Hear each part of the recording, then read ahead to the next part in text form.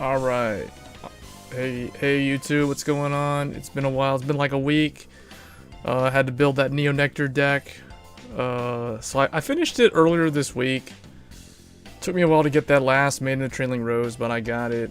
So I'm still doing the clan event though. I'm the type of person who, even if you complete the deck, you still want to do the challenge fight just for the materials at this point, so that the next time they come around, which the JP version already has them currently, they'll have Musketeers as well as the Arbros ride chain and some other support. So let me see, if I look at my materials right now with Neo Nectar, I have enough to craft a triple R.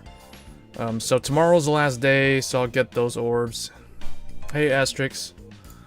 I think I fixed my chat, by the way, so we shouldn't see your message just spamming the chat there, hopefully. But I think I figured it out. There was some weird setting in YouTube, actually, in the streaming for the chat to replay, and I think that thing was enabled. I don't know how it got enabled, because I didn't enable it, but we fixed that problem.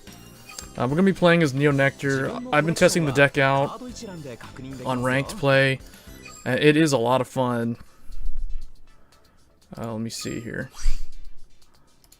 So originally I was running stand triggers and draw triggers, but I kind of changed it to crit triggers, and I've had a much easier time climbing legend, especially against MLB. When you run crits and you just get lucky with the critical, you can just straight up end the game in the same way that MLB can end the game. So I found that kind of interesting. But I don't know, I may go back to stands. I just feel like sometimes, like, I don't know, I feel like with Neo Nectar, you can kind of rush the opponent to 3-4 damage early, and if you check a crit early, it makes it easier. And then you just try to close out the game when they're at 4 or 5 damage. There was one game that I played earlier in the week where Maiden of Trailing Rose finished the opponent off with the Persona Blast. They didn't check a trigger, but I was able to call down a Maiden of Trailing Rose plus a Corolla Dragon to swing 19 to an 18k MLB. That took the PG out, and then I attacked with my other line to finish them, but I played the deck last time. Hey Antone, hey Lone Wolf. Yeah, you do, man. I would have streamed earlier in the week if I finished the deck, but I didn't want to. I mean, I don't want to just showcase climbing using an incomplete Neo Nectar deck. I'll show you guys what I was using before, though. I used something that looked like... Actually, did I delete the deck? I had another deck list, but I deleted it. So you guys were right. P-Knight is way, way, way better than the other starter. Because, I mean, it's not like this can't be used. But this thing just doesn't really...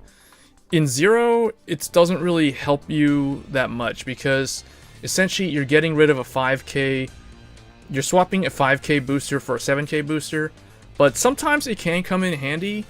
But honestly, the P-Knight, the guys in the chat, like Asterix was saying that the P-Knight was better, and after playtesting both on ranked, I clearly see why P-Knight's better. Although sometimes when you're up against Kagero, they'll just use Tejas or something to snipe the P-Knight away from you, so...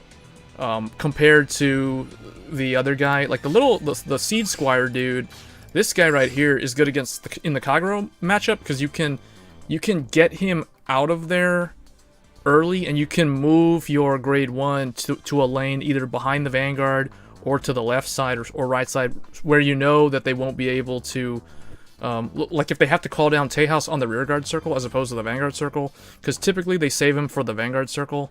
But it just depends, because sometimes they'll do, like, streaking on Vanguard, and then Tejas will be on one of the sides, so in that case it doesn't really matter. So this guy doesn't really get you that much advantage, but it's fun. Seed Squire is pretty good if you're trying to rush.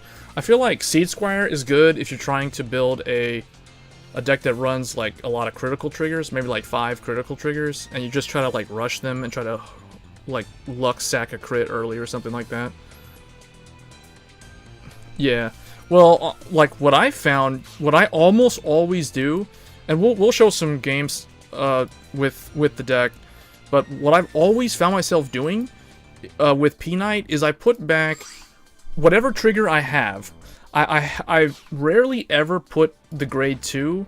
I think I may have put the Knight of Verdir in like once, maybe, or maybe two games. But I almost always send back my Maiden of Trailing Rose copy. If it crits early, or if it whiffs and then I heal it off, I always send it back, and I always send Gene back if he heals and goes in the drop zone. Because it's usually those two. But any trigger is basically I treat P-Knight as if I was using like a Legion ability, like how Legion would always put like 4 triggers, usually triggers, back into the deck. Sometimes PGs, but I don't know, like putting a PG back in the deck is not as valuable as putting a critical or like a heal back in the deck. So yeah, and the deck does have a lot of ways of shuffling. So another thing that I changed was I used to run 4 of the Transriser clone, but I dropped him down to 2 because I feel like, I don't know, I would play a bunch of games and this guy would just, like, he wouldn't do anything. He'd reveal like a heal trigger and then it would just whiff and I can't really form a proper column. Then riding him as a Vanguard is kind of bad because they can rush you back because he's a 7k.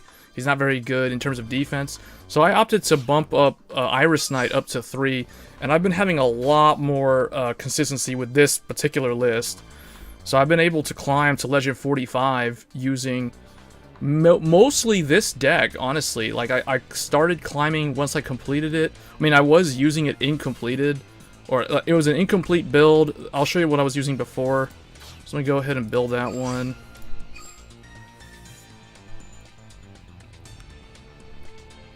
Yeah, it's almost always used for putting the triggers back in. But originally, like, I'll show you what I was using. So this is what I used to climb from, like, I would say Legend 20 to 30, or no, maybe like Legend 15 to 30. Somewhere around there, I was using an incomplete deck that had this.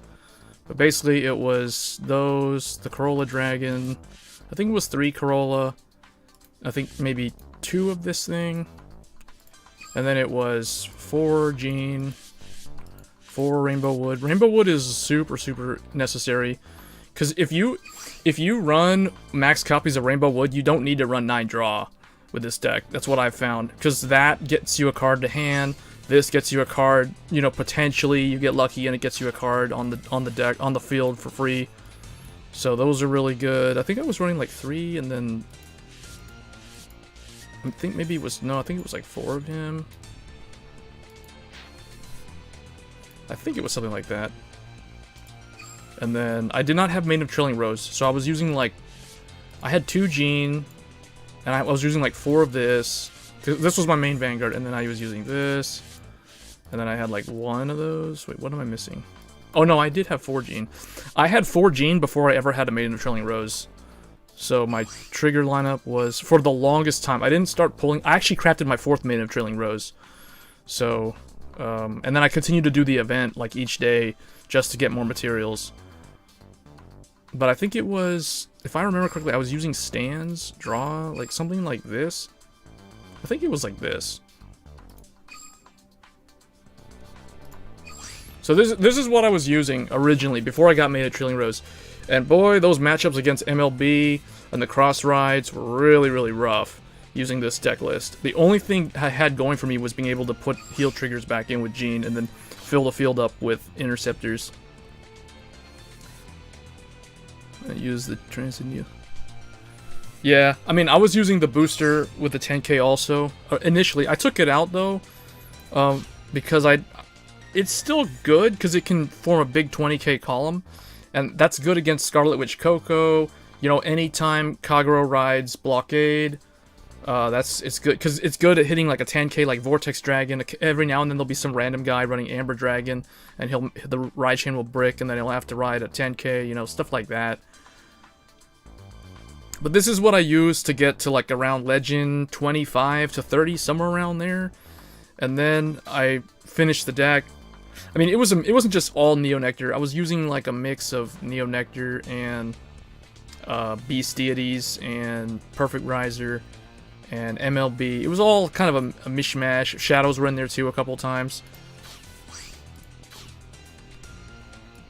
But I guess I saw Asterix's video. I think Asterix had the first video about the changes to the game. at least on the JP side, and now we know that global is getting the changes as well. So VP farming is pretty much dead. And in a way, that's a good thing. At first, I thought, oh no, there go my free wins. The first thing that came to my mind was, oh no, it's gonna be slower to climb to Legend 50 now, as opposed to quicker, because you know, like the matchup against a VP farmer is typically like 3 to 5 minutes. Like it's in the worst case, it's 5 minutes. You go to like turn 5 because they keep checking defensive triggers, or they heal, or they PG and stuff like that.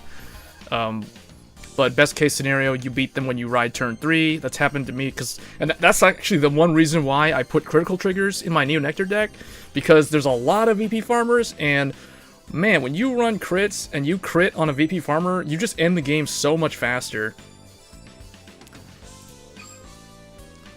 But actually, oh yeah, what we're gonna do, we're gonna look at the announcement here.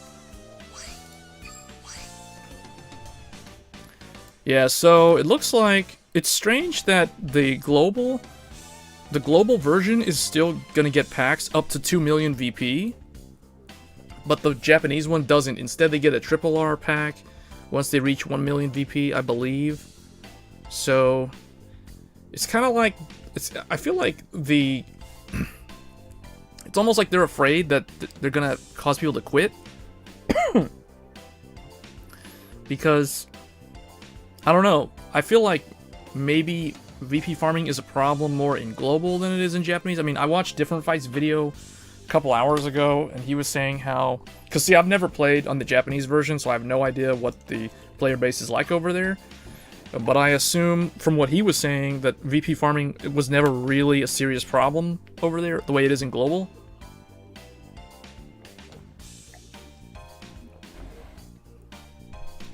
Yeah, I'm not certain. I still feel like there are two different builds of the game, because, like we were saying in the previous stream, we still don't have all the features that the Japanese version of the game has, and as far as I know, they got the ability to see like the remaining cards in the deck when they got the MLB set, which is what we have this month. So I don't know why we're still on an older build of the game.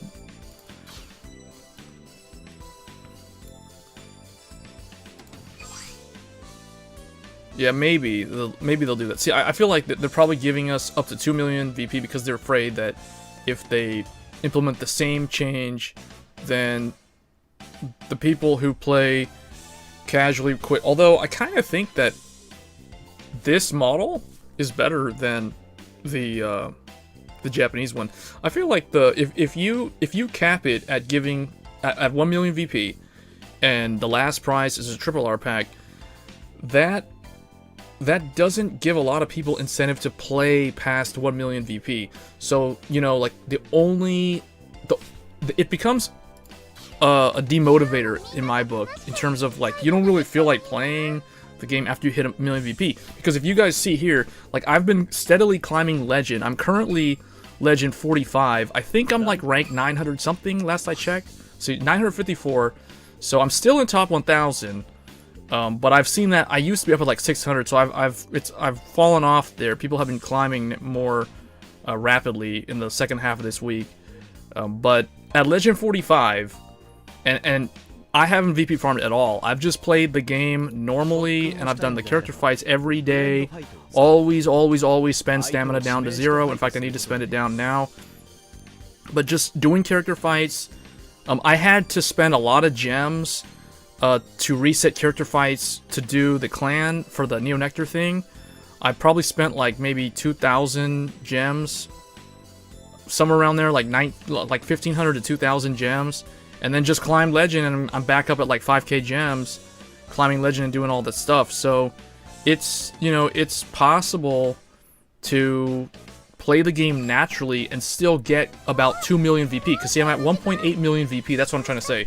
So at 1.8 million VP at Legend 45, and that's just doing character fights every day, doing all the dailies every day, you know, getting those stamina, those plus 40 staminas 3 times a day, exhausting all the character fights continuously, and then trying to climb to Legend 50, and I'm already almost at 2 million VP, and I haven't VP farmed at all, so... Hey Shiroyasha. Oh, Samira, hey. Yeah, I think so what I'm saying is, like, if you want to climb to Legend 50 for the fourth copy of, you know, the SP ranked reward card, the global one definitely seems more inviting to do that, because at least you're getting something for your efforts as you keep climbing, you know, besides the card, besides the gems. So, you know, I think the 1 million VP thing, capping at a triple R, you know, and the thing is, it's not even like a guaranteed card. It's just like a triple R pack, but you could pull anything, right? You could pull like a Gancelot, you could pull a Silent Tom, or a Dragonic Waterfall, or something that you don't want. Like if you wanted, you know, like an MLB, for example, you're not guaranteed to get it. So that's why you know, yeah, Global definitely, I think, got it better this time around.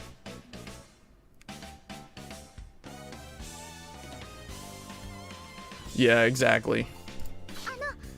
Yeah, and the worst feeling is, like, let's say you finally save up enough materials to craft that final card. Like in my case, I can finally craft the 4th Nightmare Doll Alice. I finally saved up enough material to get the 4th one, but I'm not gonna craft it because, well, we're about to get the ranked reward next month. That's one reason, so I might as well just save this for, you know, the new Pale Moon stuff. But the other thing is, like, if you had the triple R ticket and you roll, like, let's say I craft the Alice, and just theoretically, like, if I had the triple R ticket right now, and if I open it, what if I pull another Alice after crafting the 4th one? See, that would be kind of dumb. So the fact that you can't choose a triple R card is just, yeah, I wish they would just give you something that you could, like, just pick whatever card. Because the Japanese version already had that. There was, like, an Aichi ticket, I forgot what it was called, that allowed you to trade it in for whatever card. Yeah, exactly. Like, in my case, I don't even play Dimension Police that much. And I wanted to play Pale Moon back when both clans were new, but they didn't give me any Pale Moon cards from any of the packs I opened, but they gave me all the Dimension Police cards. And I didn't even want to play, like, I didn't want to use Laurel and Dayusha. Hey, Kai. Alright, well, let's see if there's a bunch of people VP farming right now. That's what I'm curious to see. But I'll show you guys, like, we're just gonna be climbing using Neo Nectar, but just playing Neo Nectar this week, I have 128 wins, so I already have more wins with the clan than I have with Bermuda Triangle. And my win rate with them is pretty good because, like, my Bermuda deck has 123 wins at clan level 15.5, but my Neo Nectar one has more wins, but it's only clan level 14, which means I have lost less games with Neo Nectar than I have with Bermuda. So Neo Nectar is pretty good, they're not bad. I've beaten MLB with them, I've beaten Dote, like all the decks. I've beaten a lot of Shadows, a lot of people who do not know how to use Shadows properly. Yeah, the 6th anniversary thing. I couldn't remember what the name of it was. But let's see how many VP farmers, because I'll admit I have faced a lot of VP farmers, but I need to do the character fights before we do that. Always, like, keep your stamina as low as possible. Alright, I'm working on getting Tetsu to the triple R, because I want to craft my 4th Edel Rose. So actually, hold up, let me see. So I only need 3, so let's just do 3, and then we'll just, if I don't get it, I'll just do another one. Because I also need to get Pacifica. Pacifica's the only other triple R, so I only need, like, Edel Rose, Nightmare Doll Alice, and Pacifica. Those are the only triple Rs that I don't have playsets of. Actually, I need a 4th Asura Kaiser also.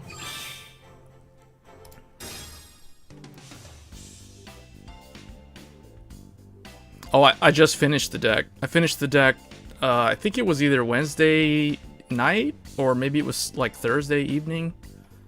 I think it was Wednesday. I got my 3rd Maiden of Trilling Rose on Wednesday, and then I crafted the last one. I think it was in the same day. I gotta remember. I'll look at how many materials I have. That's how I can tell.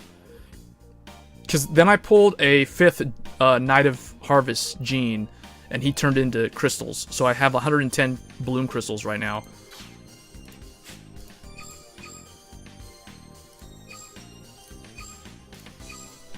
Built shadows with 150 packs on the deck. When a mulligan gives me 3 or 2 heal triggers.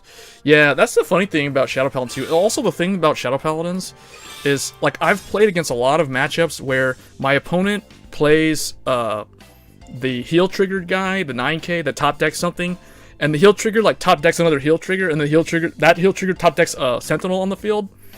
Just feels bad, man, to see that happen.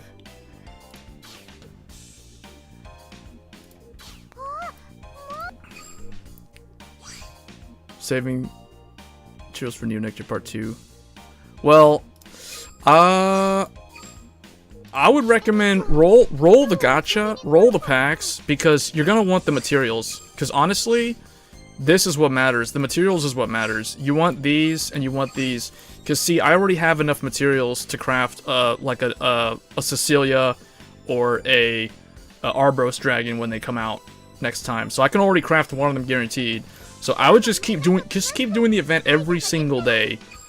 Even, like in my case, I already have a playset of everything. I'm still doing the event. I'm not stopping the event. I'm still doing the very hard fight. I'm getting all the stuff. I'm still opening the packs, even though I've already gotten everything, just for the materials. Because think about it. There's no way to get the materials outside of doing this. So you might as well just keep doing the event. Whether you have the deck or you don't care to play Maiden of Trailing Rose. I think the Maiden of Trailing Rose deck is super fun, though, to be honest, once you get the hang of it. Alright, so that's 6 packs. We won't open them yet. We'll probably just save it. But tomorrow is the last day.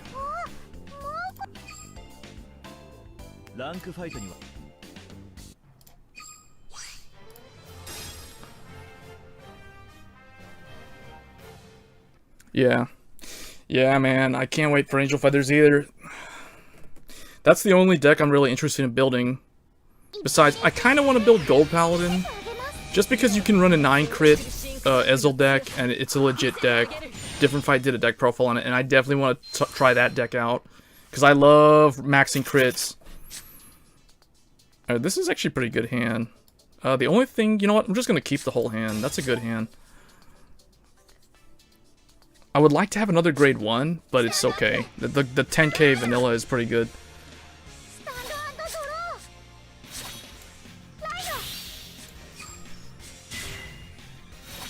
Three genes, yeah, 3k gem. Oh, whoops. Yeah, and you know what's funny?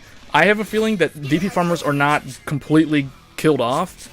It's just gonna make these VP farmer decks are just gonna all of them are gonna run 9 crit and 4 stan, and they're gonna not run PGs. Because honestly, think about it. If you're gonna VP farm with the new rules, you're going to want to maximize your chance to get a critical on the opponent. Like right now, when she attacks me, she wants to get the crit here, because that way she can still get 1000 VP. And she got it. See? So this right here proves that VP farming is not actually dead. As long as they can crit on the first attack, or, you know, at least deal... Like, if they check a stand, they're still going to do a damage to me. So she already got her 1000 VP right there. So VP farming isn't 100% dead. It's just a lot less... It's a lot... what's the word? It's not as efficient. It's not as efficient as it used to be. Alright, so let's just do some silly moves here. Let's try some pro moves.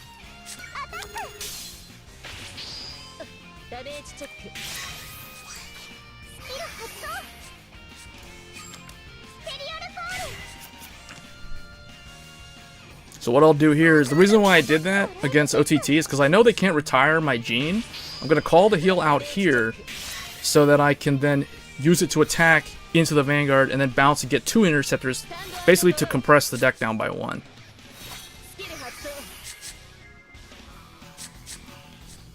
And the trick when you're playing in 0 using Neo Nectar is when you attack with, say, the grade 1 to get the grade 2, or attacking with Gene to get the grade 2, you don't want to call the Interceptor in the front row if you can avoid it.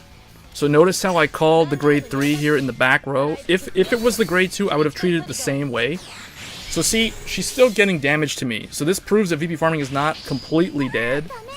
Now granted, I purposely allowed her to do that to me because I took my Interceptor off the board.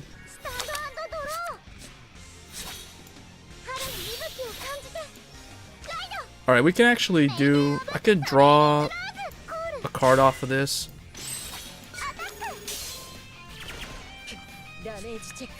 And then now my heal's gonna go back into the deck so I can potentially heal. So we're compressing the deck down by 1, so it's pretty good. Now we're gonna draw. So this deck is really fun. I've had a lot of fun playing this deck. Oh, that's unfortunate. I drew the heal that I put back in. And that would have been the trigger that I would have hit. So, okay, well, we still hit.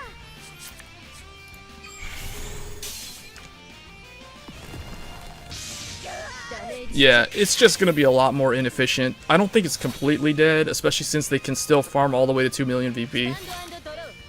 But see, I mean, I'm fighting a VP farmer, and she dealt me 3 damage this game. Actually, she dealt me 4 damage because I healed on the first attack. So she'd still get 2,000 VP.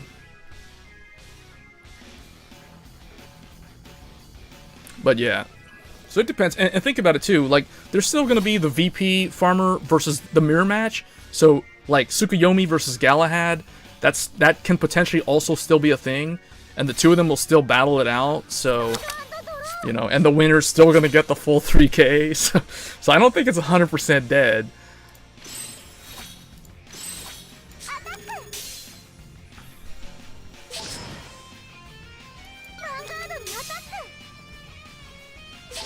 Man, she got all the PGs. She could have one more. And we get the crit. That's why I go with crit. I just find crits are just easier to work with. And they finish off the VP farmer a lot faster. They get over 6 damage heals as well.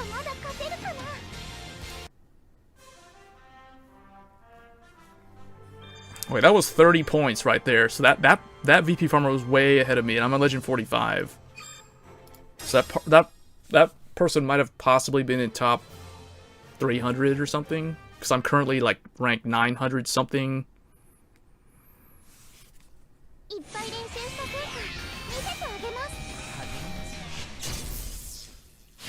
King of Vanguards. Yeah, it'll definitely be a hassle though.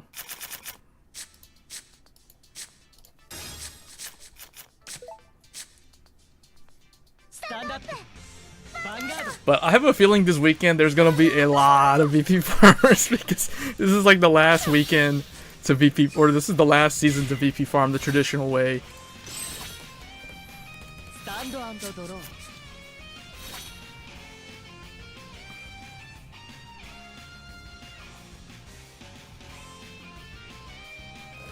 Yeah, and he's Evil IG's VP farming too. You know, I feel like that's the, you know, the better VP farmer, the better avatar for the Shadow VP farmer would be Evil IG. I don't know, I just think that he fits better as a VP farmer than Ren. Alright, so let's try, technically I don't have to do this strategy, but we'll just do it anyway. I think I'm gonna bring out Jean. Let's be nice to this guy. Let's give him a chance to get a damage in.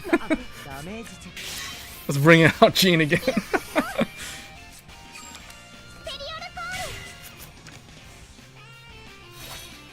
Yeah, and honestly, I after thinking, because like I was saying originally, I was thinking, oh no, there goes the VP farmers, there go my free wins, there goes my easy Legend 50 climb.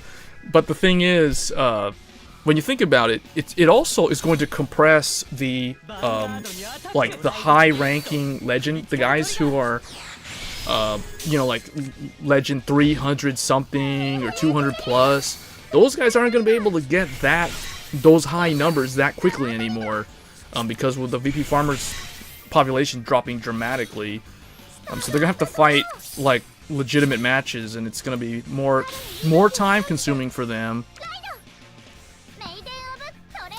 All right, so what can we do here? We can get Maid of Trailing Roses Persona Blast, so I can swing with P Knight, and then we'll swing with Jean. Aw, just ruined it. I mean, if I hit, I can still do it though. The crit trigger might make it fail though. It might trigger a PG. That's the only bad thing. So what we'll do is we'll put Jean have the 15. So if I PG, I can still hit. So it looks like PG is going to prevent the Mega Blast, I mean the Persona Blast, but I can still get this off.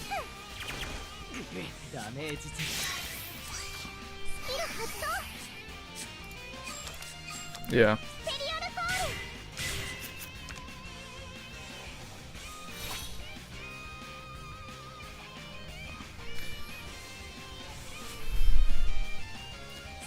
Yeah, but I mean, as long as they nerf MLB and Tejas next month, then you'll still see him. You'll still see MLB, but just give us the nerfs, man. That's all you gotta do. Just nerf Wingo Brave, and I don't think MLB will be that much of a problem.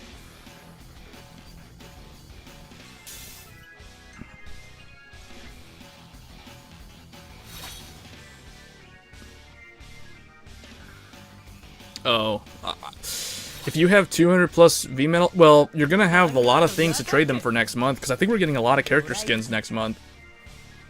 I think next season has the, maybe Suiko. I can't remember. Maybe Suiko's new for the Japanese this month, but I think there's a Suiko skin at some point. There's a what else? There's a couple of other skins.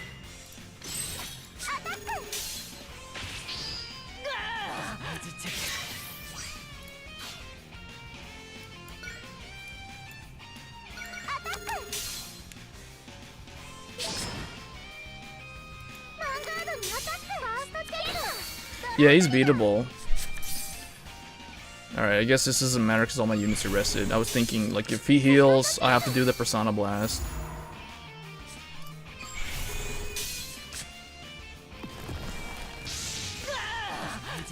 Well, so far, the skins are the only thing that I have spent my VP medals, or the V medals on. I haven't had to use them on anything else. I thought I was going to have to use one of them on a PBD, but I didn't. I ended up not needing it.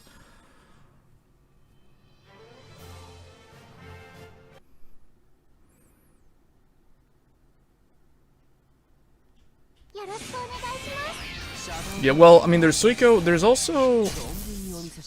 also a Ran. There's a Ran skin, but I don't think that shows up until after next month. I think it's the following month.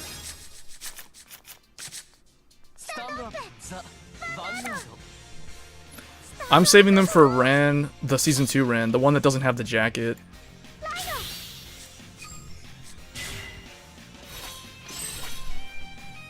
You guys can tell I've played so many Neo Nectar matches, it's like muscle memory now. I almost always put P Knight on the right side over there. It's become a habit now. I almost never put him behind the Vanguard.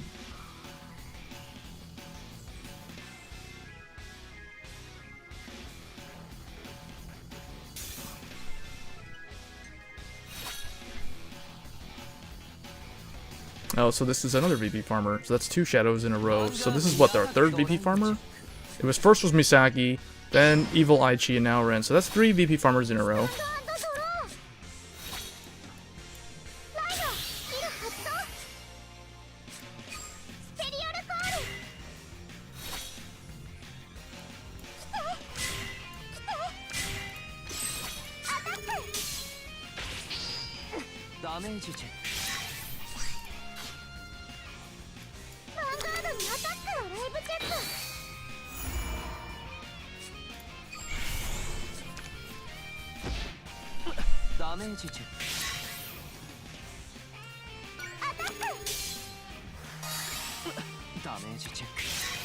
You know what? That sounds like a really interesting idea, and I might actually try that, Kai. I might try that because I have never played Blau at all in this game, even though I have the whole deck. I regret building it because I wasted so many crafting materials to craft 3 blows, and I never used the deck at all. I ended up using risers, but I can go back and do that because I did during the end of last season's double drops. I used the double drops to craft the last 2 Beast Deity Azure Dragons, so I now have Beast Deities, and that's my favorite Nova Grappler deck. So I might actually try that. That sounds really interesting. Combining Blau, because I've seen some people combine risers with Beast Deities, but that to me that just doesn't seem like it works. Like, I don't know, because like, how are you gonna fit? I guess all they do is they run 4 of the Beast Deity Persona Blast, the Azure Dragon, but it's like, why would they need to do that?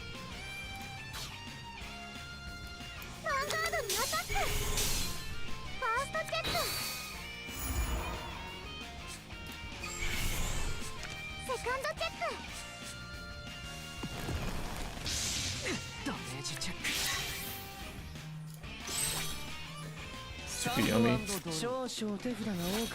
Yeah. That's a good question. No. Double drops, I think double drops starts, it's usually the last 4 days. It could be, but I think we would have gotten an announcement. We would have seen an announcement. I can check real quick here. What happened there's lagging. VP times 2 starts Saturday evening, so yeah. We should be getting... Oh no, double drops are going to be Sunday evening. Or, okay, Sunday is the day that the double drops for normal starts on Sunday. So yeah, it's coming up soon, but not tomorrow.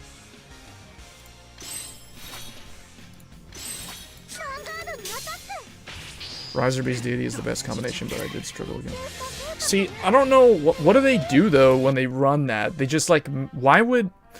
I don't see how Risers and Beast Deities fit together. Because you don't really have any space to run the... I guess you can run the Tortoise? You can't... there's really no room to run the Grade 1 Beast Deity, though. So I guess you'd run Azure Dragon at 4 copies, and instead of using the unflip heal trigger dude, the Muscle Hercules? I don't know what you would run in there. Ooh, I can already do the Persona Blast. I think we'll try it. We'll just keep it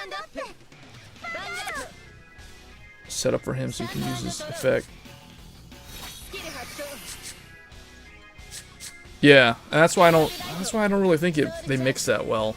I do like the idea of mixing Blau with Beast Deities though, because there's enough space. You don't have to run so many like specific cards like you have to run in Riser.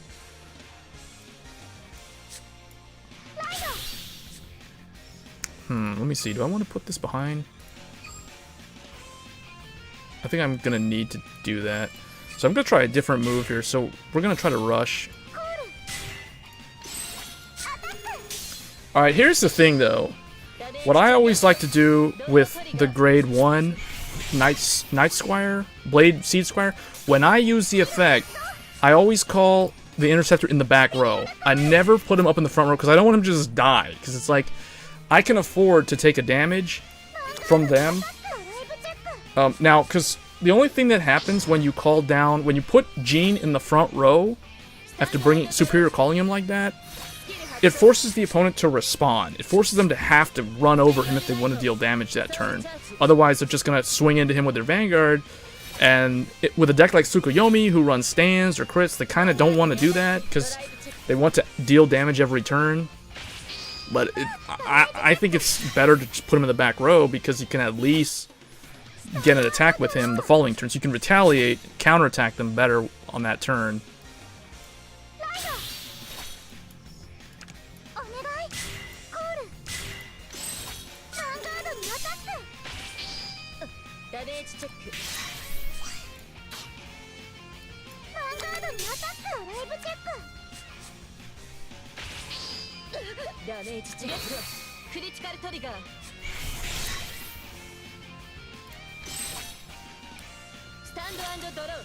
Yeah, I never run... See, that's the thing. I never run the 12k at max copies. I think that's not consistent. It's too high roll to do that, because sometimes the deck just won't, like the ride chain will break, you won't have him in your opening hand, you mulligan, you still don't get him, you have to ride, like, you know, something else, you gotta ride Transriser, and then the deck just kind of like, the ride chain bricks basically, so you're stuck riding a Kaiser or some other thing, and then things don't work out.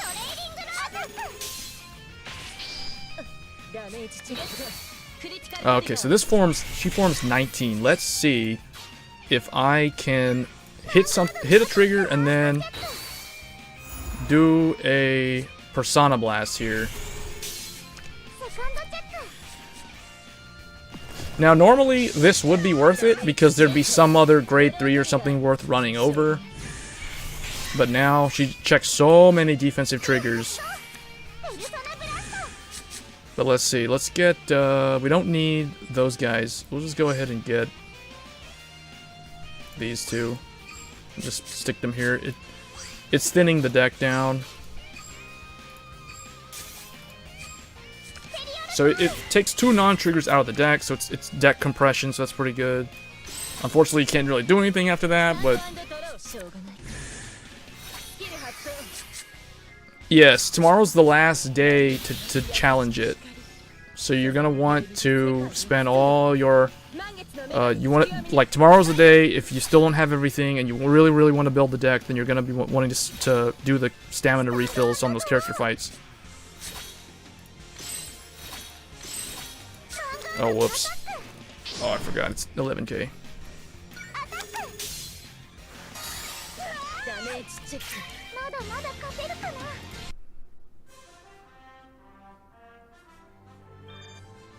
Wow, 30 points for that one.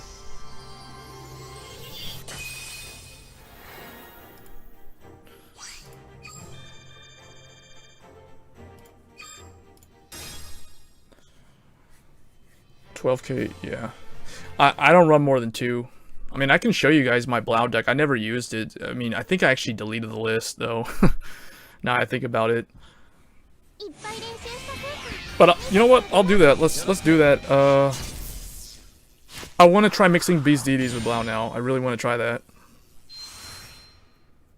Because that sounds more interesting than mixing them with Risers.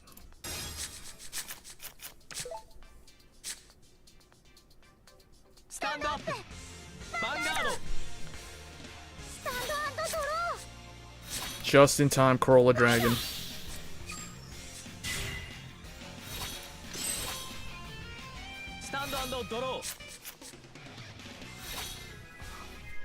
So, assuming we get the MLB nerf and the Kagero nerf next month, do you guys think that which of the 4? Okay, I'll ask you guys this way. So, out of the 4 new clans that we're getting next month, which do you think will be the best out of the 4? Like, do you think Great Nature is the best one, Narukami's the best one, Golds, Angel Feathers?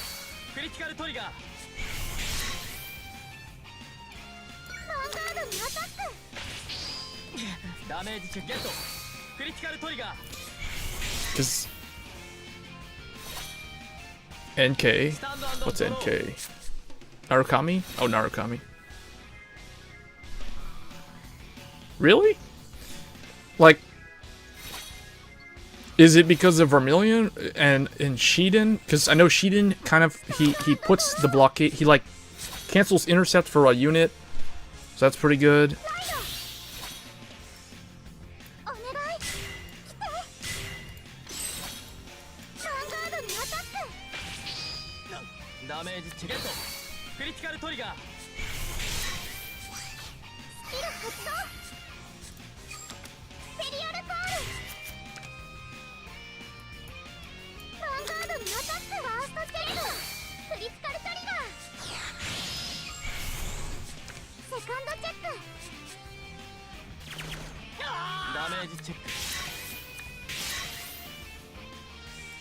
Oh, it's 25. Oh, it's one too short. Oh, really? They're different triple. I thought each clan got the same amount of rarity. So Angel Feathers got more high rarity cards? I guess I need to look at the set list again. It's been a while since I looked at it.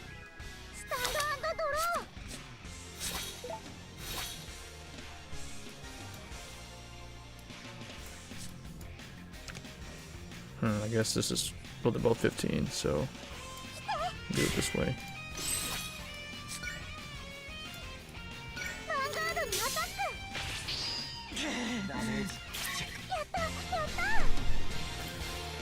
So let's see, we get... See, for some reason on the Wikia page, the links don't make sense. They show Awakening of Twin Blaze, and then when you go to next Gacha banner, it says Cavalry of Black Steel, which is what we get in August. Because that's not what we get next month. That's the stuff that has Reiji and Fromage. So where is it? You gotta go to Fighters Gacha. You gotta go to Asia Circuit. That's the list. It's called Asia Circuit. Oh yeah, you're right. Angel Feathers get 3 triple Rs. They get Shamshil, No Seal. Oh, the 2 No Seals. That's why. So the grade 2 and the grade 1 No Seal. Oh, Golds get 3. Okay, Ezel, Pelennor. Oh, Pelennor is triple R. I thought Pelennor was a double R for some reason. And then Vivian. Okay, Narukami, Vermilion, and Dungri. And then Lox and Leopold for Great Nature. Okay. And then let's see, is the double R's the same? So it looks like Angel Feathers get 5 double R's. Golds get 5. It looks like everybody gets the same amount of double R's. Okay, yeah, that does mean that the fact that they need 3 triple R's, that does make that deck significantly harder to build compared to like Narukami and Great Nature. I mean, that just by that one other triple R is what's gonna make it much harder to build. And keep in mind, these are brand new clans, so it's not like when we got Amber Dragon and Waterfall, right? It's like you didn't have time to farm up crafting materials beforehand. Narukami auto VP farm.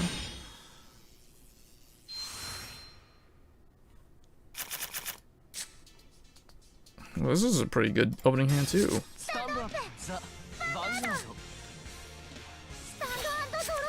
Yeah. Alright, against Shadows I always like to ride Corolla Dragon just because it's 8 and he has to ride his Blaster Javelin to match me.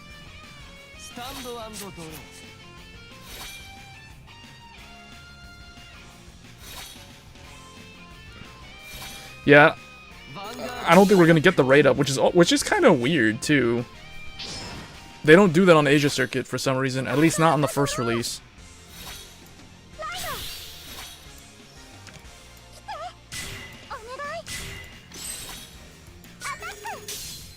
Oh, whoops! What am I thinking? I forgot to put the grade 1.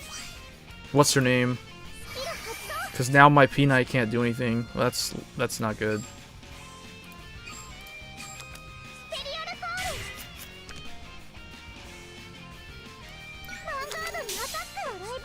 We'll guarantee you.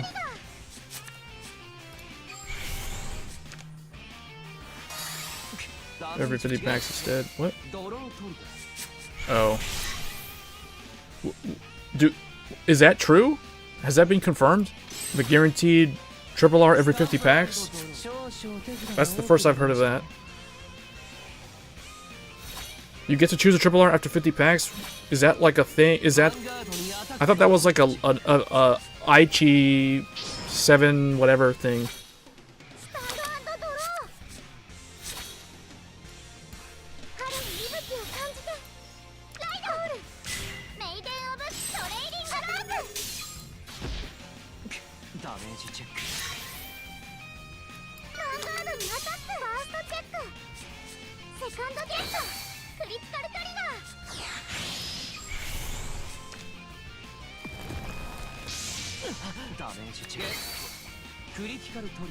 I should have really attacked. I should have attacked with my. I need to attack my Vanguard last, so that would have hit. Oh well.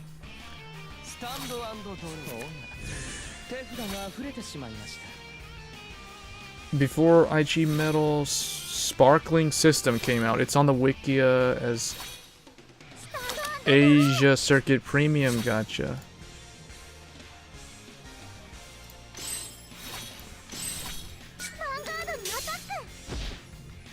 Where's that at? See, I don't... Where do you see that? Because I'm looking at Fighter's Gacha, where I see... There's 2 tables. There's Standard Gacha, which has the Asia Circuit list at the bottom of that table, and then it has Pickup Gacha, which, you know, it has all the, Oh, never mind, I see it. Premium Asia Circuit, what does that do? Oh, the blue metal thing. For each pack opened, players are gifted premium medals. So, do we know for a fact we're getting this? When does this thing happen? Because that sounds like a way better deal than the normal one. I don't know why they don't just permanently have that there all the time.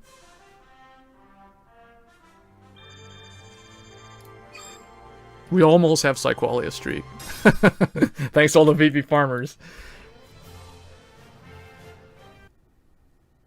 A sparkling system. That's cool.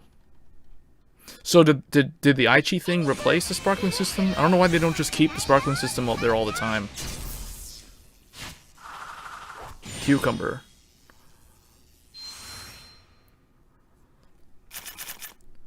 Dude, this is hilarious. This is like literally all VP farmers the whole stream. Oh, this person, I spoke too soon. Wow, this person actually mulliganed. Yeah, that's on me, man. I was taking Bermudas lightly right there. I thought that this wasn't legit. It's funny, you go through like all these like shadows, and there was one Royal Paladin, and one OTT, and then a whole bunch of Shadow VP farmers. Now all of a sudden when Bermuda shows up, it's a legit match. Alright, so now we're in for a real card fight. So now what I'll do... I guess what I'll do this time is I'm going to put him here because I want to attack with this guy. I want to try to do 2 damage. Because Neo Nectar's is a rush deck. You want to rush them down.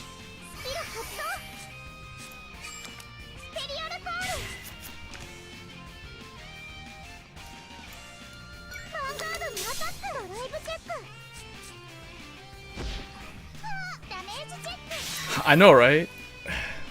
Like, because the thing is, like, I don't know if that's supposed to be a sarcastic statement or something, but Bermuda actually takes a lot of skill to play properly. Like, it's not an easy deck to play. Like, a lot of the combos and like all the pogs are like, they're very hard to see for someone who's not that experienced with the game.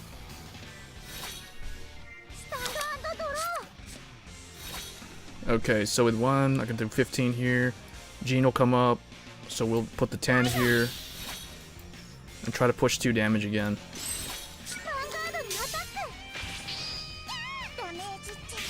Oh, we're getting really lucky. She's not checking a lot. Technically, what I could have done there is I could have got the heal trigger in the back row, because I had space for it, and that way, I would have the ability to call 2 interceptors the following turn, right? Because you don't want to waste your grade 2 genes.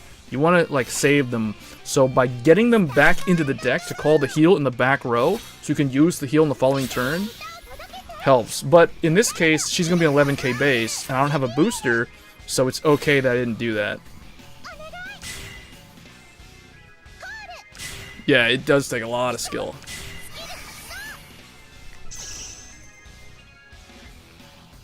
And it's no joke once Coral and the Pacifica Cross-Rite comes out. Like, I've watched some Japanese players use the Coral deck. I haven't seen much of the Pacifica deck yet. But yeah, man, like the Coral deck can run a ton of stands or a ton of crits, and it's pretty scary because it has a whole lot of draw power. And on top of that, the self-damagers. See, the thing with the Limit Break decks is they gain access to the self-damagers, so they can deny the opponent from healing. So they can do a lot of stuff like, the opponent's at 3, and you're at 3, you put yourself at 4, now the opponent can't heal, they'll whiff heal, but you can heal down to 2 that turn, from 4, it's pretty crazy. Alright, so now I don't really want to use this guy because I don't have a proper booster unless I kind of like high roll something here. So what I'll do... Let's see, I got 2 PGs. She has 2 intercepts, so what I'm going to do, definitely this. And then... Gene's in there, Draw's in there. Let's go with this. If she kills this off, it will hurt me in the long run, though. Because that's a good 12k to swing at Riviere. Alright, that drew a non-trigger, so that's really good. That improves our chances of hitting a trigger.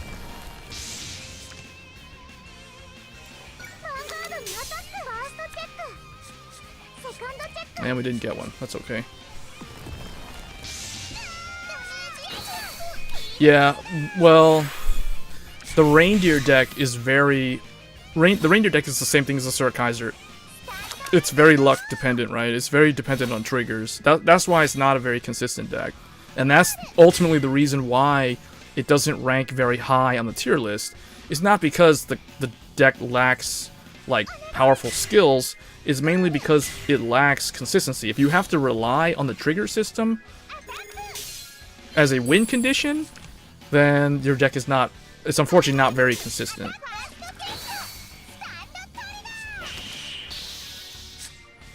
So she's going to be able to push quite a bit of damage here. Double stand, and then she could potentially also do the Persona Blast here, which will push me all the way to 5.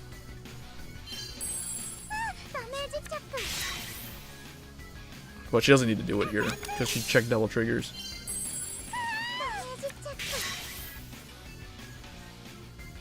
Really? I almost never fight against Bermuda Triangle.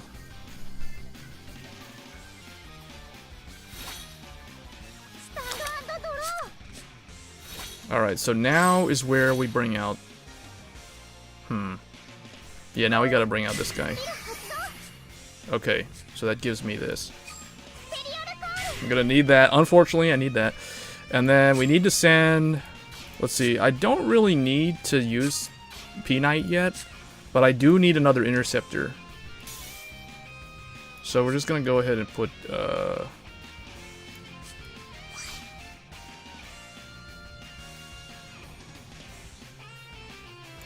go ahead and use Iris Knight.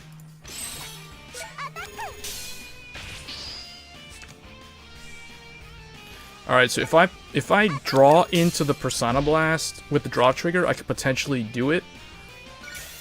And I could reform a new column, but it's very dependent on getting that. So I gotta draw. If I draw Mana Trilling Rose right here, okay, I would have been able to do something pretty crazy there. Although, because she checked the defensive, it probably wouldn't have mattered.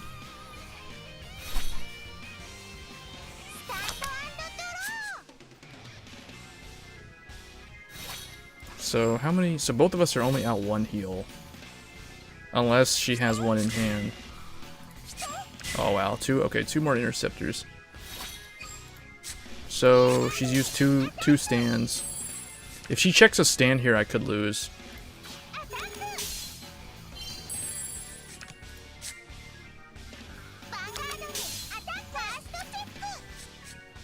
Here's where a stand. Okay, so I'll survive.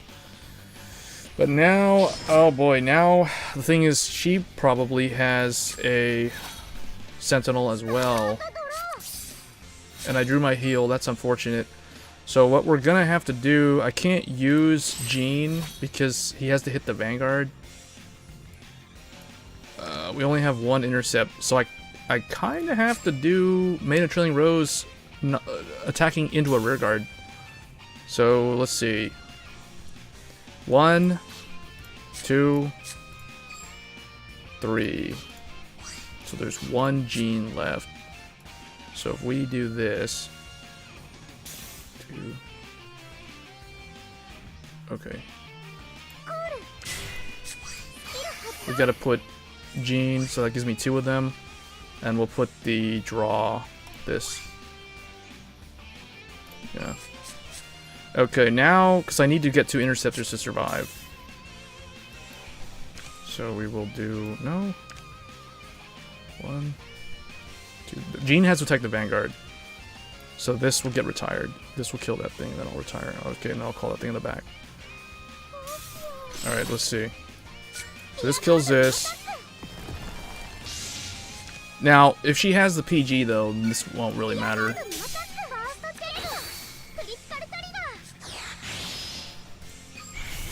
Because I'm pretty sure she has one. Alright, so let's see, does she have it? Yeah, okay. So we're probably gonna lose. The only thing I can think of I could have done differently is I can put Jean instead of this. But the only difference that would have made is that she would have just had to attack it first. So here I have to 6 damage heal basically.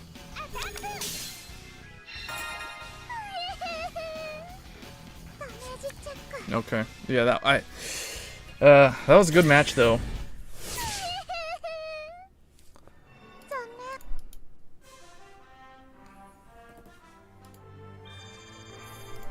Ouch, 20 points.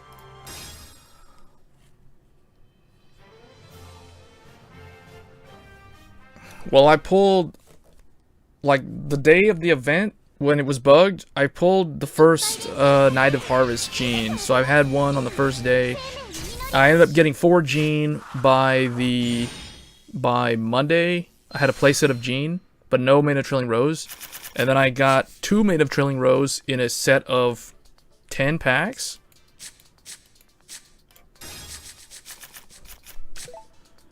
And I think that was on Wednesday, and then I crafted the last one. And I pulled a 5th Gene for material. That's how I was able to craft the last one.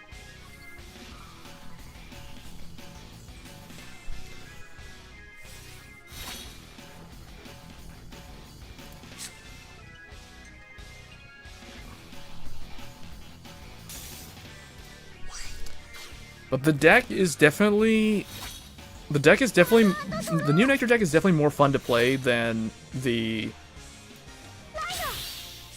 Spike Brothers. I find them more fun to play than Spike Brothers. So this is what? This is 15.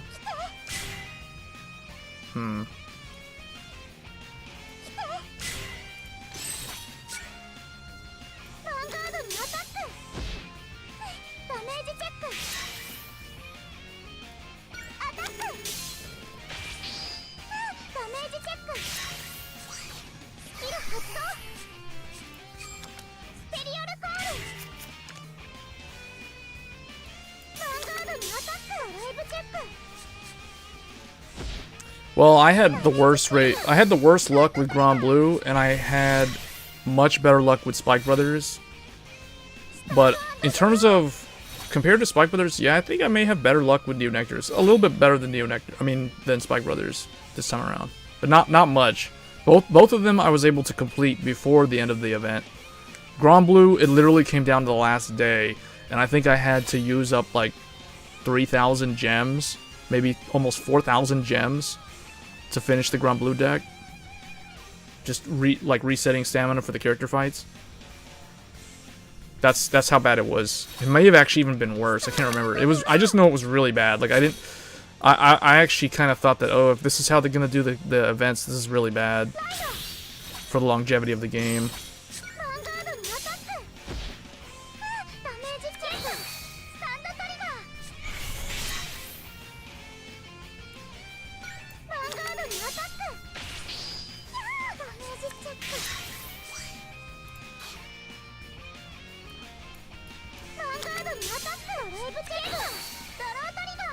Spike Brothers? Yeah, Spike Brothers, I don't know, I kind of think that, for me it was about the same. Spike Brothers, I remember Spike Brothers, I had a hard time pulling the last Juggernaut Maximum.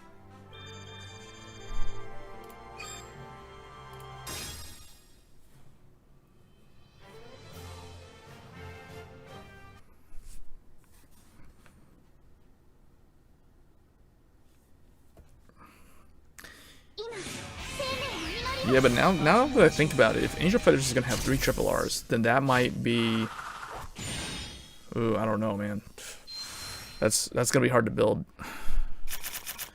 I think that the easier deck to build might actually be, for me, it might be Gold Paladins then.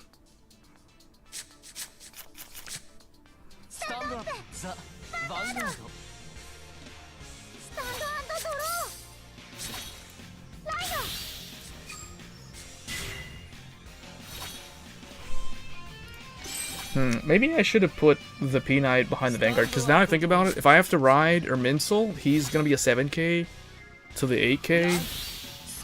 So that's going to be...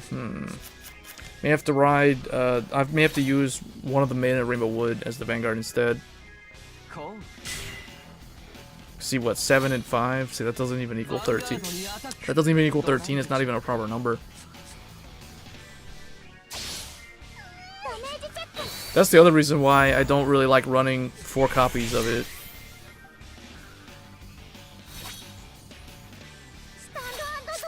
Wait, why did he call that down? I guess he's afraid of overdrawing?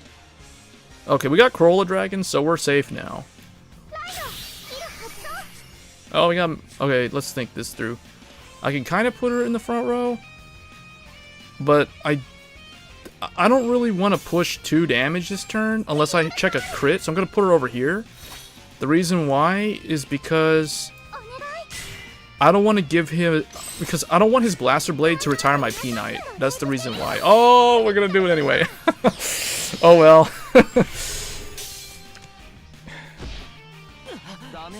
So let's see. He checks double draw. He'll be at what? 2, 4, 6, 7. He'll be at, that'll put him at 8 cards. So he would draw his 9th card. That'd be funny. That's interesting. He's not using Car as his heal. That tells me that it's probably an incomplete deck. But now he's gonna be able to retire my P-Knight. No. What? He goes and kills that? Okay. I guess that's... I don't know, man. I would have killed the booster. Like, if I'm controlling shadows, I always kill the opponent's booster. It's just way too valuable in the late game. I would have killed P-Knight or the Corolla Dragon. But most likely the P-Knight, because this thing is pretty good.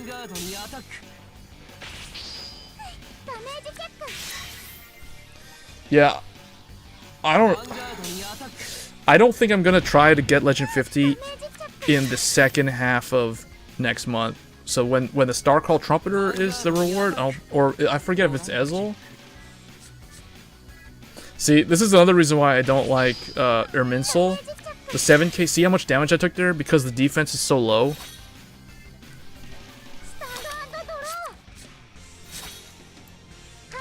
Alright, do we still have... Oh wait, we're already out 1 heal. That's kind of bad. We have a crit in there, we have an intercept in there. I would like to save one of those. See, the problem here is that 10k... Ooh, that 10k is a problem.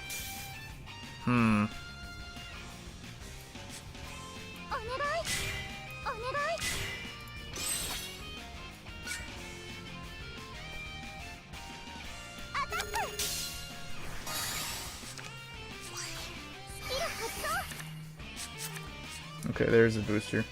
See, unfortunately, we have to kill this with her.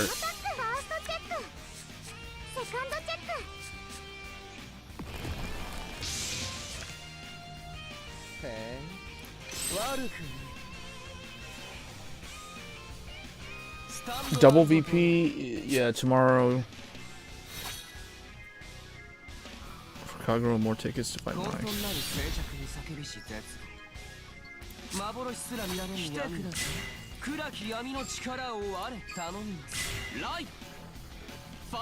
You have bad news?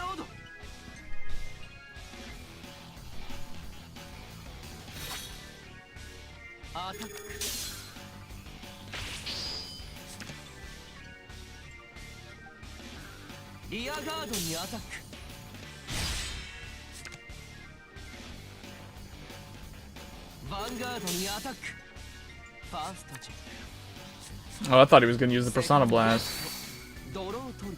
I know, what's the bad news? I thought he was gonna use the Persona Blast on me because I'm at 4 damage.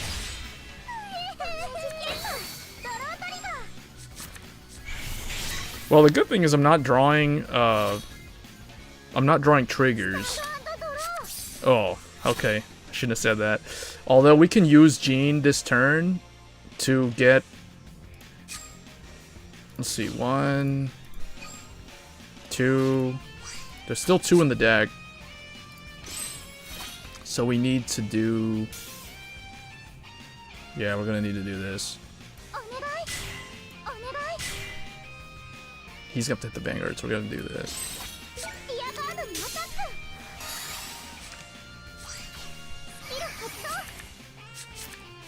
Thought game tech. No, the double drops. The double VP is tomorrow. Are you talking about double drops or double VP?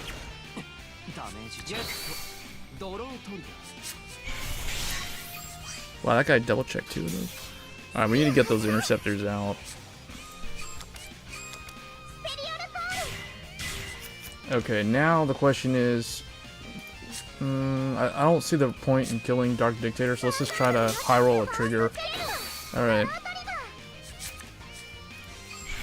And now a heal or something would be nice. We do have 1 PG, so we can potentially survive. Although, he can use PBO's skill to retire one of my interceptors. Therefore, he can then push me to a 6 damage heal situation. With this, based on my current hand. Because, like, he'll kill that, then he'll kill that. He'll kill, like, Jean. He'll use PBO to kill one of them, and then then Dark Dictator will kill the other one. And then PBO... Something will attack me, I'll PG, then he'll attack me, I won't be able to PG.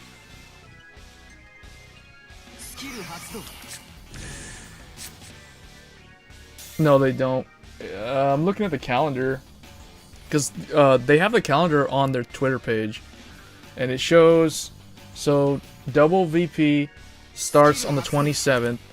And the character fight drops starts on the 28th. I don't know why it's 1 day apart, but it is. Oh man, if I 6 damage heal on him, he's gonna regret not having any interceptors like that. He doesn't have any interceptors in the front row. I don't know how... I mean, I guess he has, like, what, 4 PGs in his hand? Or a bunch of grade 3s? Because I would have called at least 1 interceptor. Because here, if he does the Persona Blast, I basically lose. Now, because... Okay, there's 1 PG that he doesn't have.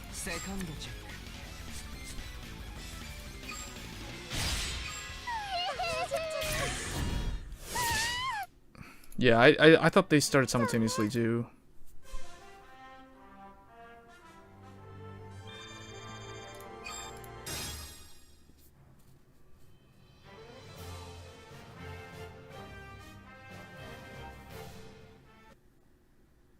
We get, what's interesting is we get the normal, so normal drops run from Sunday through Tuesday. And then when the new season starts, that's when the hard and very hard double drops start.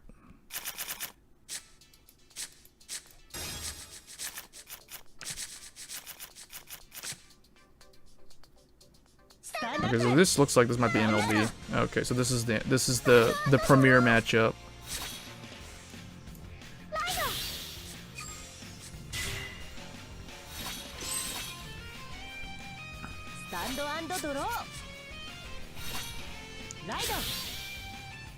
Alright, let's try to see if we can beat this guy. Because MLB is usually the most challenging matchup.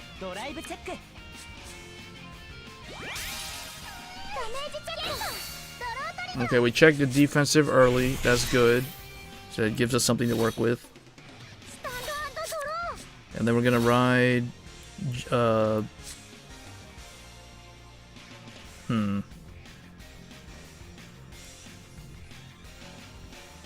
I guess this. And then what I'll do... I mean, if I can try to push 2 damage here, and I probably should. You can... Okay, what I've learned, when you fight MLB, you either want to push him 2, or you want to deal no damage on the first, when you attack him originally.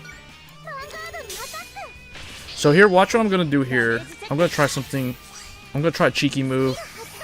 Let's see what he does. I just want to see how he responds to this play. So I'm going to put the heal in the back. So if he rides Blaster Blade, he has the option to kill my Knight of Harvest. Now, why he would do that, I don't really know, because I can just use P-Knight to put it back into the deck. But I just want to see what they do.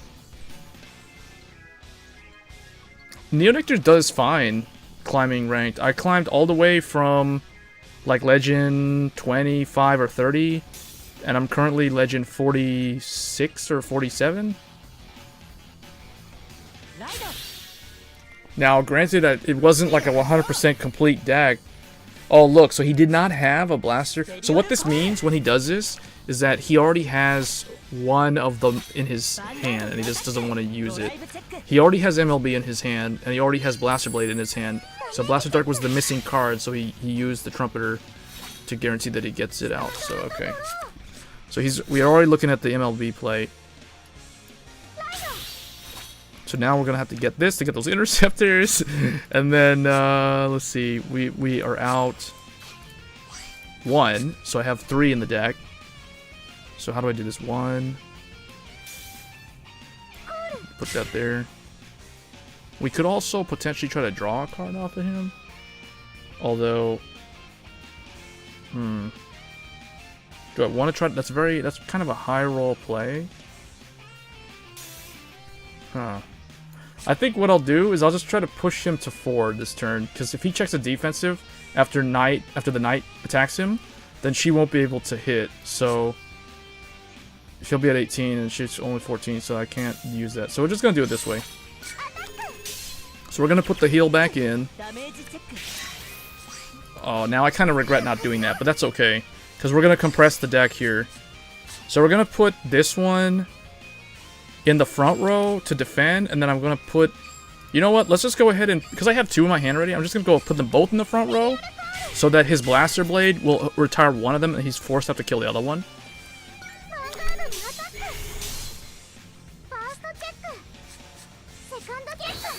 Yes, we got a critical. I wanted one of those. So now if he has the PG, it's out of his hand and he does not have Counterblast for Blaster Blade. There, that's good, because now he's forced to use 2 attacks to my 2 interceptors, and he can't just retire one of them. So that's why the crits do actually come through, and they help you in that situation.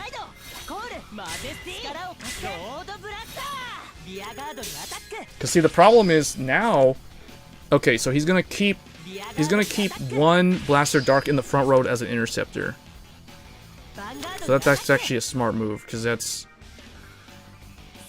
And then he's gonna use Wingle Brave to search his other Blaster Blade.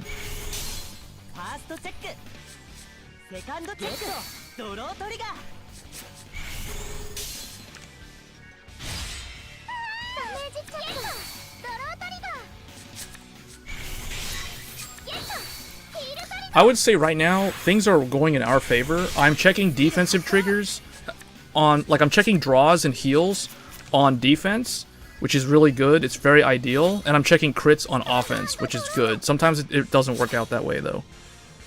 Alright, so now we can do some interesting things if I re-ride. And that's 17. But do I want to do that? I don't think I need to do that this turn, because we want to use the Counterblast to draw a card. So we're going to go ahead and... Let's see. I could even use that booster to call out my last gene. I could use this guy as well to swing into MLB and then get another interceptor, so I can conserve the one in my hand. But let me just make sure. So 1, 2. Now might be a good time to use P-Knight, actually. Oh no, never mind, because I don't have. I won't have a booster for him. So 1, 2, and there's still 1 in the deck that I can pull to the front row with this guy, so I can conserve the last one in my hand. So I think we're gonna do it that way. Yeah, I think that's what I want to do. So we're gonna do draw a card, keep the pressure on him. Oh, and that was not a trigger, so that's good. And now we're gonna swing like this, and we're gonna get the gene in the front row.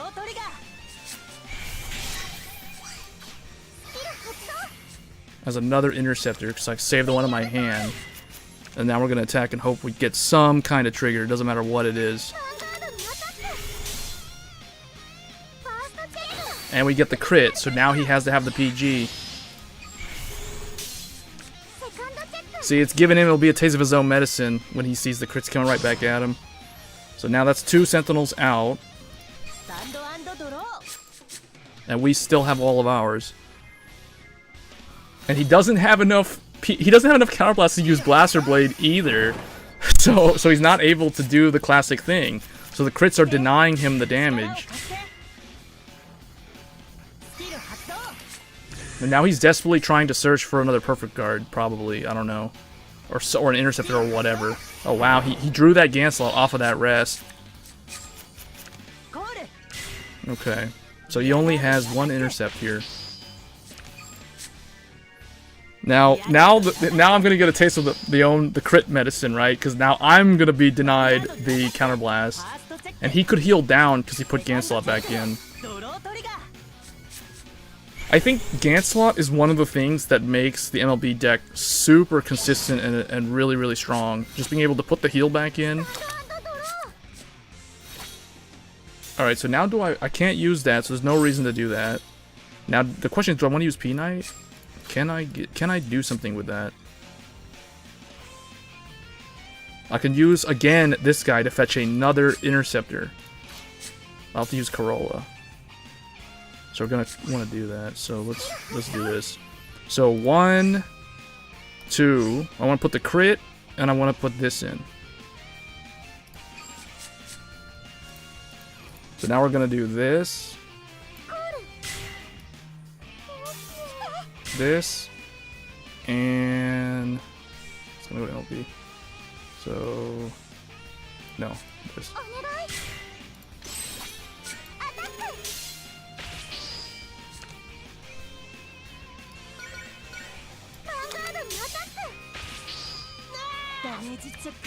Ooh, that's one of his PGs out.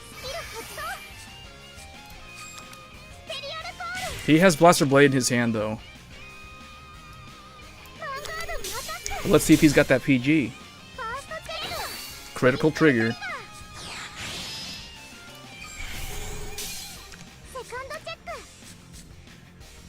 And I think that's going to be game, because he's going to need 2 Ganslots to get out of this. Alright, and that's the MLB matchup with Neo Nectar.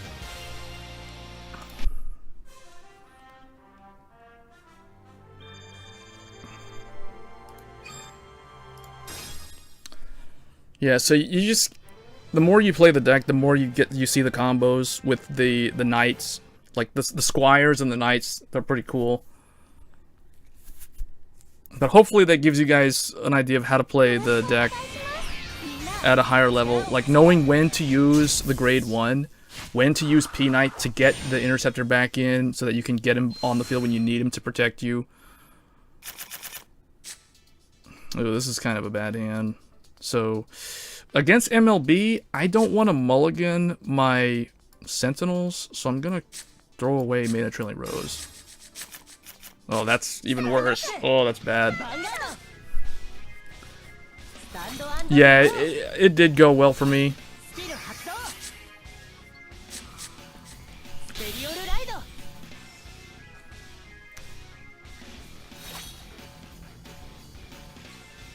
But if you remember, the opponent was checking draws. He was checking draws when he needed to.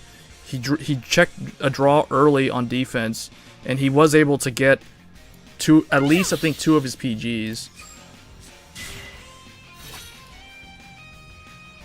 Oh, I messed up. I should have put this on the other side. Now we're going to have to high roll. We don't have a grade 2, so we're going to have to high roll.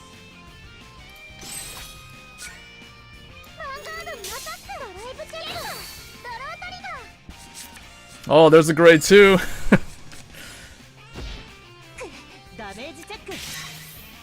Alright, now let's get another grade 2. Because we don't have any in the hand, we're going to need them.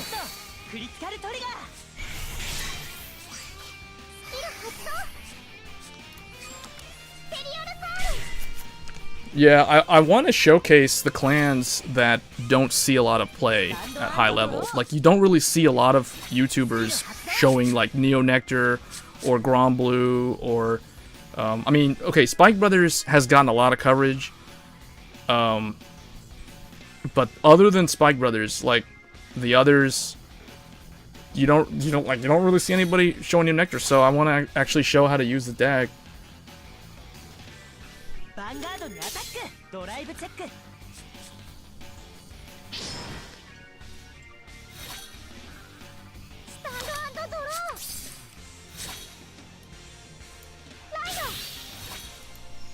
Alright, so what can we do here? I guess I can't attack with that. Oh, it's a VP farmer, so it doesn't really matter. Just do 1, 2.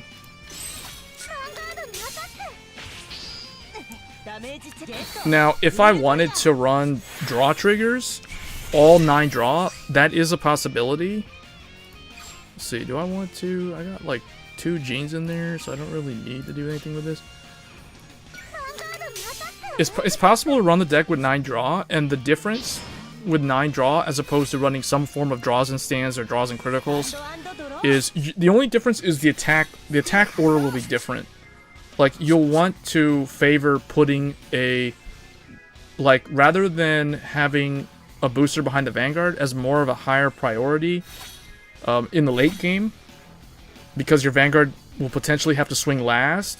So you, like, assuming you attack, you kill off 1 interceptor, and then your second interceptor attacks their Vanguard, you kind of need a booster behind the Vanguard, so you can try to hit for the crit, and unless they check a defensive, then you're going to really, really need it.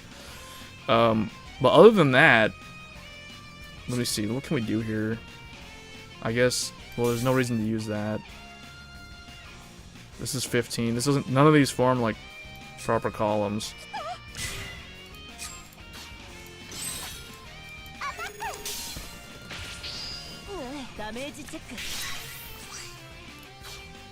This is 15. See, so this is what I'm talking about. Like, when you run crits and stands, you kind of want the Vanguard to swing last.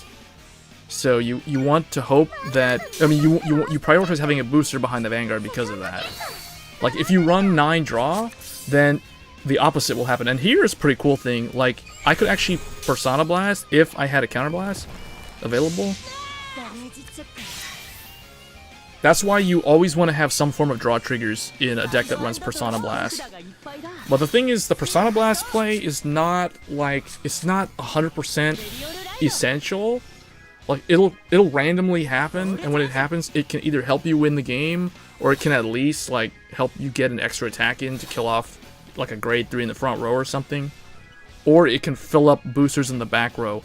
Like, usually what I do with the Persona Blast is I fill up the back row with, if there's missing boosters, I'll get a booster out of there, or I might get another interceptor in the front row if I need it.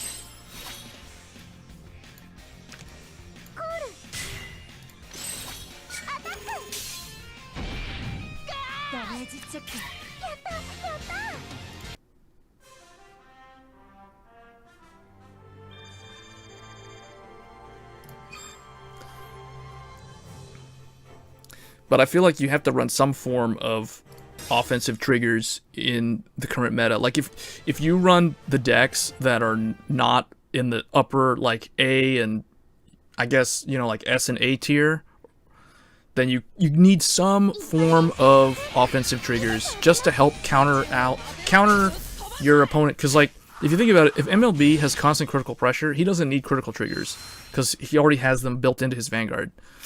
So, but you kind of need them because you don't have the ability to push. If you only have 9 draw, then you're stuck having to play the long game, and against a deck that has constant critical pressure like Perfect Riser or MLB, you're kind of going to have a really, really hard time.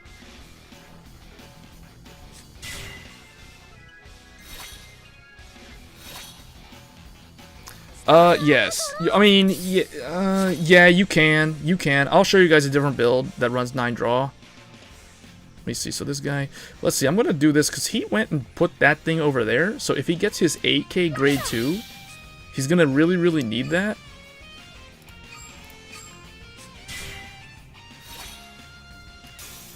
Alright, let's do some crazy stuff here. Let's do the parallelogram. This looks like a Tetris piece, the way my field looks right now.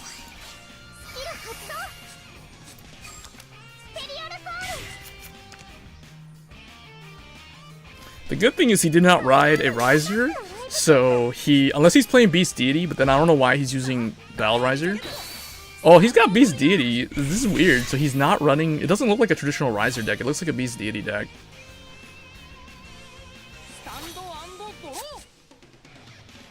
Increase materials. I was thinking maybe 3.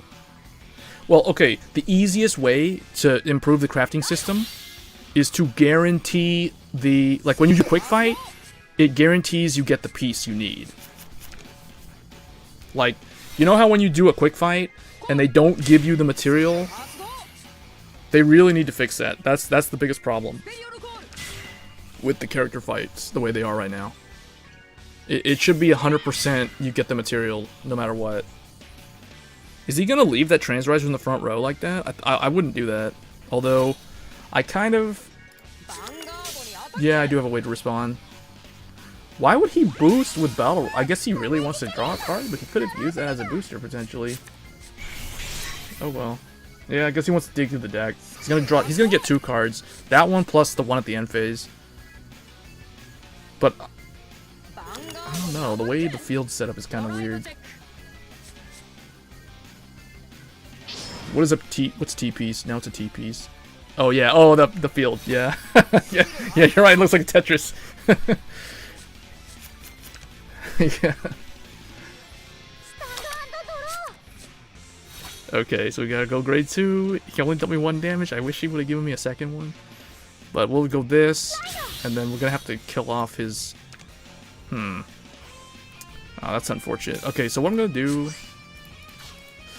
I kind of want to throw away one of those genes, even though, yeah, we're going to go ahead and discard one of them. And the reason why is because I already have 2 genes on the field, so there's only 2 left. Oh, I was hoping to pull like a grade 2 or something, because I didn't want to waste this card here. Oh, it's okay. Trying to think, yeah, I'm going to have to attack with it, so... So I guess it was good that he put that Transriser in the front row, because it forces me to use Rainbow Wood early. I didn't really want to bring it out yet.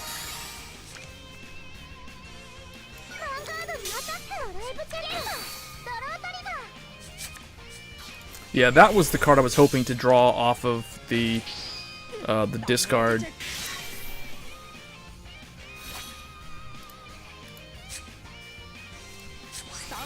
Lady of the Sunlight Force. I do feel like if you're running the budget build of Neo Nectars, like an incomplete deck that doesn't have Mane of Trailing Rose, then you don't need to use the Sunlight. You don't need this card, Lady of the Sunlight. But if you run the Persona Blast, this card becomes important in the same way that Gojo and Lian are important in like MLB and the Dragonic Overlord deck.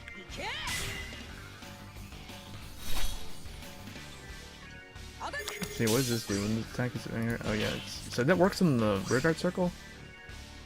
Oh, when they attack by a Vanguard, okay, so it has the boost of Vanguard. Ooh, he could do some really good stuff here with the Persona Blast.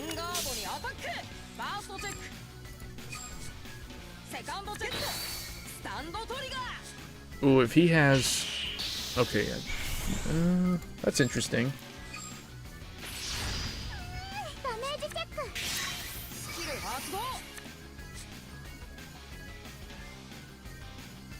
Yeah, they really should just make it guaranteed drops. That's all they have to do.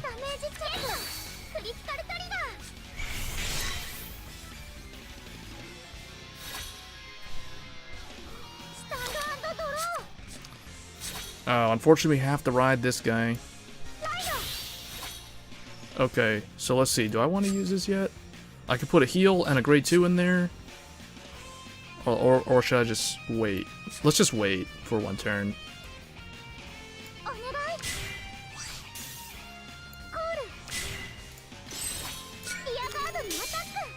Okay, he's 15. So what I'll do here is just try to hit him here first with this.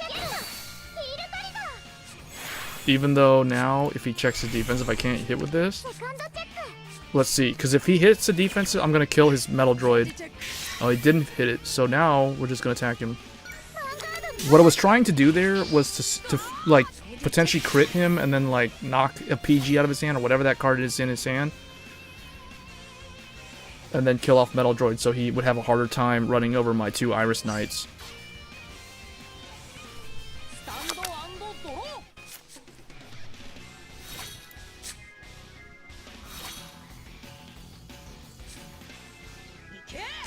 Ooh, so he did have... I think that's the card he drew, actually, because that's the card that's closer to Kamui.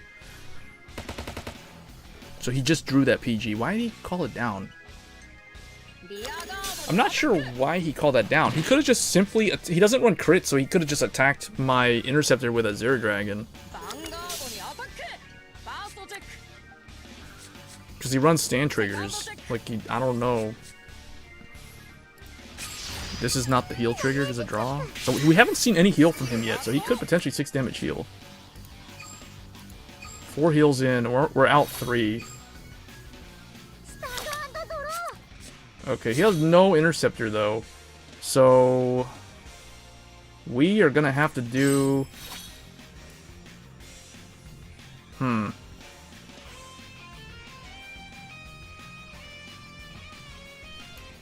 we want to discard that card and draw a card? Oh no, I won't be able to hit. So what can I do? I guess just this. Yeah. See if he check a crit. See if we can crit. He might 6 damage heal though. Oh, I heal. Okay. This won't be able to get over the heal. So if he heals, okay. So he had one. All right, now it's really 6 damage heal now. Come on. Okay, we got lucky there. I was thinking he's gonna 6 damage heal because we haven't seen the heal from him at all.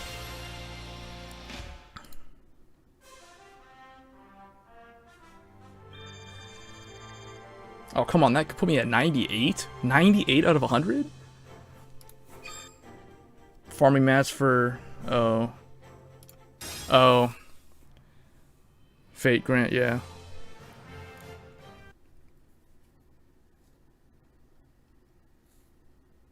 Alright, once we hit Legend 47, I'll try to build that Blau Beast DD deck that you guys were talking about.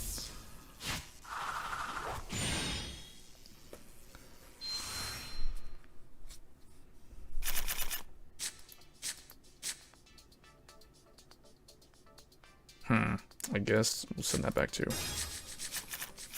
I don't know, I just don't like to mulligan. I see a lot of people send their PGs back in their opening hand. I really, honestly, I don't see why. Like, would they rather damage check them? Like, I don't really know why people do that.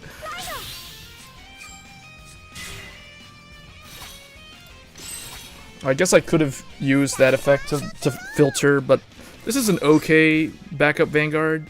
I would say this is the second best Vanguard that the deck has.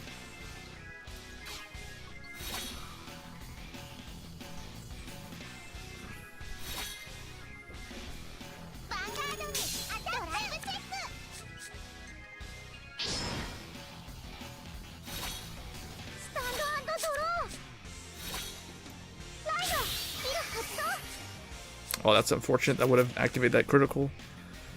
Let's see. This can attack. This, well, let's do it this way. Oh, there was another one there. Or it got reshuffled back on top of the deck. I don't like to send them back at all, to be honest, because, like, they're hard enough. Okay, the only time I'll send them back is if, like, I don't have a grade 2 and I have a bunch of grade, well, like, I don't know, I've seen a lot of people send them back, send all of them back. I don't know why.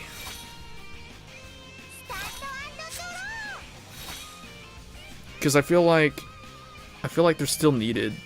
I mean, it's good to have them early, especially if you're up against like MLB or somebody that has constant critical pressure. Like, why would you send back your survival? Like, that's the only reason. That's the only way you're able to survive against those decks.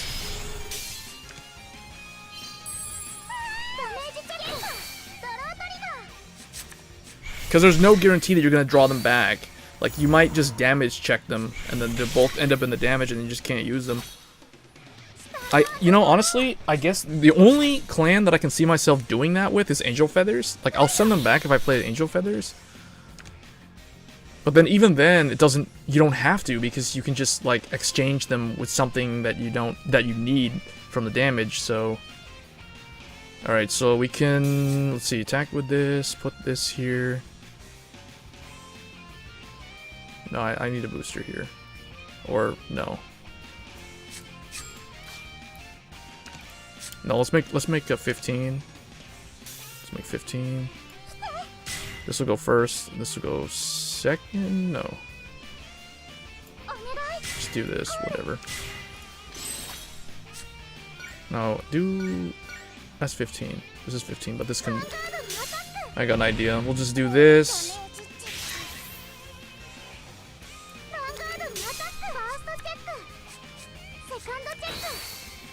That, and then... See if she checks something. She didn't check one? Okay. Stand that up.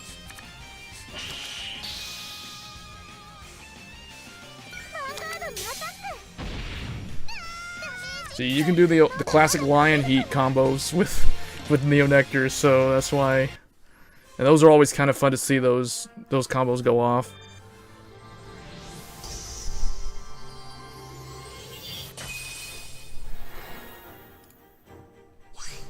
Alright, so let's go and try that deck that you guys were talking about earlier. The Beast Deity / Blau. I've never used Blau in Zero, so I'm gonna take some. It's gonna definitely take some getting used to. And I see they just put a new announcement out for something. Let's see, do I need Tetsu? Tetsu has 100. The only thing I need for Tetsu is the orbs, so I'm gonna start focusing on that 4th Asura Kaiser.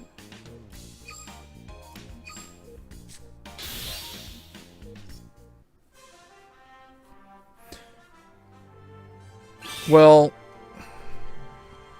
yeah, but the thing is, like, if you draw another grade 1, then you don't need to ride the PG, and that's happened to me a lot.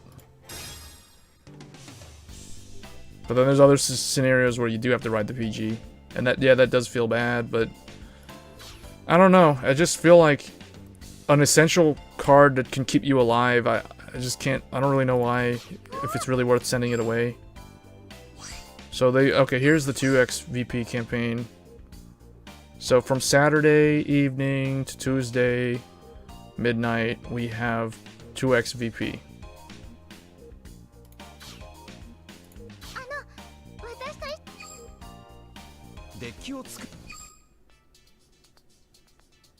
Well, we will get the double drafts, but it's a day later. So tomorrow, this time tomorrow, you'll see the announcement for the double drops. Alright, so look, this is my current Beast Deity deck. And it's really, really random. In fact, I'm not sure why I still have those 2 criticals in there. I think those are supposed to be stands or draws. I forgot to change them.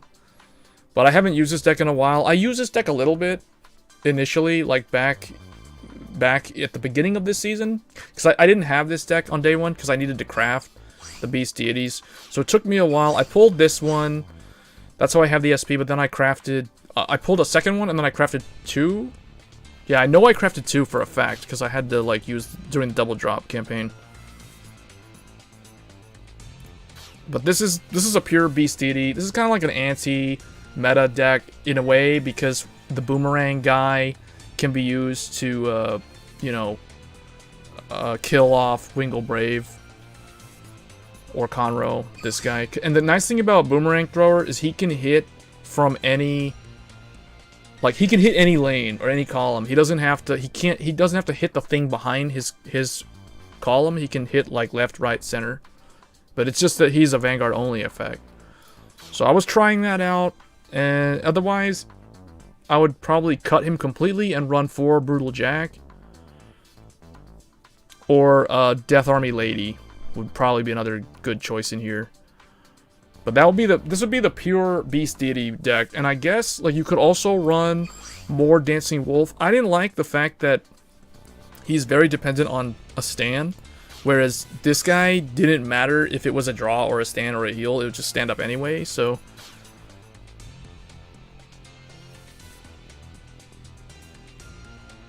Yeah, they... Like, in fact, actually, like, for us, for this next season, hard and very hard, the double drops on those will take place, like, literally the first 2 days of the next set, the next season. So for some reason, this season will end on the last day that we have the double drops for normal and easy and very easy. but next season we'll have hard and very hard double drop campaign for some reason. You can look up the calendar on the Twitter, on Vanguard Zero's Twitter page, and you'll find the schedule. And yeah, it looks really weird. I don't know why they did it that way. Because typically the double drop for hard and very hard would go, like, I think the last day of that one would go into the next release, but this time that whole entire campaign is in the new release. So that's kind of weird. But anyway, let's go ahead and let's build a new, let's see. No, there's risers. Let's build a new deck here. So let's try to mix Blau with Beast Deities.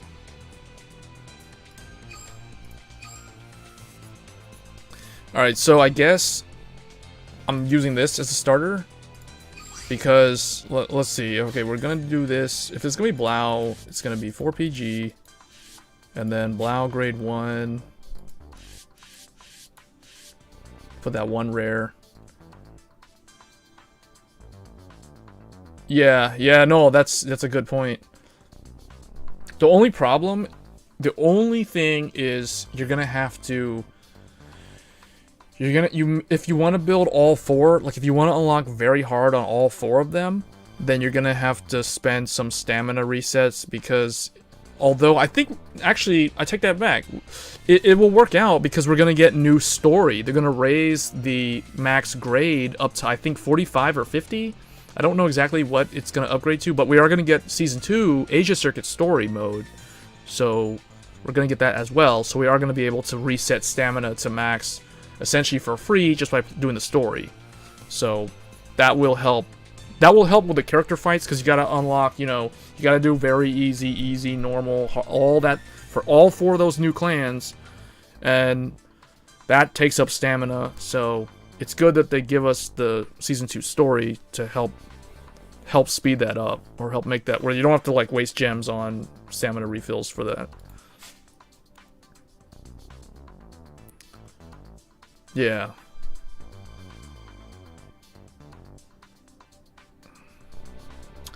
Alright, so I think for Beast D's we're going to run forward this thing. Because we're going to search that Persona Blast. I'm trying to think what else do we need in here. So we have one open spot, which will probably go to the Toolkit Boy.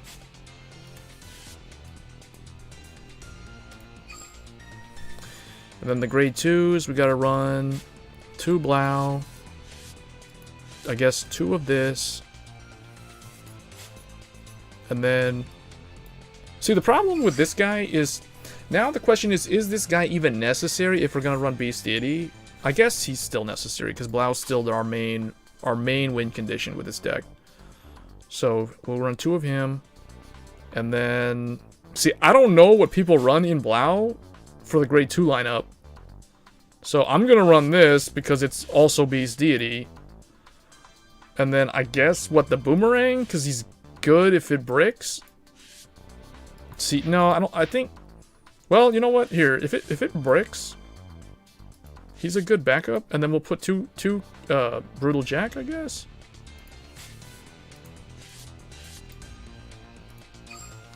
And then grade 3s, we gotta have 4 Blau. We gotta have 4 Azure Dragon, which is currently my favorite. The only Nova Grapplers that I like are the Beast Deities. And then, what else? Asura Kaiser? Like, what would you guys suggest I run for the grade 3 lineup? I guess Asura Kaiser? I mean, he's an 11k, or maybe the Cosmo guy? 2 of him? See, no, I guess cut Asura Kaiser, because we're gonna need to, we're gonna need to run like something as the heal trigger at 4. So I guess this thing, and then 1 Muscle Hercules? I don't know. Mr. Invincible? Does this have to hit a Vanguard? Oh, this just has to hit. That just has to hit? I don't know. I kind of think Metal Droid. I'm probably going to go with Metal Droid. And then trigger lineup would be heal, draw. I think 9 draw. This is going to be 9 draw because it's Blau, and the amount of discarding that goes on with this deck is ridiculous.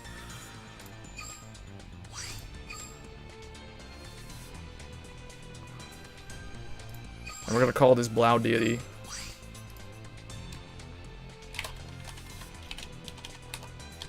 No, we'll call it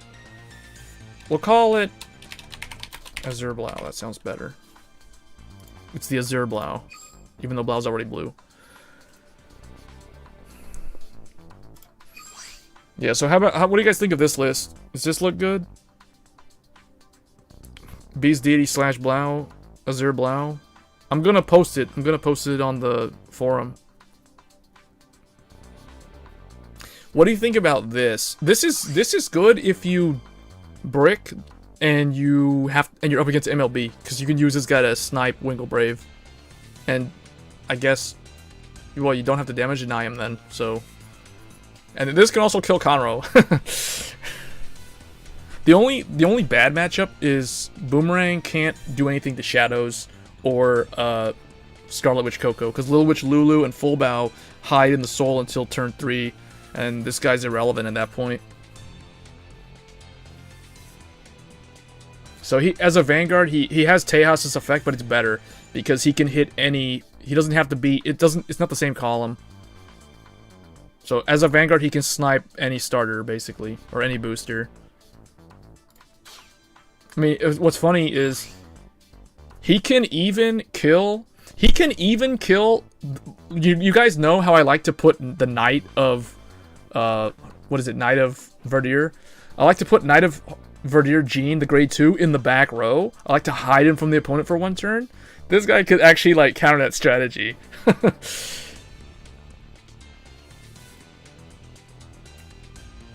Well, the thing, yeah, I would like to put Asura. Honestly, if I had 4 Asura Kaiser, I would put him in. It's just because I don't have 4 of him. Although, I guess I could still run him. I would just run Metal Droid as the other one. So here, we can fix it. We can put him in. Because now that I think about it, like, what, I could use this guy. This guy can hit good numbers, but if we want to run Asura, we would just make Metal Droid be the 4th heal, and then we would run, I guess, just one of these as a draw. Or he could be a heal. So Asura would be the heal, and that would work. Metal Droid's a draw, the Cosmo dude is a heal. Although, you know what? No, I'd rather do it this way. Because this is a better Vanguard. This is a better Vanguard than Metal Droid, so that's why I would prefer him to be a draw. You never want your main Vanguard to be the heal. So this is probably better. So we'll go with that. Yeah, that's the only reason why I'm trying to get crafting materials for Kamui, just to craft the 4th Asura Kaiser. That way, when the cross ride comes out for Asura Kaiser, I can still run the deck. Muscle Hercules, drop the bird. So you're saying drop the Scarlet Phoenix, the Scarlet Bird? I mean, the goal of the deck is to be able to do this play too, right? So, but the thing is, does the deck counterblast a whole lot? We're not running Kirara, so I don't really see the need to run. I mean, the only thing that counterblasts is Brutal Jack and Blau himself. That's it. Nothing else counterblasts. This doesn't counterblast. You know, like, oh, Metal Droid counterblasts, but we only have 1 copy of him in here. Yeah, that's exactly why I want to craft the 4th one for the cross ride. Because Asura Kaiser was one of my more, like, I like Asura Kaiser, and I've always liked the cards that have the great, like, the cards that have this effect. When your drive check reveals a grade 3. I've always liked it. Like, Reindeer has that effect, Goku and Kagero has that effect.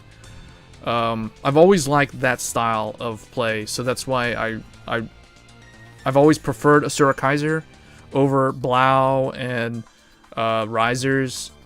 Now, granted, he was never as good as them, but he gets a cross ride, and the cross ride has a limit break effect. Asura Kaiser, yeah. Oh wait, Blau's combo with Blau's. I don't know what you mean combo with Blau's. Yeah, I think this is good. I mean, nothing counterblasts except Blau. Like, counterblast 1, Counterblast 2. And then the thing is, we have the toolkit. If we have him, great. If we don't, then it's not the end of the world. Although, I kind of think we could run a second toolkit boy and drop this down to 3. I mean, you can also do that. But let's just try it like this first and see how it goes. Oh, I forgot to put some sleeves. I'll put them later. I don't know, like, I think, what's my clan rank with Novas?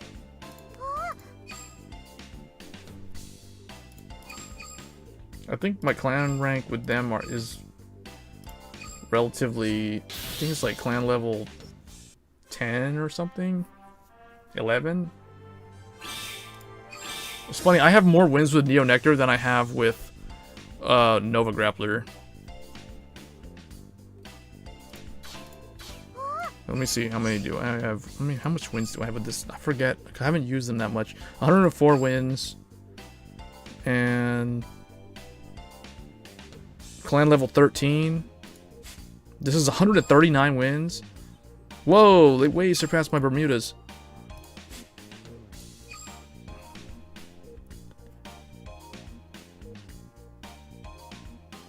Yeah, that's basically it. Toolkit boy. I kind of see where you're going with the Muscle Hercules because of that. But here, let's just see if it's needed.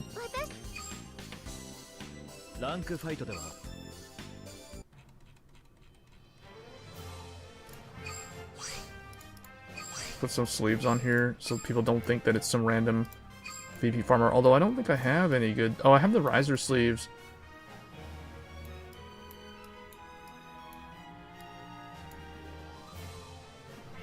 I guess it's gonna have to be this.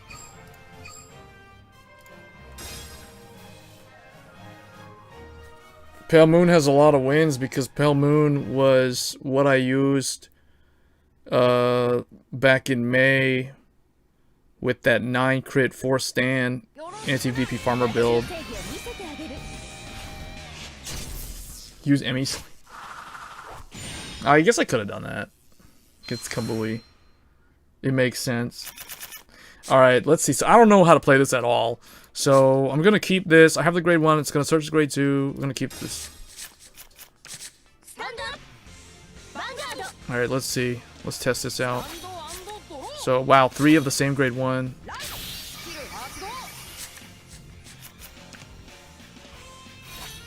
And I guess that's all we do. 2, 4, 6. We're a 9 draw. So we're gonna like put this here. In the event that she attacks me and crits me and I double draw, I don't want to like run the risk of overdrawing.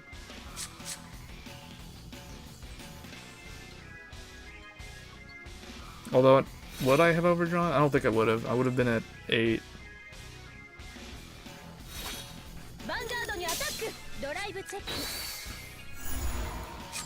That's the one thing that you always have to be concerned about. Like, when you run a 9-draw deck, you have to watch your hand so you don't overdraw. See, like right there I drew, and then I drew a draw. And then I drew a draw, so that's like 3 draws already gone. Okay, let's try to search for another one. We already have 2 in the hand. So we're gonna do... I kind of want Toolkit Boy in the back, though. But I don't need him. Although... Okay, we can do this. We can always just do this. We can attack with Blau for wait, it's 12. So yeah, we can do it this way. It's 9 draw, so you kind of want to swing Vanguard first. Yeah, it's a VP farmer. But I still want to try to do the combos. The other thing too, this deck is surprisingly overly complicated because this deck plays like Tsukuyomi because now we have a stack at the bottom of the deck you have to keep track of. That's another thing about Beast Deities, or at least this variant. So now we have a 2, what is this? This is a 1, it's a 1. So a 2, 2, 1, 2, and a heal. So there's a heal at the very bottom of the deck right now.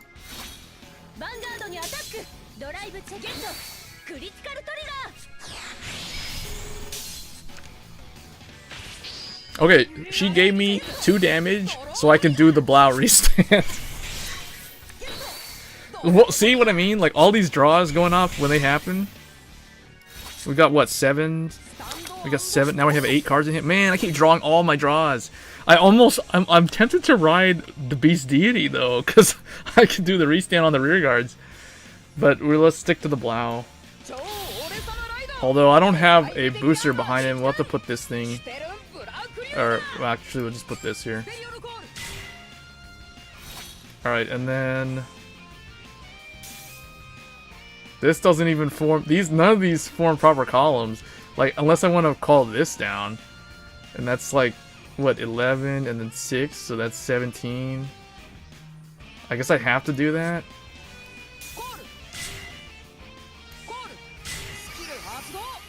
Okay. So now... 12.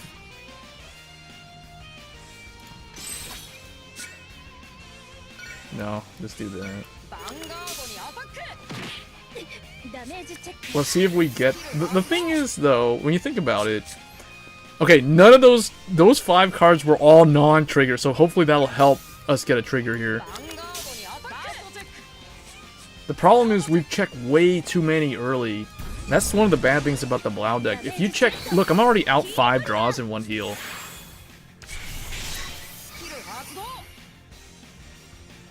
Okay, well... I mean, we already kind of threw that guy away, but I'm just gonna throw these away.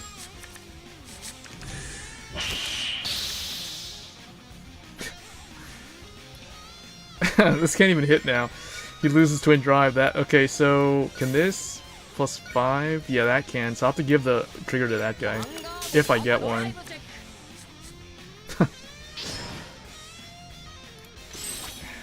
Because when you think about it, the Beast Deity stuff is taking triggers out of the deck, and Blau kind of needs to hit the triggers to extend his attacks. So I don't know if they mix well together for that reason.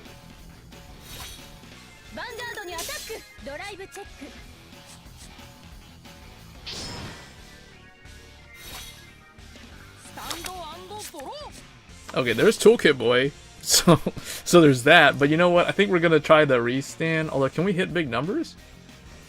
Yeah. If we hit, can't really do anything with that guy. So we're gonna go ahead and do a 0. I just like the aesthetic of the Beast Deities. They look really cool. So this is my strongest column. This column doesn't really do much. I mean, I could make it... Was that 14? I mean, right now 12, 7. That's still equal, so there's no point in doing that.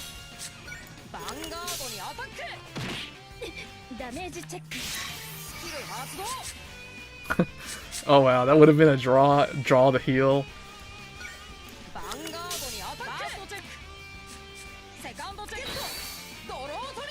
Okay, so now the thing is, if you want to do the Persona Blast, it's probably not even gonna be worth it, because look, this is 12. If I make, I'm only guaranteed to hit with one of them, and that's if she doesn't check a defensive. So yeah, that's kind of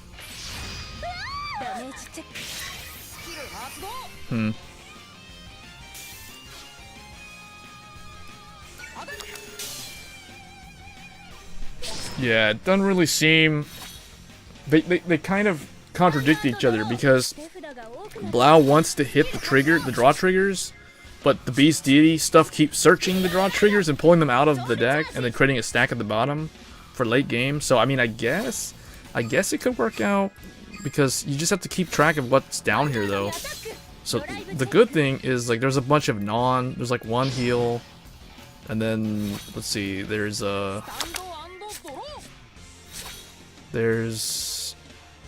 2 draws, and then there's like a bunch of nothing.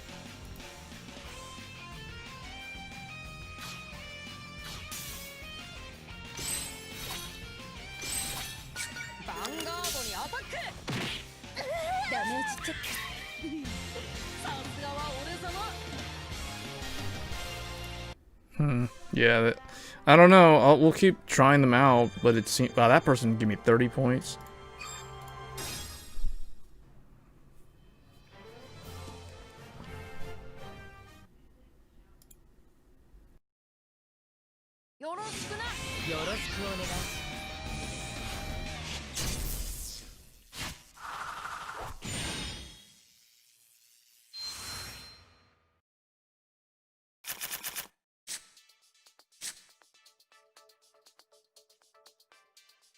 See, so right here I don't have the grade 1. So already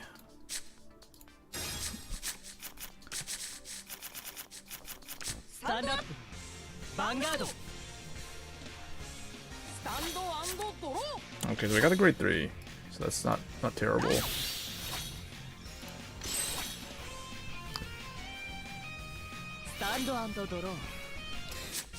Yeah, but I think Pale Moon will do stuff in August, because I was thinking about if they're gonna give us 2 sets next month. I don't think so, because they're already gonna give us more story. They're giving us 4 new clans. There isn't really, and they're changing the VP system, so I don't think it's gonna. Yeah, we're gonna have to wait till August for Pale Moon to get new support. I mean, yeah, you can get the Alice, but other than that, it's like you're still essentially gonna be playing the same deck that was out in May.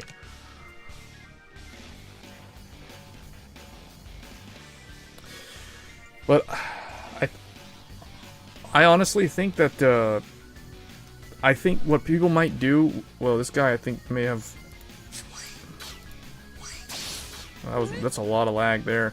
What they might do for the way VP farmers might handle the VP farmer change is well, they might just all run like 9 crit and then like try to just play like just attack with without the goal of actually winning. So I don't know. It'll be interesting to see what happens. See, so this is a deck where this thing doesn't really do much. But at least we have the grade 2, so we'll be able to add 11.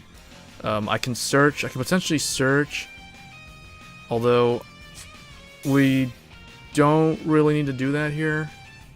I kind of want to keep those interceptors for later.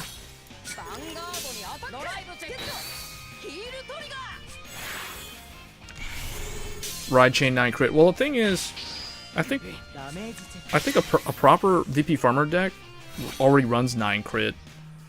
I feel like if somebody is building a VP farmer deck, and if they're running any number of draw triggers in their deck, they're doing it wrong. It should be 9 crit. 9 crit and then some other trigger at 4, whether it stands or heals.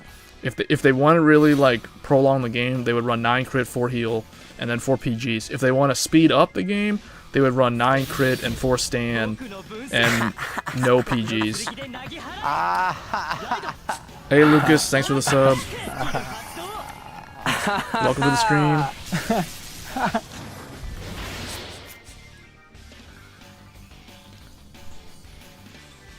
Yeah, 9 crit just, man, like, well, I don't even think they need to quit the match. Like, they can just play the game, play the match out. But the goal is not to win. It's just to like try to like luck sack the opponent, I guess, with the crits. I don't know why this Nevin is in the front row like that. That's kind of weird. I would have moved her to the back row, but oh well. Could have saved it for when Full Bow comes out.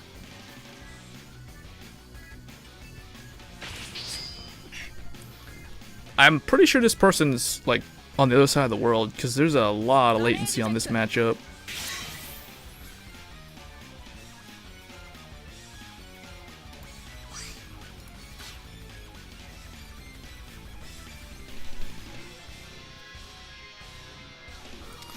Yeah.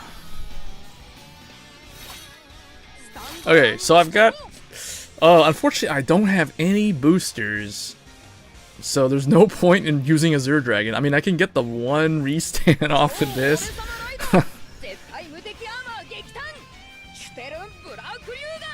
Can I heal? Oh, I can potentially heal and it'll... Oh, okay, I do have this. Am I gonna need it? Yeah, we're gonna need a booster. So it can actually do something. And then we'll use the boomerang guy, because he's already served his purpose. We'll use both of them.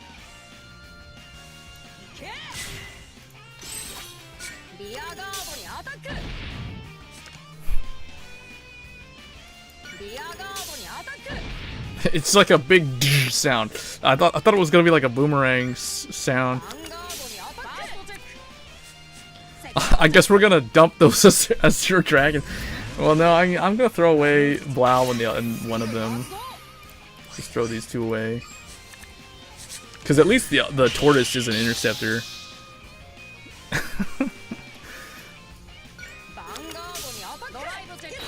Wow, no grade 1s. Oh man, I just keep drawing grade 3s and 2s.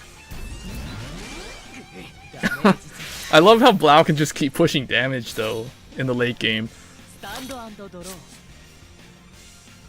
Sparking, I have no idea. Because they don't seem to follow the same schedule. Like, if you think about it, the clan events have been at different intervals than when the Japanese got them. Oh, he threw away a heal.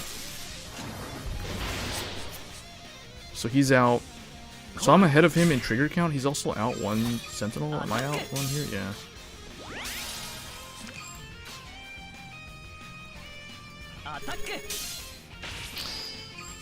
You know, when I see Shadow Paladins attack in this order, it kind of makes me think that they're running some form of critical triggers in the deck.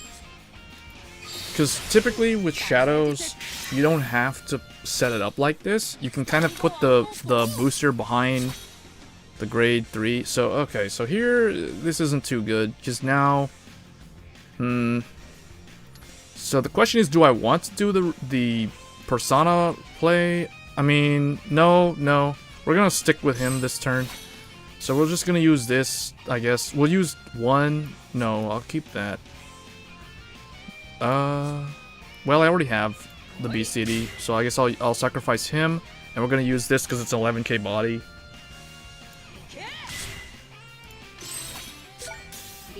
I mean, we can't restand here, so honestly, it doesn't really matter. But, like, the attack order... Because if I had Toolkit Boy, this would be a different story.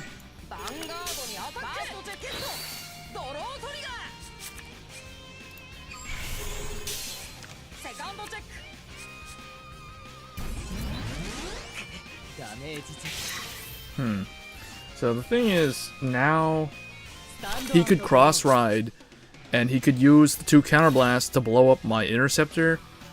That way he could push me all the way to 6. I could lose because I don't have a PG. We've already checked 6 draws, and we're out 2 heals. And we have no Perfect Guard in hand, so this doesn't look that good. Okay, there goes his heals, though.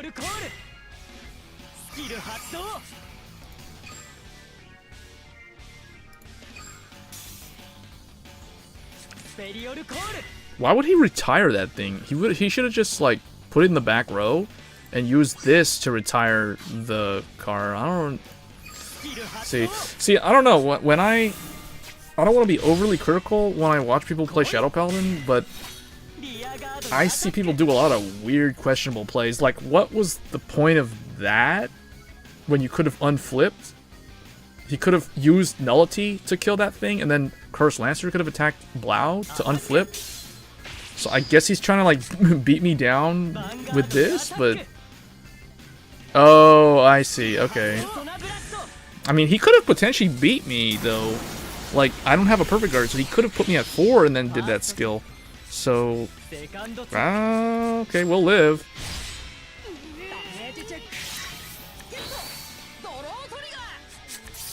I'll keep drawing the heals, though. That's the only bad thing. But we have Toolkit Boy now, so... The question is, do I want to go into the... No, we're going to stick on Blau. We're going to put this here. We're going to put this here. Let's see. I mean, I only have...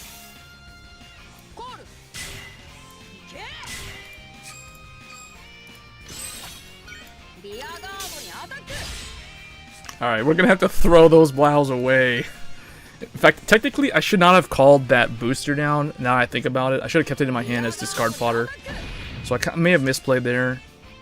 But we'll see. We'll at least get to do 1 restand. Yeah, I should have kept it, because I would have used it as the other discard with the other card that I draw.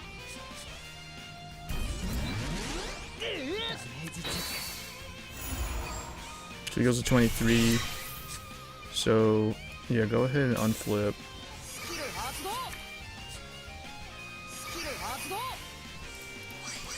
Throw those away. Now I need a draw trigger in order to extend. Ah, we didn't get it. Yeah, I should have kept that, but that's okay. It wouldn't have hit anyway.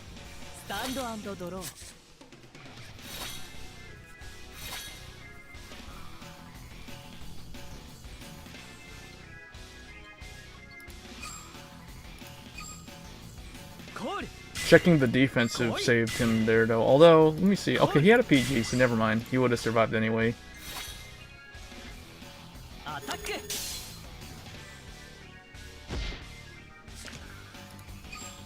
I only have one heal left, so I'm pretty sure we lost at this point. He's like, is that a PG? Please attack Asura Kaiser, and then okay. He can still hit over it though, because of Marin. I mean Charon.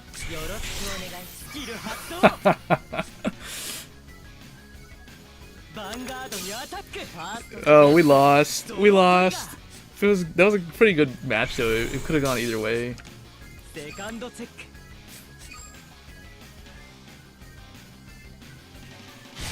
Still kind of question why he called the PG down. He didn't have to. He could have used Cursed Lancer to kill the Interceptor and then use the full bow column to attack Blau.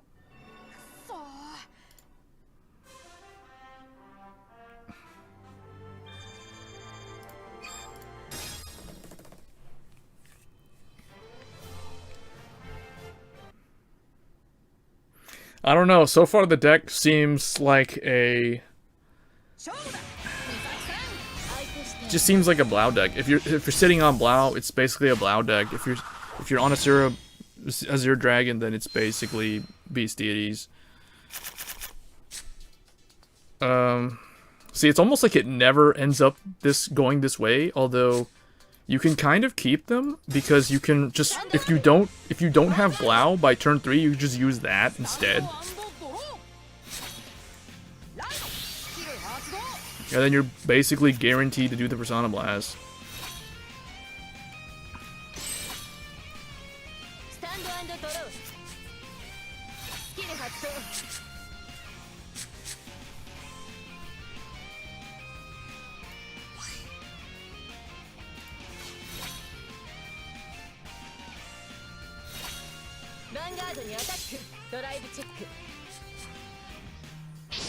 But I think VP farming is really gonna be it's gonna become a lot more high roll. They're gonna try to high roll the crit when they attack like that. Okay, let's go with this.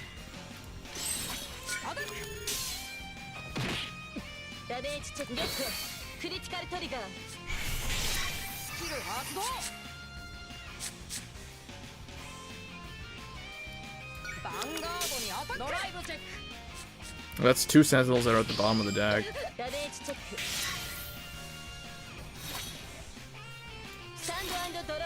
See, it looks like we're gonna go Beast Deity on turn 3 now.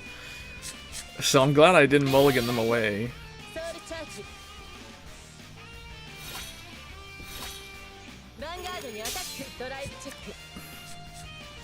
And the nice thing about this Persona Blast is it doesn't use any counter blast. I don't know if I can't remember if the original card was like that, or if it had like a counter blast cost associated with it. So this can't even attack. This can't hit anything either. So we're gonna have to do some stuff like this. Now it's see again with these weak columns. Okay, this can actually do something. So I can restand that column, but then I need to put power on them. Oh, there goes the draw or the heal trigger. That would have at least put power on them. So I kind of need 1 or 2. Yeah, see, so now it's pointless. So I mean, it is what it is, but the deck to me seems like it's more like a Asura Kaiser. It's very trigger dependent. The Beast Deity, at least as they are now. They become better in Break Ride format.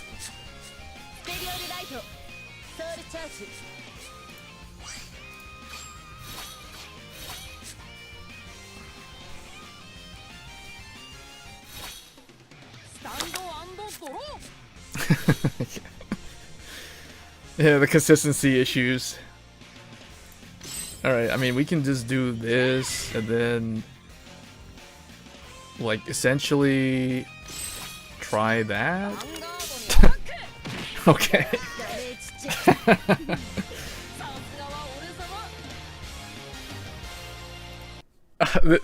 Yeah, this is why Vanguard Insider and those guys were raging when they were pulling nothing but a Azure Dragon. Hey, it's still good though. Like, if you look on the downside, I mean, on the bright side and the downside, if you look on the bright side, you'll still have the ability to use the Cross Ride Ultimate Break later on with the Azure Dragon, so it does get support. And the thing is, like, the Beast Deities is probably, from the original Vanguard series, the Beast Deities were the most supported Nova Grapplers archetype. Like, way more than Risers, way more than basically anything, because during the Link Joker, like, they get cards in Season 2, and they get a ton of good stuff in Season 3. So, I don't have any of the Blau, so we're just gonna have to play this out as Beast Deity. Although, oh, I should have thrown away the, that grade 2 12k thing. Whoops. Yeah, that's not good.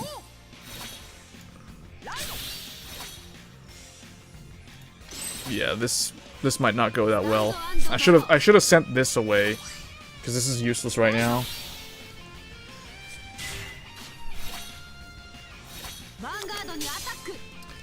And the problem with this build is if you can't use Blau, like, I don't have Blau to ride at turn 3 unless I draw into him, you're not gonna get your starter out, which also kind of hinders the deck. But at least we got this guy. This is the reason why we're running this guy. So, let's see, can we do another? Okay, we've got some plays. So check this out. We're gonna at least be able to do something here. So we're gonna kill this thing. Goodbye, Wingle. And then we're gonna attack with a Taurus and search for another Beast Deity, Azure Dragon. Oh, there goes Blaster Blade. Like, you're doing good. I didn't get anything. I just put 2 Sentinels in the bottom of the deck, though.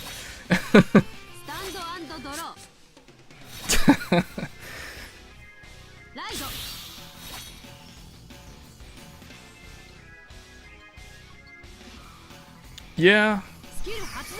I mean, that's another thing too. Like, you can, I've seen people do that with a Surikaiser too, and which, like, in my original Beast Deity deck, I do have I have a Surikaiser, but I don't know if I have the Street Bouncer in there.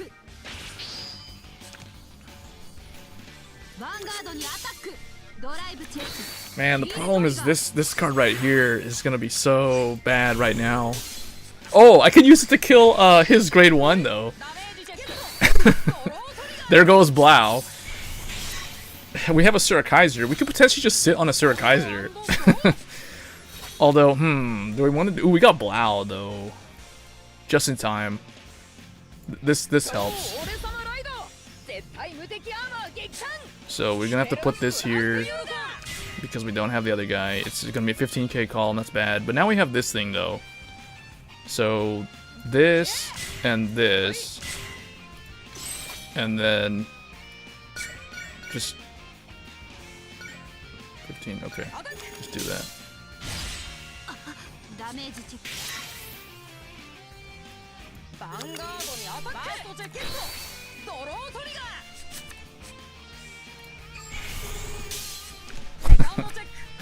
I'm gonna throw away the Azure Dragons. Feels bad. See, I feel like it just feels bad throwing away those cards, because I think those are like the key cards, but goodbye. Goodbye. I mean, we can use a Taurus to search for more of them for discard fodder.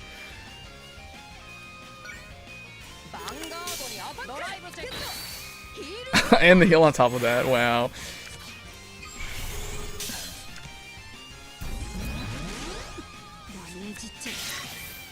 Alright, then this guy dies.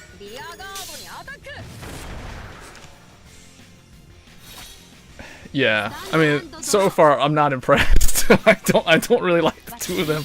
I don't like the mix. Oh, he has the right cancel lot.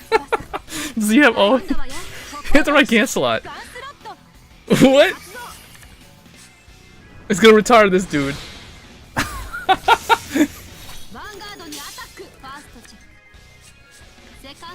Oh man. Oh, I can't use Brutal Jack this turn. All right. We can still do some pressure here. Yeah, we can still do some stuff here. All right, get rid of this. So this column is the weaker one. Get that search. Give me that search. Give me that Azure. Oh, there goes MLB. It's way. Hey, man.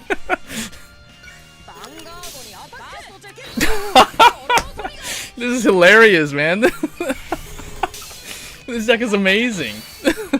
Asura keeps coming through with the heals, but they're not helping out. Oh, man. I mean, he still has like 6 cards in his hand. Now he can use Ganslot on me, though. Oh, okay, there goes MLB. Let's see what he's got. Does he have the Trumpeter? If he has a Trumpeter, he can bring out Blaster Dark. Okay, never mind. He's gonna use the Counterblast on the Tortoise. Okay, never. Yeah, I was gonna say that'd be really bad if he did that. And he's gonna have no interceptors after this attack, so I hope he's got 4 PGs in his hand. Because, actually, honestly, the best Vanguard in this scenario would be to ride Asura Kaiser. Because Blau, I mean, I assume he has at least 1 PG in there. I mean, we can check real quick. I don't remember him drive checking any of the assaults. But let's see here. We won't be able to use this. So we're gonna do.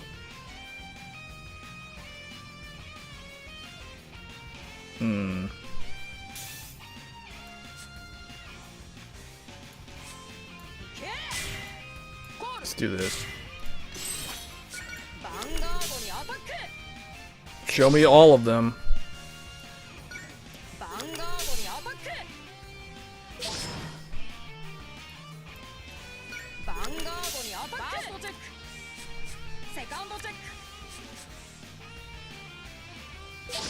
One thing I don't like. Okay. Yeah. Yeah, if it was hit a rear guard, that'd be good.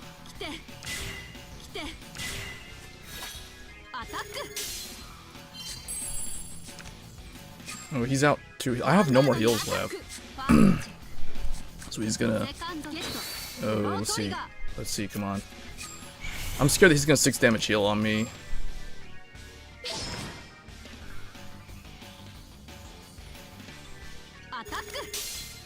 That was actually the smart move, what he did there. But it's not really gonna matter.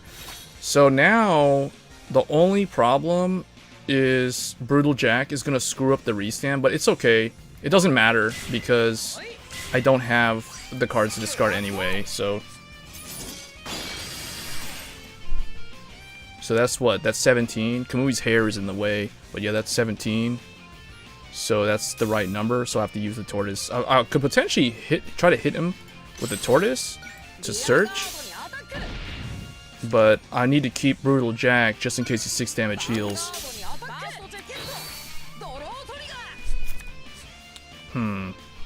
Yeah, just put Brutal Jack. I could, if I draw again, I could do the restand here. Let's see, if he 6 damage heals, we should be okay. Yeah, that's an example of an MLB deck just kind of bricking. Although, I don't know, because he had all the pieces. I guess he just needed to draw into his MLB. That was what he was missing. So, there you have it. The Boomerang guy is basically why we won. The Boomerang shut down the Wingle Brave. And then the Tortoise searched the beast. Well, actually, no, I already had 2 in the opening hand.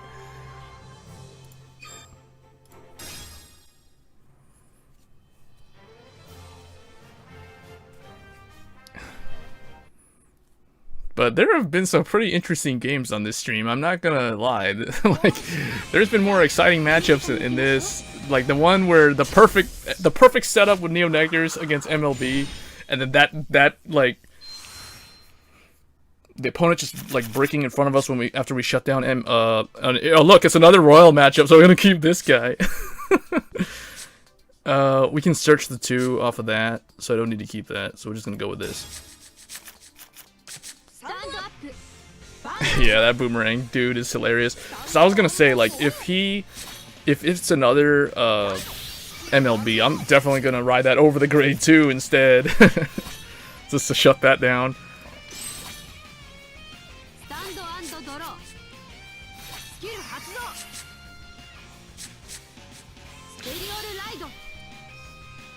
Here comes Galahad for the revenge. Oh, I was gonna say, the other day, I went up against somebody who I guess they thought that I was VP farming because I was Neo Nectar. So they tried to use their VP farmer deck against me, which was the Galahad deck, and basically it was the ride chain with 9 crit. And yeah, it was interesting. So let's go with this. Although that's kind of I guess I should have put that over there and swing with Vanguard first, because it's 9 draw. But that's okay.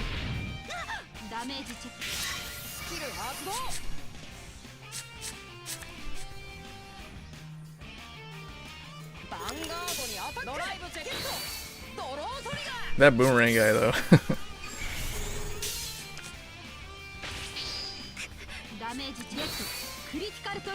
See, so this guy probably is running 9 crit. This VP farmer, I think most VP farmers that I've seen are running max crit, because why not? The weird ones are occasionally I'll see people running draw triggers in their VP farmer deck, and that just doesn't make sense to me. So this guy's, yeah, it's probably 9 crit, 4 heal. I think after the change to the VP awards, I think instead of running the heals as a VP farmer, you're gonna want to run the 4 stand, like 9 crit 4 stand. You don't want to draw, because why? Stands are just, they don't make you deck out, so you know. And the crits are really the main thing you want to try to high roll, so you can at least get the VP off of that. So we'll get that boomerang out. He's MVP. What? That's 14. That's not gonna be 14. Wait, yeah, that's 14. Okay.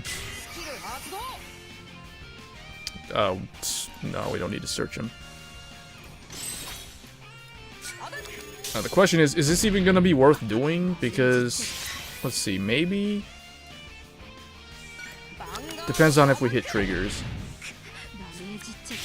Oh, see, now we have to hit one. Oh, he just took the draw that we were gonna get.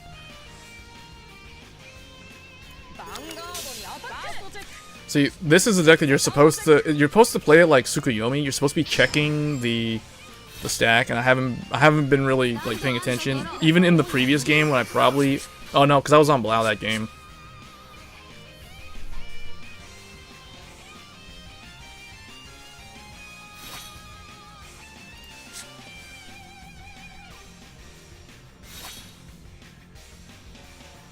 But see, in this scenario, under the new system, my opponent will not get any VP from this match, so it'll be like a complete waste of time.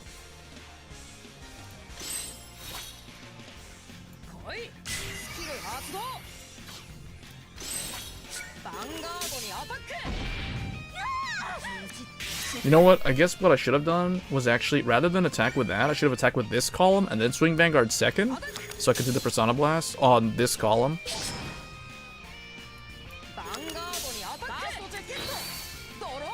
But now, if I think about it, so we can put it here. We got double. So if it hits, and it's 6 damage heal, we can do the Persona Blast. And we didn't have to do it, so.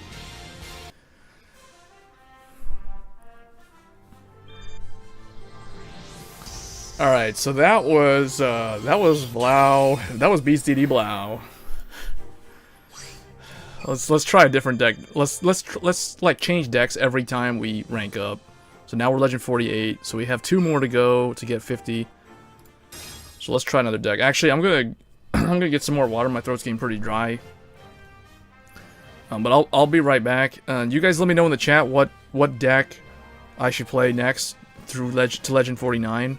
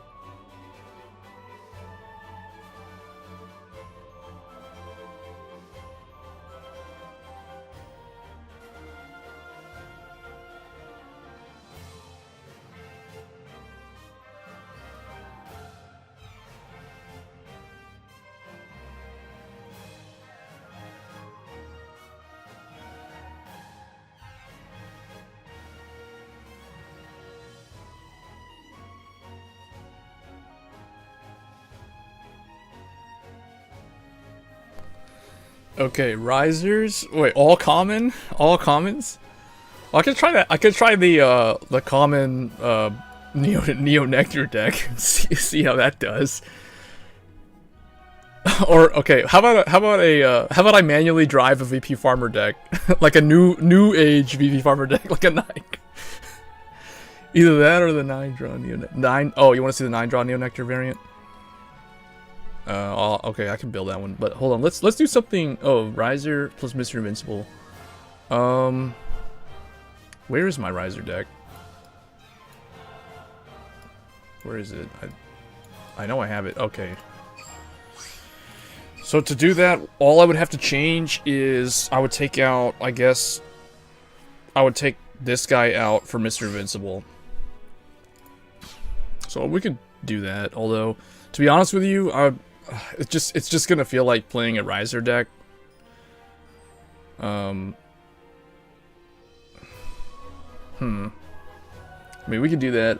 I like the idea of an all-common deck, though. that to me, that seems pretty fun. But what we'll do is we'll probably show the 9-draw Neo Nectar variant when we reach Legend 49. We'll use that one to climb to 50. So let's make a new one.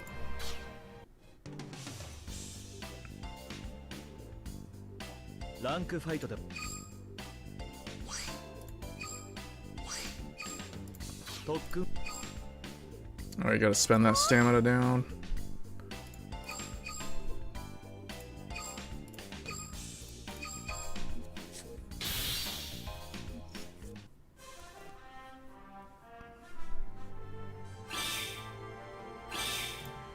See, that wasn't guaranteed. See how I only got 1 of the crystals?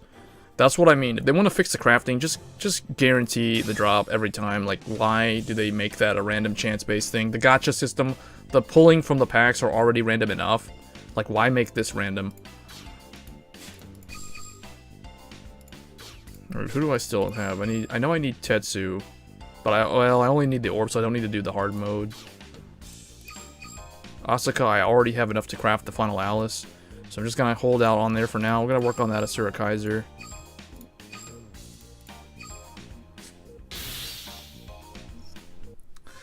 Alright, how about a commons only? Yeah, we'll do a commons only. Let's see what we can do. What do you guys want to see? Like a Neo Nectar commons only? I don't know if we even have enough cards to do that. I guess, are we... do we do commons only, or do we do commons plus rares? Because commons... I don't know if you can even make a deck that's commons only. That'll be interesting to see, though. Commons only. That means you have to run P-Knight, because he's the common. This is a rare starter, so you wouldn't be able to use that. So you wouldn't be able to use PGs either? I mean, it's the fact that there's no PGs is gonna be pretty bad. Alright, so these are the commons. See, there's not enough.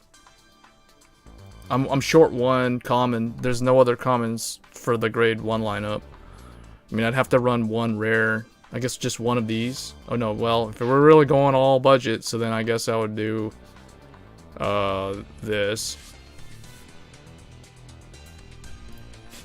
And then grade 2 commons, so 4 of this.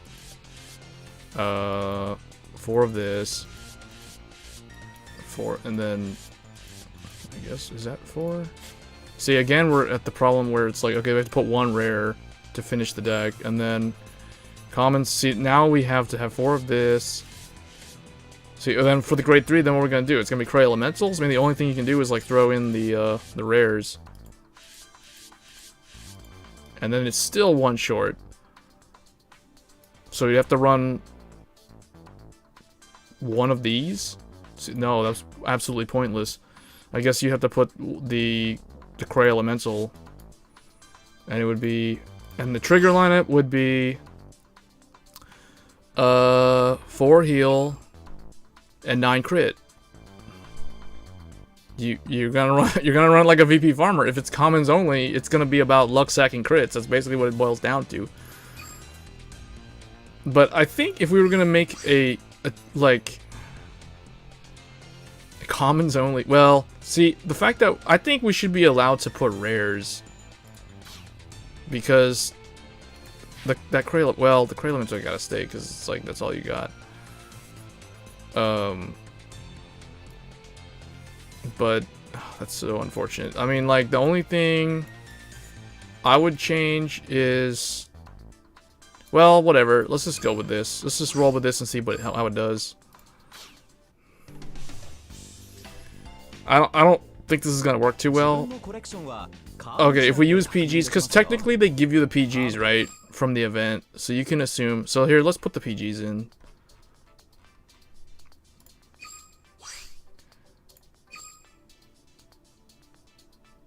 We would throw this away, and then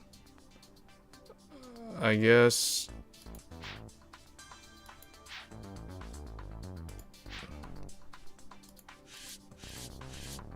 like this.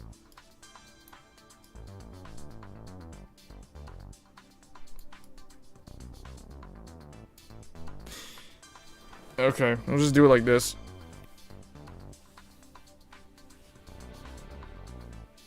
Only one grade 3 coming, yeah. I guess it'll have to be like this. Now the question I'm asking myself is, do I want the heal triggers, or do I want to run 9 crit 4 stand? Or 9 crit 4 draw, and no heal at all? Kind of like my Shadow Rush deck, where there's no heals. It's kind of like an all-in, all-offense. Because the way I see it, if you run the stands and the crits together, if you check a crit and they PG you because they're at 3 or 4, then, and the second drive check is a stand, then you can still stand something and get another attack in. So, because I've done that all the time with my Shadow Rush deck.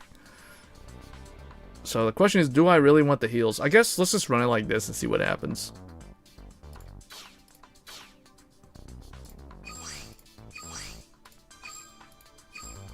This is gonna make the... This might negatively affect my win record with this clan, because right now my Neo Nectar deck has a really good win record. Do you want to?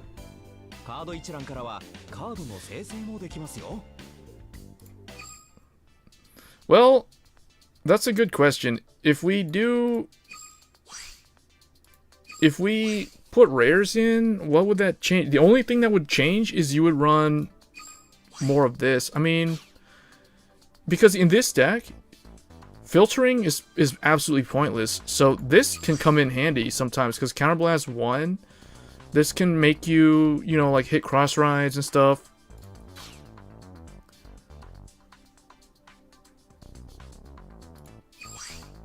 Hits of anger, one of the units gets 3. That's rarely gonna ever happen. So I guess, okay. If we're allowed to use rares, then I'm gonna definitely run 4 of the Erminsul guy. So we're gonna want to drop one of these for 2 of those, and then we're gonna want 1 more. So the question is, which of these 2 is better? This has a hit of Vanguard. This is an 8k body. So those are the only bad things about both of them. The good thing about this is that he can swing 11 when you have nearly a full field. And then this is a 9k body, so on defense it's slightly harder to run over. This thing can die to like a Marin or a Bar. So I guess we'll stick with Heyo Pineapple at 3, because it can swing 11. It can make better numbers. So yeah, we'll go with this. In fact, I'm wondering if I should drop that. But if we're running max copies, let me see, what's the grade 1? I think the only rare is worth trying out is this, but you don't need to filter because there's no Persona Blast, there's nothing. So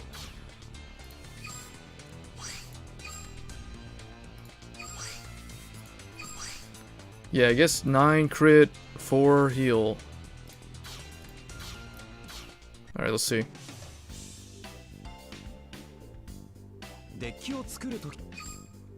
Let's see, we'll probably play like maybe like 2 or 3 games of this, and then we'll probably try a different one. We'll try like a Riser plus Mr. Invincible.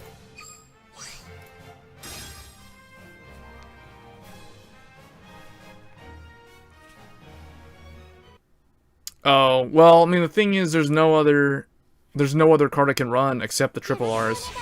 I'd have to put in like one random Maiden of Trailing Rose or one Gene in there, and you can't really do anything with either one of them. And they're both triple R, so because I already maxed out the rares, so those go back, and I guess we keep this.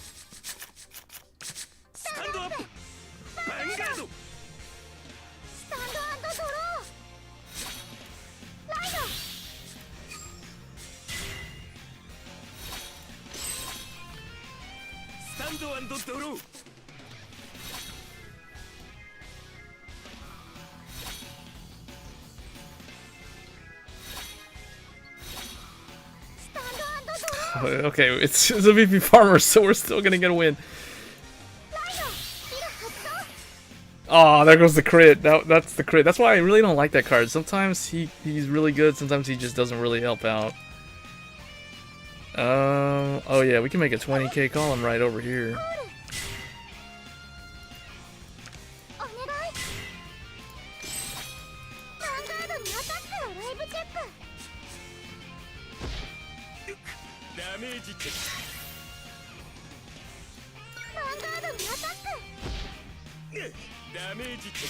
See, these 2 commons over here, the Iris Knight, and what's this guy's name? Forget, this is Iris Knight, and this one's, what is it? Lily Knight.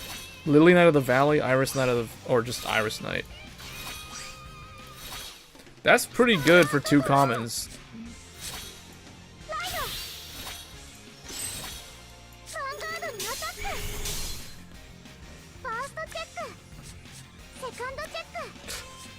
Wow, this is so dependent on critical.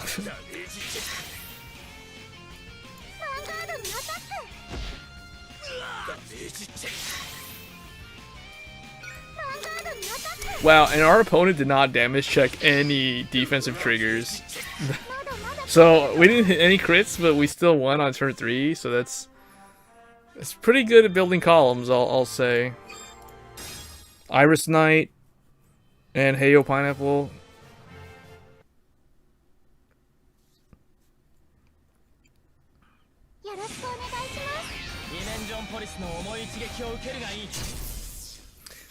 The thing about Dimension Police is Dimension Police, every time I see Kote, it's such a random scenario where it's either gonna be somebody playing for real, because I don't know, like I almost never have. Every time I see Asuka, it's a VP farmer. Every time I see Tetsu, it's a VP farmer. But every time I see Kote, it's almost like it's a 50-50% chance that it's not a VP farmer.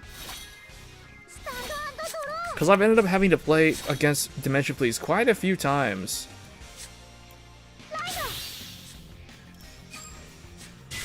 Yeah, exactly. A rare DP. Alright, so how do I want to do this? I guess put Corolla here. And just do this.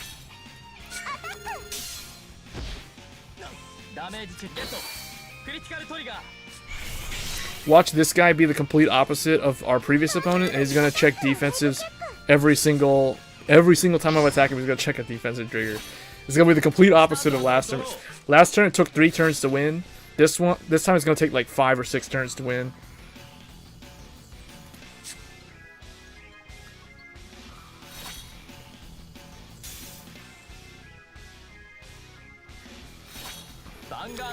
He needs to get his critical. Oh, he got his critical! Yay! So he gets 1,000 VP according to the new system.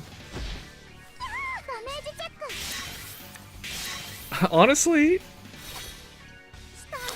well, we'll see. I bet we're still gonna see VP farmers next month.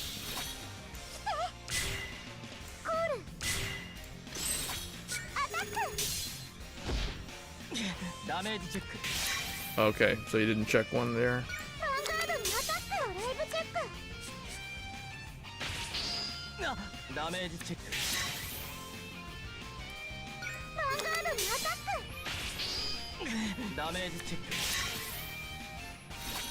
But I feel like Neo Nectar, next time they get support, they're gonna be really solid actually. Like Musketeers, the fact that it creates new Cecilias on the field, that's really good. That limit break skill. And then the other build will be Arbros with Mane of Trailing Rose. Basically, next time Neo Nectars get support, there's going to be 2 decks that you can build. There's going to be Musketeers, and then there's going to be, you know, the generic stuff. Well, actually, let's try this guy. What does this guy do?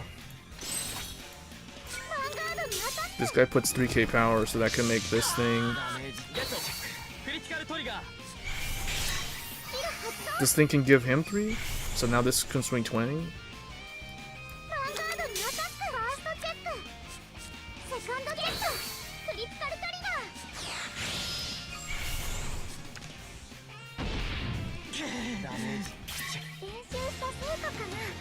But there's gonna be Musketeers. I think that's gonna be the one that most people are gonna want to play. And then there's gonna be, basically, you take the deck that you get from this set, which is the Maiden of Trailing Rose with the Knight of Harvest and all that other, you know, like the grade 2, the grade 1. You take that deck and you just put the Arbros Ride Chain in it, and I think there's like a couple of new support cards for Arbros, and that's basically the deck. So this deck, the Maiden of Trailing Rose deck, turns into the Arbros deck, and then the Musketeer deck is like a completely new line. It's one of the early kind of like Beast Deities and Risers. It's one of the early sub clans or sub archetype.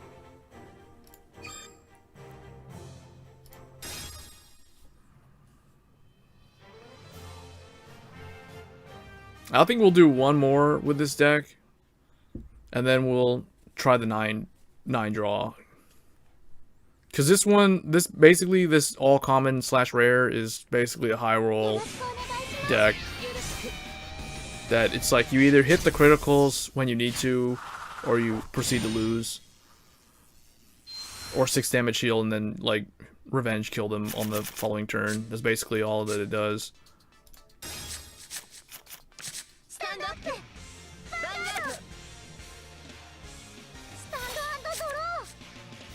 But I'm surprised how many times I see Misaki, like, I rarely ever face Misaki, like, playing for real, like a Tsukuyomi.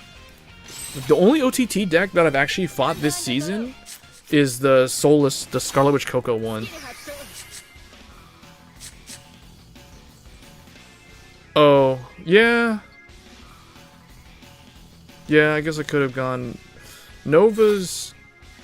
Novas have a lot of really good rare cards. They do have a lot of commons, but I feel like where they really shine is their rares, like Gold Rutile, Lion Heat, those kind of cards, the Transriser, those are all rares that they have access to.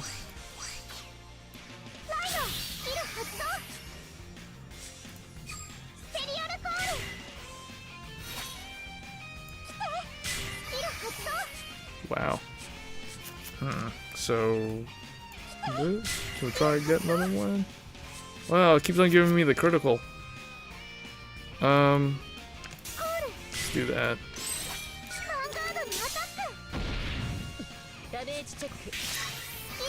Alright, let's see. This is a 5. Oh, this is 10. We can make 16. Give it to the Vanguard. Vanguard will swing last and hope for that crit.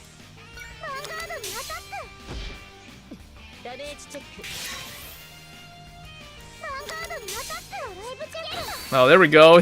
It's the same crit. It's the one that whiffed twice with the Erminsuls. And he still showed up. The Behemoth really wanted to get in there and attack.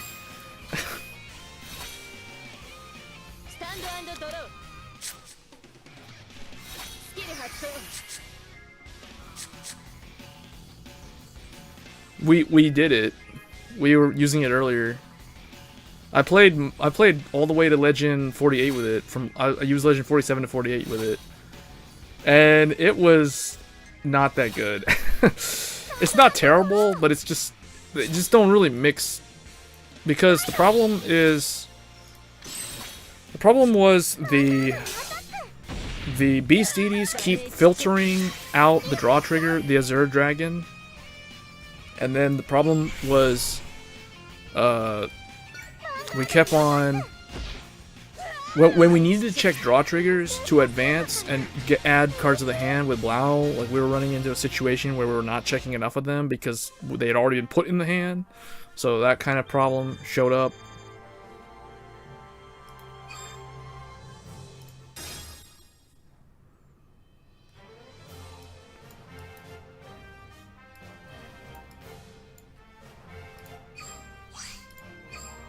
Like if I was gonna change it, I mean, you can't really change it that much though, because unless you drop the grade 1, just drop the grade 1 Beast Deity and put in something else. Like, put in like a second Toolkit Boy and maybe some other grade 1, like Death Army guy or something. Oh. Here, let's go ahead and build that, Actually, here, let's, how do we post this? I want to post this.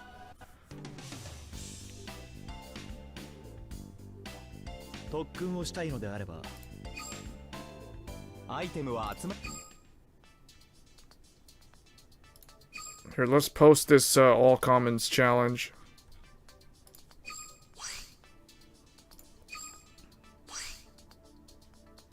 Or actually, let's name it. Do we have to name it something first?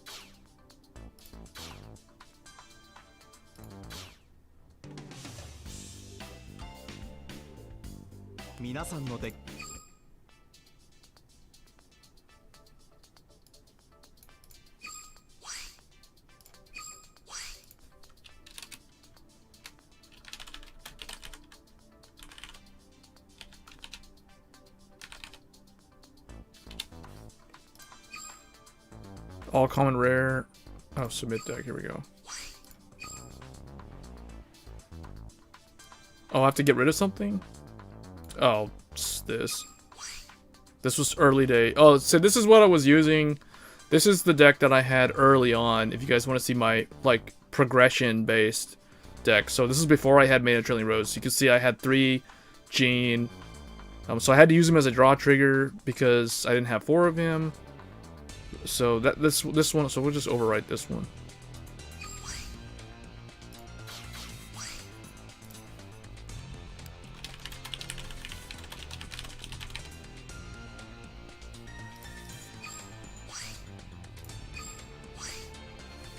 Yeah. Maybe I need to update some of these.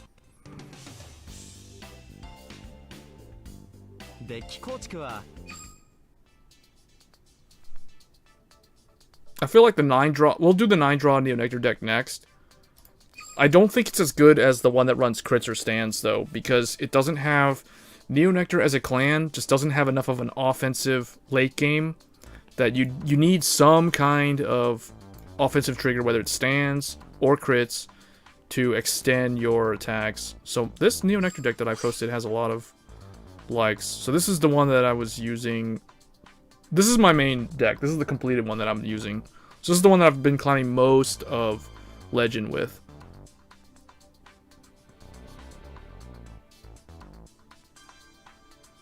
Yeah, that's why I feel like, yeah, Death Army Guy. And the thing is, Death Army Guy, I think he works really well with Azure Dragon's Persona Blast, because you can potentially, you check a trigger so he'll stand, so then you can use the Persona Blast to stand the thing in front of him, plus, like, another thing on the other side, the other column, so you could potentially, like, use that third card to snipe grade 3 in the front row, and then you could try to, well, it depends, because if you don't have trigger power, and they do have trigger power, then it won't work, but then you just wouldn't do the effect anyway, so. But this is the one that I posted originally. This is my Beast Deity one when I finally finished it. This is what I considered a pure Beast Deity one. Oh wait, the only thing bad about this one is that there's crits in here, and that was when I was trying to like test it out with crits, because Asura Kaiser is really good with critical triggers. Because he stands stuff. The only problem with the deck is he has the hit of Vanguard, and if he checks a crit, then he can't do the Persona Blast if they PG. That is if they PG. If they don't PG, then it still works out, though. 10k booster works best with Oh, you mean Dancing Wolf? This guy? Yeah, I know. That's why I have him in at 1. Originally, I think I had more of him in. I probably had like 3 of him and 2 Death Army Guy, or maybe 3 Death Army Guy and 2 of him, but I just wasn't seeing the Persona Blast do a whole lot. Like, either my opponent would just keep having like a defensive trigger, so I guess I could change it and go back to playing pure Beast Deity again, just modify this, get rid of the crits, change them to stands, or something like that. The reason why you don't need 9 draw with Azure Dragon is because, first of all, the deck is filtering him out of the deck. On top of that, you have access to Kirara, and she can just like draw you a card anyway, and you don't counterblast a whole lot because it's not Blau. So you don't counterblast, so he doesn't counterblast. Muscle Hercules can unflip, although he might not even be needed in this deck. I kind of threw him in here because of Kirara being at 4 copies and Brutal Jack being at 4 copies. So, what do you guys think? You want me to try this one? I mean, I could put more Dancing Wolves in if you want to see Beast Deity. Or we can do that Riser / Mr. Invincible thing. I would prefer to play Beast Deity over Riser, but if you guys want to see Riser and Mr. Invincible, I can do that. We can fix this too. We can update this a little bit. Yeah. That's so the reason why we run Muscle Hercules is because we're also running for Brutal Jag, and he uses Counterblast as well. As Zero and Mr. Invincible? The problem with Mr. Invincible is if you run Mr. Invincible with Azure Dragon, you can't run Kirara because she wastes the Counterblast, so he'll never be able to do the Mega Blast. On top of that, you have to be able to build up Soul, and this deck doesn't have a way to Soul Charge.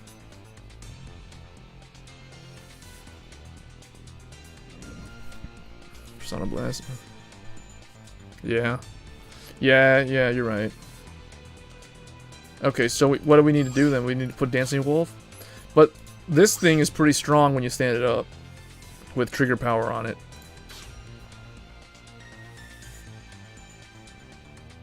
Yeah.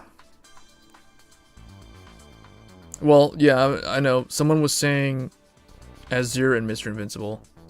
So I took that as, like, put Mr. Invincible in this deck right here. Okay. Here, let's go and look at the beast. Let's go fix the Beast DD deck. Let's go put more Dancing Wolf, because he's good. How many Dancing Wolf would I run, though? Right now I have one. Oh, see, okay, I need to fix the trigger lineup. That one's kind of messed up. Although, I kind of find that interesting. 2 crit, 4 draw, 3 stand.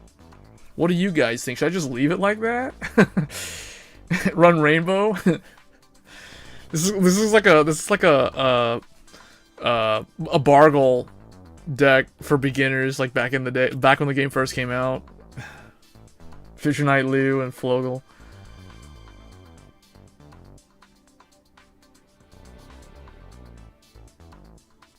The one that hit the what? For the... Oh, you're talking about Metal Droid.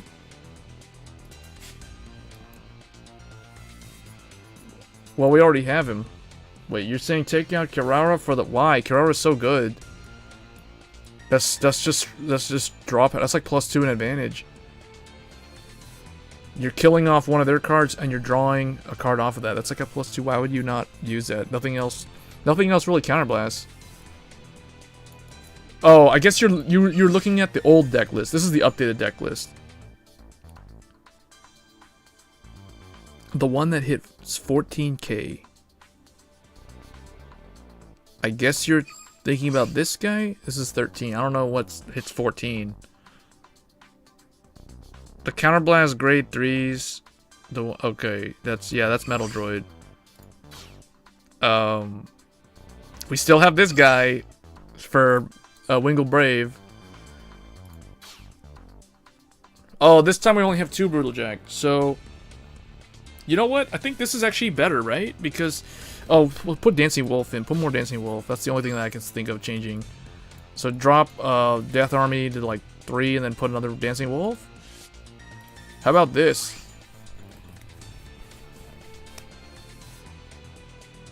And I guess the key is Dancing Wolf and Death Army guy will always go on the rearguard lanes or columns. They'll never go behind the Vanguard. I guess you could, but I guess the only thing worth going behind the Vanguard is this thing. Or nothing. Or this. This can go behind the Vanguard. Oh yeah, this does use Counterblast though. Really? With the 2 crits? The 2 crits, the 3 stands? The opponent will be confused so much with this trigger lineup. They'll have no idea what this trigger lineup is. Counterblast 2 hit against 4... Oh, what about Street Bouncer? Isn't Street Bouncer a grade 2? What about him? I don't even know if it's needed though. Because of Kirara. Nah, I don't think we need him. Kirara's better. Nothing's really counterblasting except the starter and her. And Metal Droid maybe, potentially, like once in a game. And Brutal Jack. We run Stan. Yeah, I got Stans and crits in this deck. This deck is weird. Let's just try it out. Let's see. This is weird. We're gonna put the 2 Dancing Wolves though. Dancing Wolf at 2 because I feel like. For who? Brutal Joker? What's that? Apparently, I don't even know what that is. Take out Asura for Brutal Joker. What is that? This? Oh, this. Oh, this. But why this? What good does this do when you have Metal Droid and the Cosmo Lord? I don't think this is needed because of Cosmo Lord. Cosmo Lord doesn't use Counterblast. I would prefer Asura because he's a better Vanguard in the event where you have to ride him. He does stuff, and also he's an 11k body, so if you have to call him down as a rearguard, it's much harder for the opponent to run over him than like, you know, the Joker guy. The other card though that could be cool is this one, Miss Splendor. Miss Splendor might be good. I did try it out initially, and I was kind of underwhelmed. Although it could actually end games. The problem with Miss Splendor is she's only going to be good in the matchup against like Scarlet Witch Coco or, you know, something that's a 10k Vanguard. Although I guess maybe we could try her this at like take out Metal Droid maybe and put 2 of her. How about this? 2 Miss Splendor as critical trigger. Although I'm not too sure on that crit trigger. That's kind of weird, but we'll just leave it like this. We have 4 Kiraras. We have 4 draw triggers. So that's 8 cards that draw in the deck. We have, yeah, like 3 stands plus the Persona Blast standing. Death Army guy standing or stands up on triggers. I think it's okay. Let's try it like this. I think I don't give this card enough credit. You know, the other thing too is like I was thinking you swing boost this with Death Army guy or the Wolf, then swing hit the Vanguard, then use Azure Dragon and try to Persona Blast, stand this column again.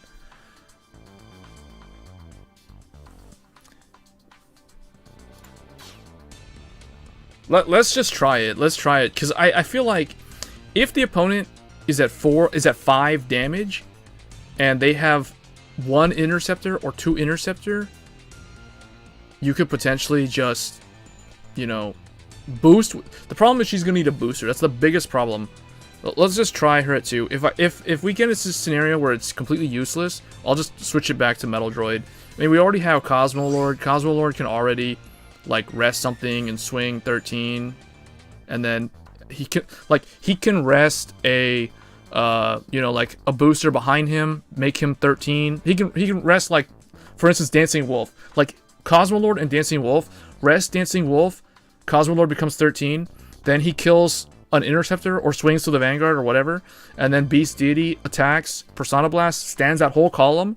Then he'll be 13 still, plus the Wolf will now be 10, so that's a 23k column right there without a trigger. So I think that's pretty good. So we'll go with that.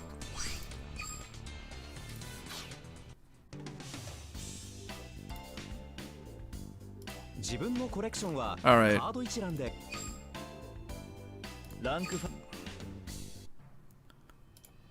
So, this is the first deck that I'm using that is actually running like crits, like all 4 of the triggers together. The last time I had a deck that had all 4 triggers was a Bargle Royal Paladin starter deck, basically, from when this game first came out.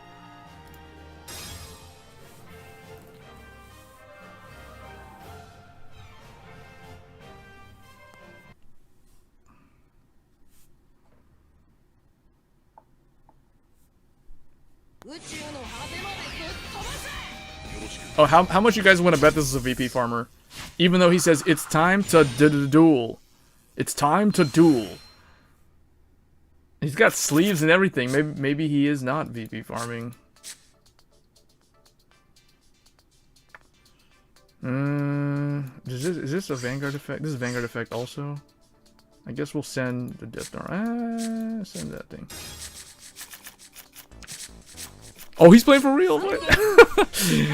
First game with Beast Deity's Dark Irregulars?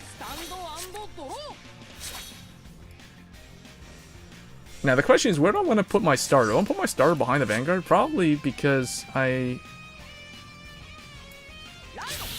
I'll put him behind the starter. I think he's really the only thing that goes behind the Vanguard.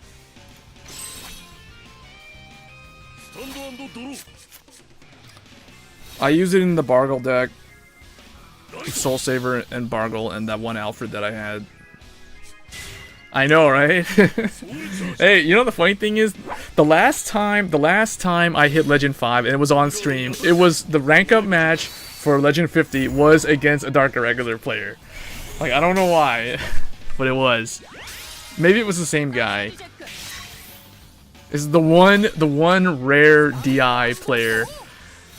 It's like if you roll the gacha It's like the circle is spinning purple, and then you get a Tetsu as the challenger.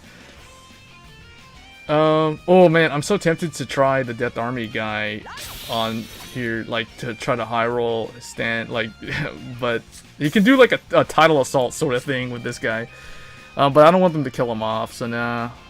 We run crits and stands though, so we're gonna do this. We're gonna actually do some crazy play like this.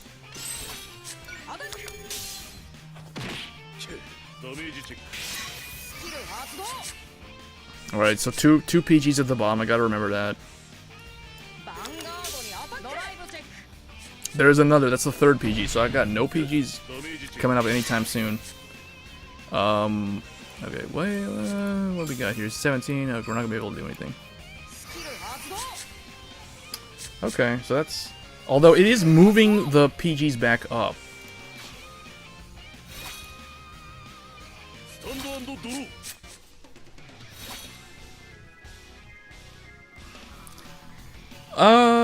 Not really. The way you use rainbow triggers are the same way you use a deck that runs any form of offensive triggers. You usually attack Vanguard with Vanguard, meaning you attack Vanguard last. You swing rear guard, then Vanguard. But those crits could screw up the Persona Blast, but they could also work wonders with a Surakaiser as the Vanguard, so... Oh, that's a smart play. He killed off my Death Army guy.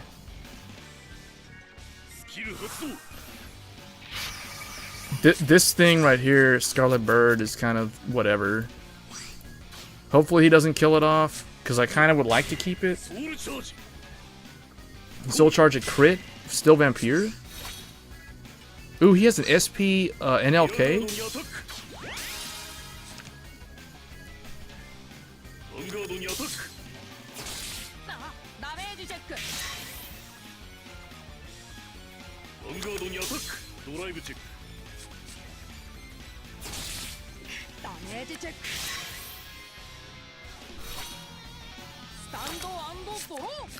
Alright, so now the better play is a Surakaiser, because at least he can extend your attacks. So Kirara is gonna go here to draw a card. This can't hit anything, so I have to do this. So apparently this is gonna turn into a random matchup where it's just a Surakaiser.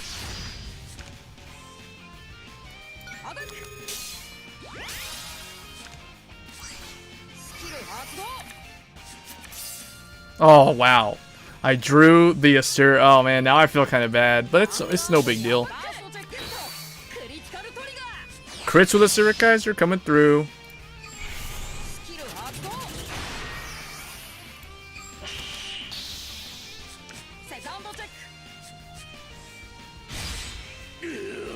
I don't know if I'll do a live stream of it. Usually I record the opening of the packs, and then I just upload it, but I guess I could.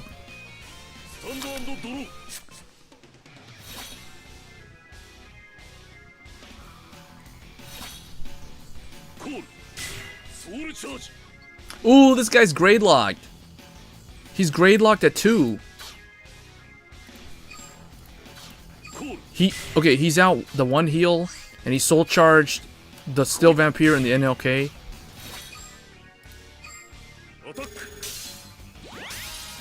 He's calling down his perfect guard? Okay, he's gonna try to rush me down, and it could actually work. It could pay off. If he checks like a critical here... Oh no, never mind, he doesn't have Twin Drive.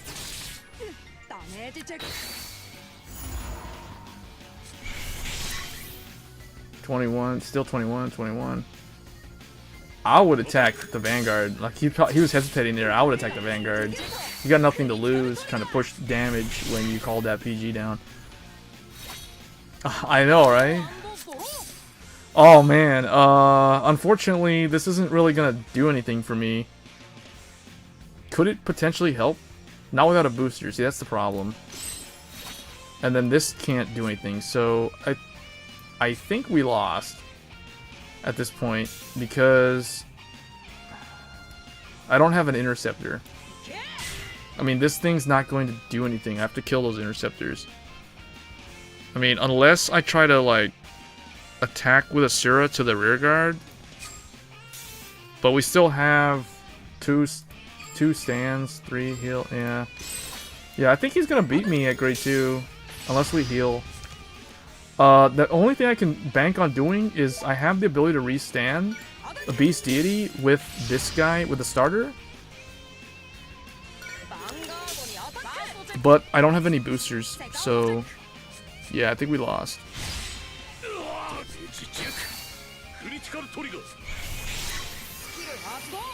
Because he checked crit, so he can't. Yeah, I didn't check anything, so I can't even do that. Well, I mean, if this is the new VP system, I still get 2.5k VP, so that's still better than the current model.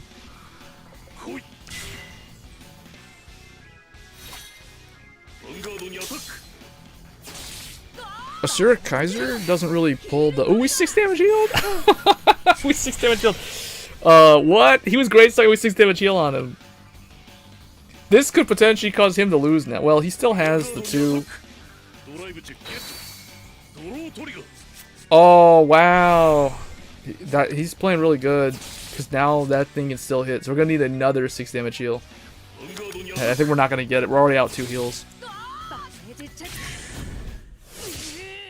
He doesn't really pull triggers out of the deck though, Asura Kaiser. He just plays standard. Like, he's just dependent on activating triggers.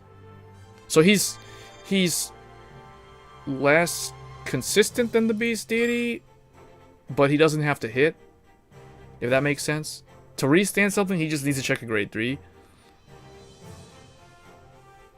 Yeah, yeah.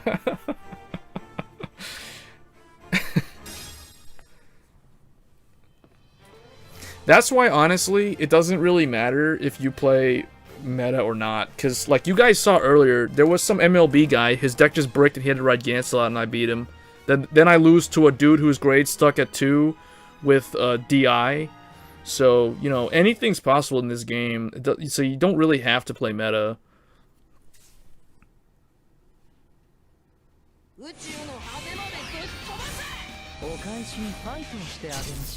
Well, it said Asura Kaiser doesn't work for the same reasons. Storm.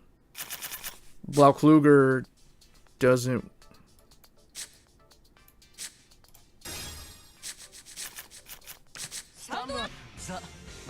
I know, right? You won a grade 2.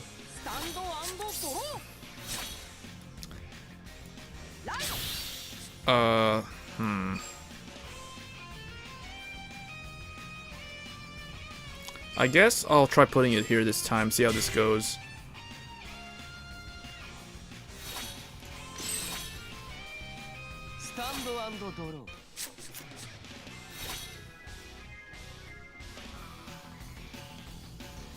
I can't remember if this guy mulliganed or not. I don't know if he's VP farming, but he's really far away from me because there's a lot of lag.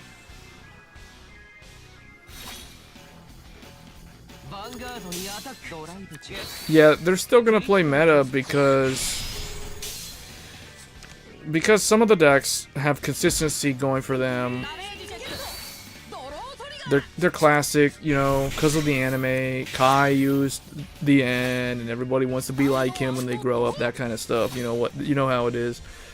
All right, so we can draw a card off of Kirara. I would rather do that than use Brutal Jack this turn, mainly because I need a grade 3, and I could use him as well.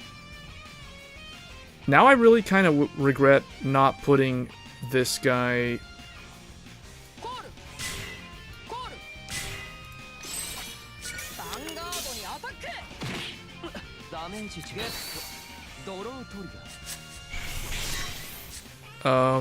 Oh, he can stand him up, but that's pointless because he checked the thing. Still no grade 3, but it's good that it kind of moved those 5 cards out of the way. I mean, there was just a Cosmo Lord heal trigger down there, and there he goes, another one. That kind of messes me up. I can't draw into a potential grade 3 now.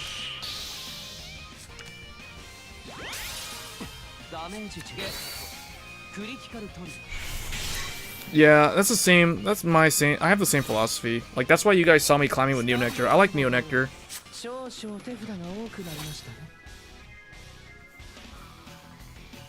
In fact, out of the 3 event clans, like Grand Blue, Spikes, and Neo Nectar, I'd say Neo is my favorite one out of the 3.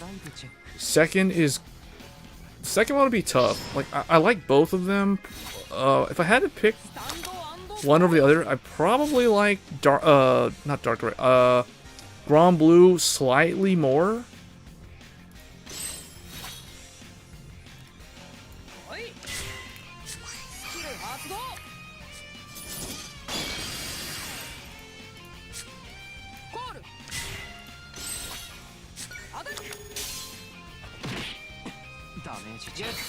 So now we're grade locked, but the nice thing about the Beast Deity guys is that they can help search a grade 3.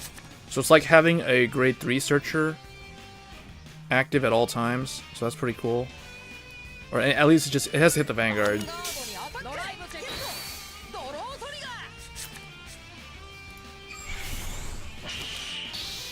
Yeah, same here. I try to play everything.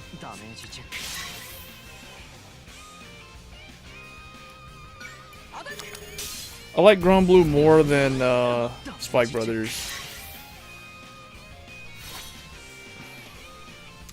But I think in Zero, I've played both of them equal. I have 60 wins with both of them, and then I just never really played either one of them again. But Neo Nectar, I have like more wins than I have with like Bermuda, and I have more wins with Neo Nectar than I have with Nova Grappler, which is pretty crazy.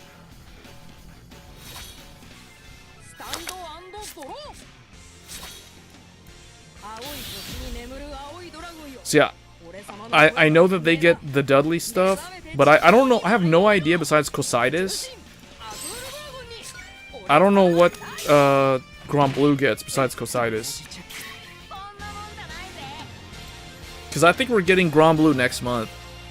I think in the next season, not the next season, but, well, I don't know. We could be getting Grand Blue like sometime in the middle of next season, or it would be at the start of the following season. So like the one after Nightmare Doll Alice, the second half of July would be Grand Blue.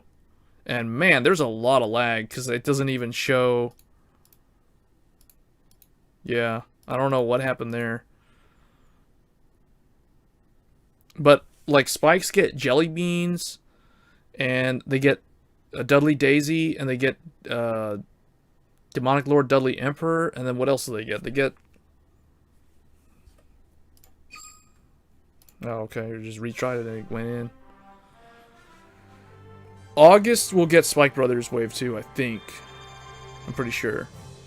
So we're gonna get Grand Blue in July, Spike Brothers in August, and then Neo Nectars in September.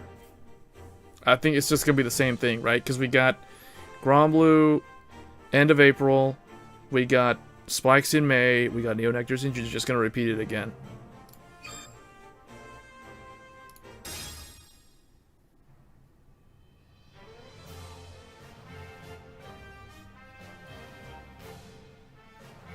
Grand Blue hurts for not having any. Don't they get one though in the next support wave?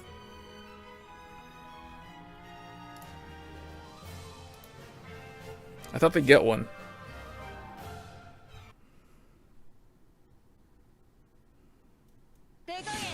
Don't they get, isn't Cositis on 11k?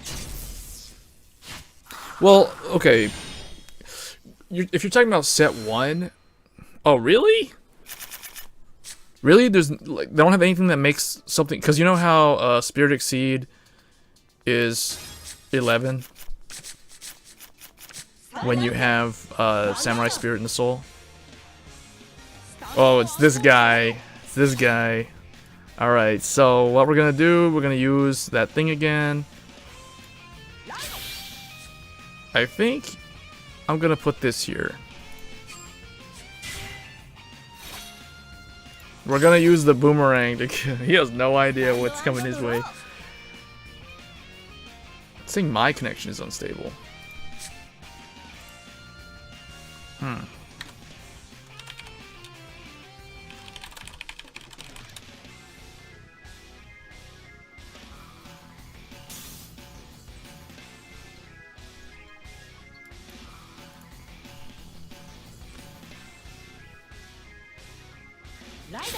Really?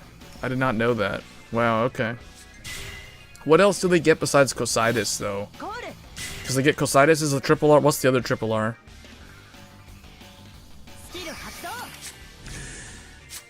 He dropped an MLB. If you see him drop an MLB, that means he's got another one in his hand. Oh, there goes one PG. We have to remember that. That was one that he didn't have.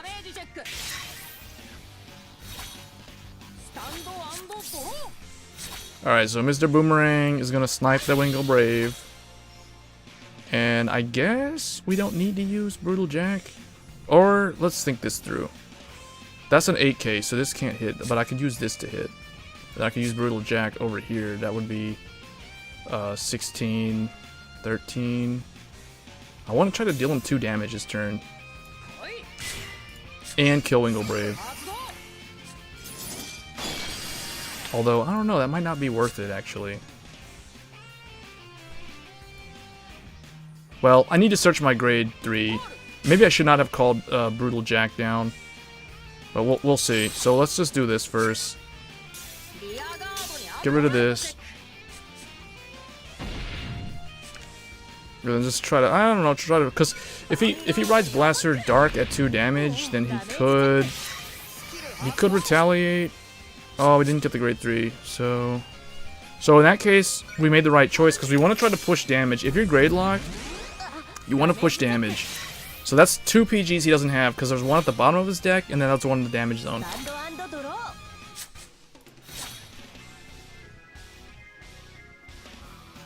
So if he calls the Trumpet Girl, though, or he rides Trumpet Girl, he could bring out, like, a Blaster Dark in the back row or something for later. And then use the Trumpet to kill my Interceptor. Okay, so it goes with that. He's probably missing some pieces, though. Let's see if he uses the Lian to discard card and draw. But now he's got to contend with, like, 2 Interceptors. Don't you just love making the matchup difficult for MLB? Okay, that gives him a card though, so he could... I hope I draw a grade 3 here with top deck 1. Aw, okay. That's no big deal because we can just... We can do this. Let's see, this is... I need to try to search it though, so that's the thing. Because that will be 14, so yeah, that can still potentially hit. Ah, there he goes. There's one. That gives me 1 grade 3. Let's put it here, because I want to try to search for the Azure.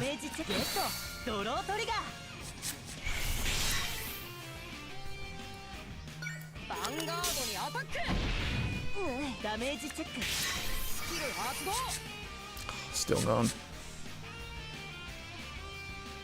Thanatos, okay.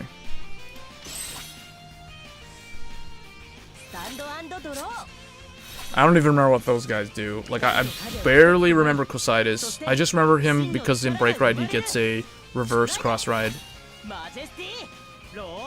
Okay, I guess he has the 2 pieces now, I'm not sure. I haven't seen him use a Gancelot. He ditched a Soul Saver draw, which means he doesn't have 4 Gancelots. So that's good to know.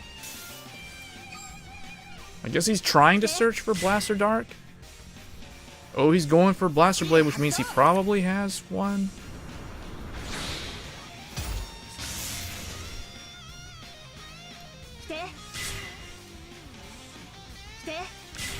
You know what I realized? What I could have done differently? I could have used the Boomerang Man to kill off his grade 1 booster. I forgot to do that.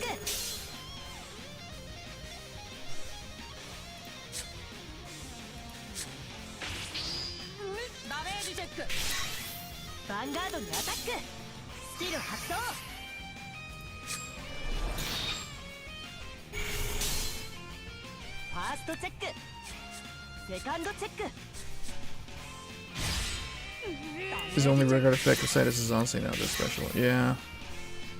Yeah, Gromblue doesn't really get good until, like, the Stride. I mean, they're pretty good in Break Ride. They're okay.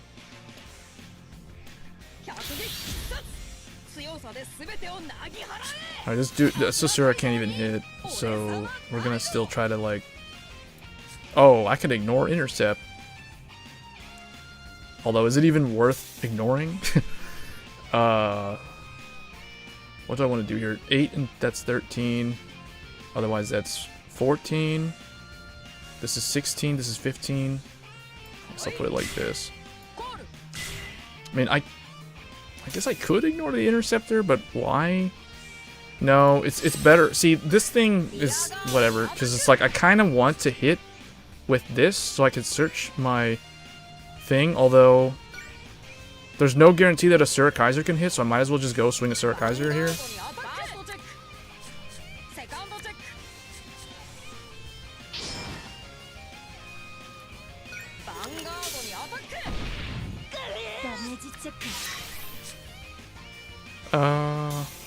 Well, whatever. Can't even do anything. Okay, we got one. And I think that moved the sentinels that I saw on the bottom up now.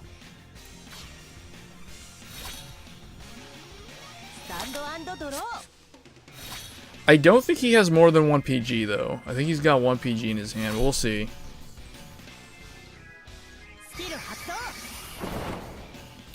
Okay, that's probably gonna be game for us because now he can retire the grade 2 and I guess use Blaster Blade plus Leanna swing after the MLB. Although I don't know, if I check a defensive and he checks no triggers, I could still survive.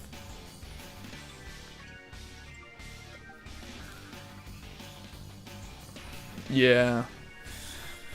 Yeah, I guess it's back to Metal Droid. Because we've got all that counter blast just sitting there.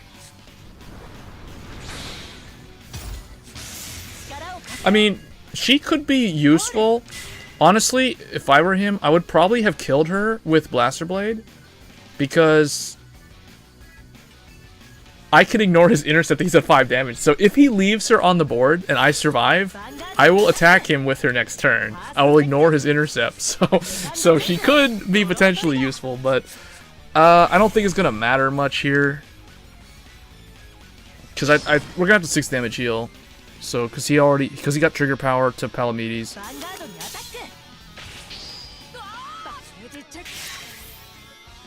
If I 6 damage heal though, watch what happens, because then she's gonna attack him. It would be nice if that actually happens, so I can show you what happens. I really wanted to see if he had the PG or not, because I know he didn't have 2 of them.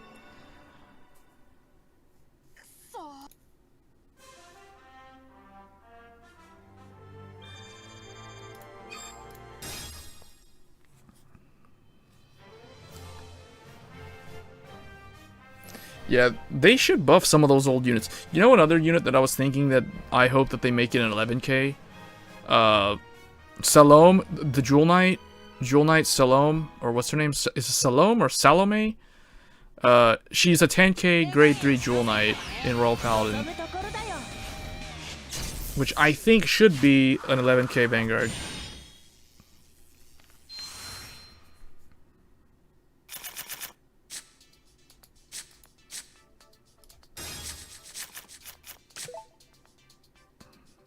Oh, this is another MLB. Yeah, the problem with fighting MLB again and again with this deck, I don't really know how to use this deck that well, so I might actually have to switch back to Neo Nectars or something.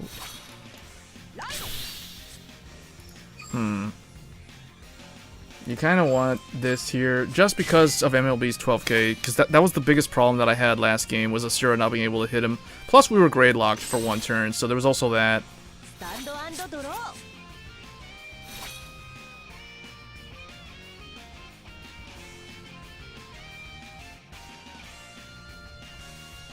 But see, the problem is with the new reward system. Expect to see a ton. They really need to nerf MLB next month. Like, if they're gonna change a VP like this, they need to nerf him in like July 1st. Seriously, because it's just gonna be a whole bunch of matchups against MLB. There's gonna be mirror matches everywhere. There's gonna be MLB everywhere. So it's gonna be so annoying if they don't nerf him. They need to do it to incentivize people to try the different decks. Okay, I can get a big boost with this guy this turn.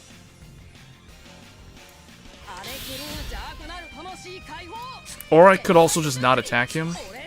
But I want to try to deal him... I want to try to deal 2 damage to him. You might as well, because he's only 6k. Okay, that would have been a PG.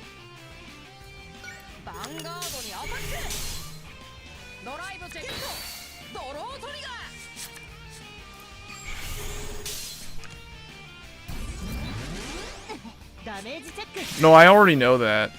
I already know to run 13k attackers and stuff. Like, the original deck list had 2 metal droids in there, but yeah, I forgot to change it.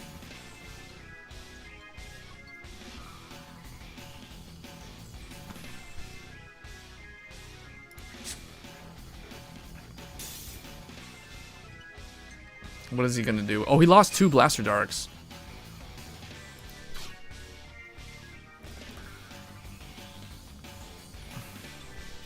If he rides the Blaster Dark, he's gonna have to search the last Blaster Dark.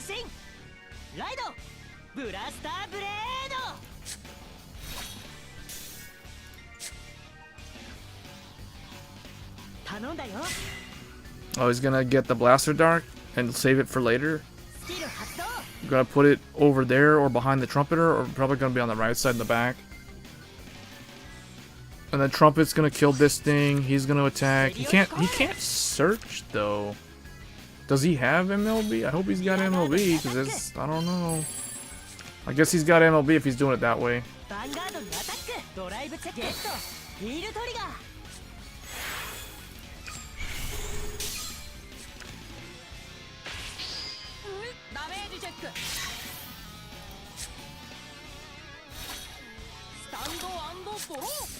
Okay, we gotta go with Sura, because we don't have thing. I kinda wanna do this. I don't have a booster, unfortunately. I'm gonna have to use him, kill that. Stick this over here, I guess.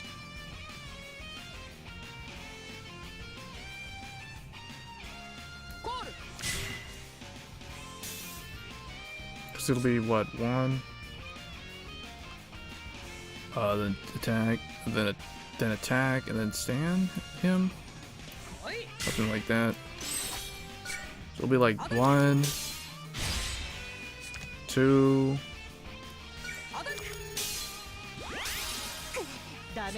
That's 17, and I'll just put the power on it. Because I got lucky he didn't check a defensive. Ah, whatever.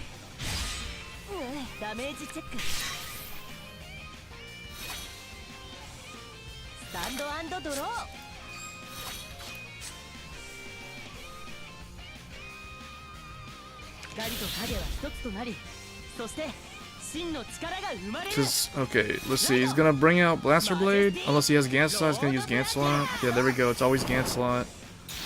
And then he's gonna blow up. I would say kill Asura Kaiser and kill this with Kirara, because he doesn't have the ability to hit with this thing. He's gonna kill Asura Kaiser. That would be the smart move. Yeah. Yeah, but you don't see him that much, though. Think about it. Like, you see a lot of Aqua Force, and you see a lot of the newer stuff. He still shows up, but it's not like this, where he shows up like 90% of the matchups that are not VP Farmer. Most of the time, it's going to be MLB or a VP Farmer. That's the most common matchup. And in those scenarios, honestly, I'd rather fight the VP Farmer, because it's just easier to climb to Legend 50 and be done with it.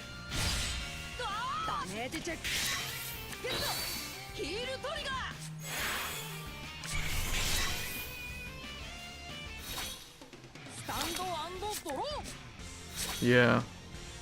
Alright, so we're gonna sit on him, but luckily we actually have something that can do something now.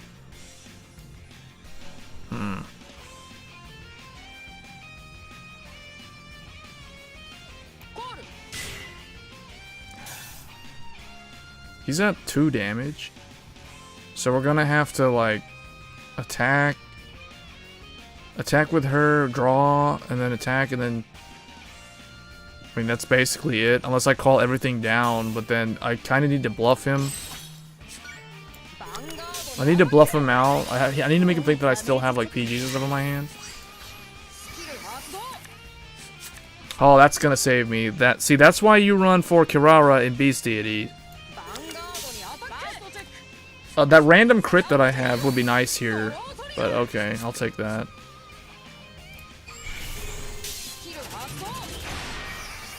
But if they use casual game mode... You know what, I just realized something. My little Beast Deity starter could stand that entire column. But it won't matter because there's no trigger power to hit, so...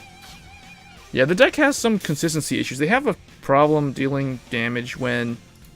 Even though they restand. But what would casual game mode do though? Like... Because if you do casual game mode, there's already friend fight. Like, what would be the reward system or the incentive to actually do casual mode?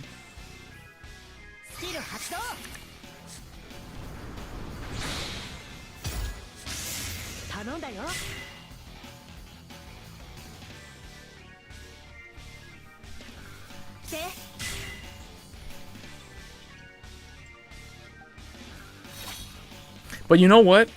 One thing that's gonna happen is by making there be less, by killing off VP farming, I think that there'll be less people that will actually be able to run the top decks.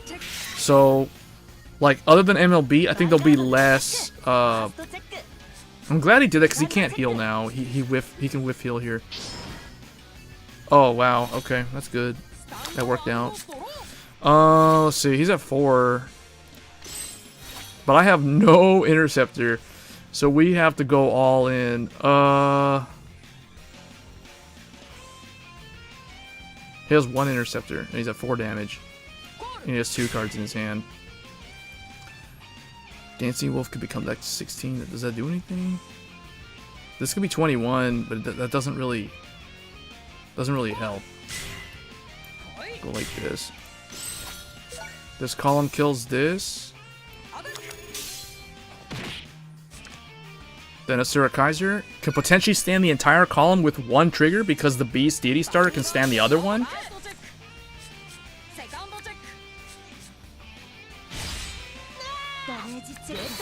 Honey, he just checked another one. Oh boy. I didn't check any power. That'd be really nice if I had power on that one guy, but oh well.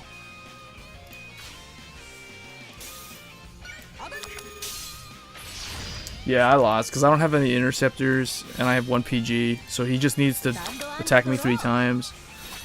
I mean, unless I heal, but you know why?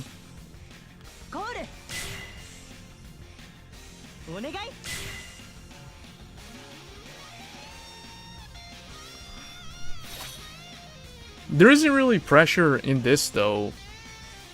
Like, I think the only time ranked matchups would be where you would feel under pressure is like if it's a really close game, or if you don't have a lot of time to play and then you just have to, you know, like you have to try to win, you hope to win the game, like come on, heal, come on. Oh. Yeah, there isn't really pressure at all in rank, to be honest. Like,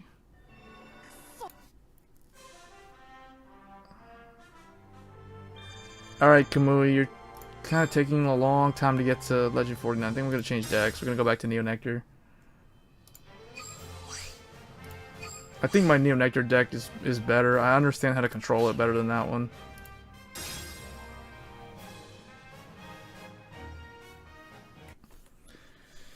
But, you know, by weeding them out, they're also going to make it so that there's less people that will have fully completed top decks like MLB. Or it'll take them longer to build those decks. 984 Smurf. This guy's always VP farming. I've faced this guy like 5 times. And he's always VP farming. I'll be surprised if he's not here.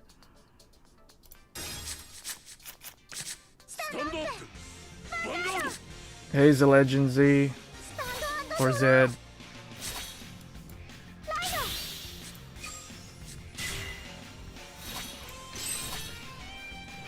Yeah, farmers do make it a joke, but they also do make it not as stressful. Like, to the point on it being a sweaty environment, farmers really, they defuse that. But what's gonna happen, you're not gonna see, like, those, you know how there's, like, people that are, like, already Legend 300 whatever? Those people are gonna, it's gonna be much harder for them to reach those big numbers. What do I want here? That guy could be 15. I'll just put it here.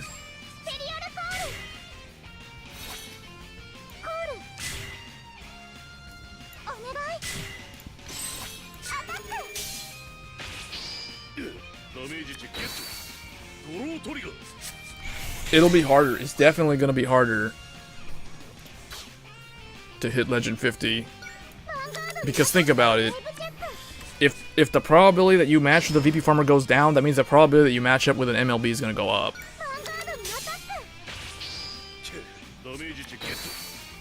Yeah, exactly. So it's going to be a lot more competitive than the way it is right now.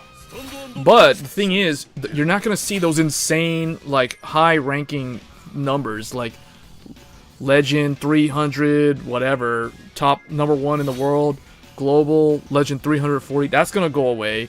That's going to be way harder to pull that off. It's probably going to be near to impossible. Because I can almost guarantee you, those people at the top, those guys are, the only way those guys are able to get that high number is because of VP farmers. Without the VP farmers, they can't reach those type of numbers. Potentially, but I don't know about that.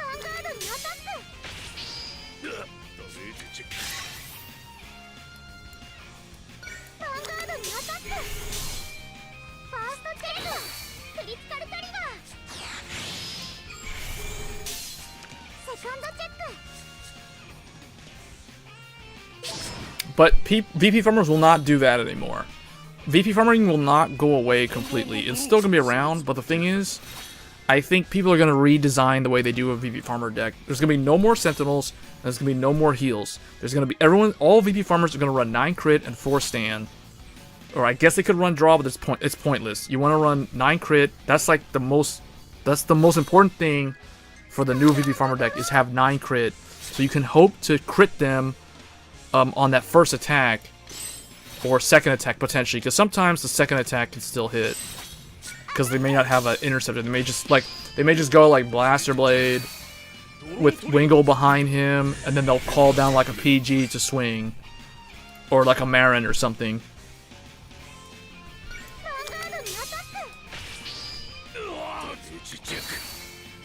But see, like this, there's no point to do this as if in the new VP farming model. Why would anybody put heals and PGs? Because it's no longer going to be about trying to win the match.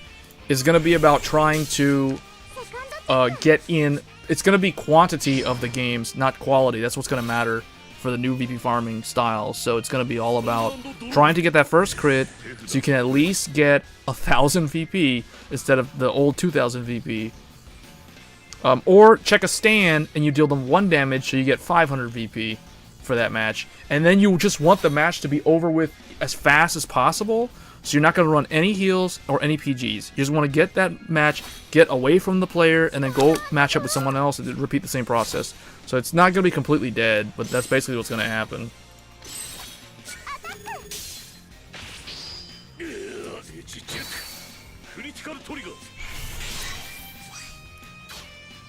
You can still do it though. Like VP farming can still.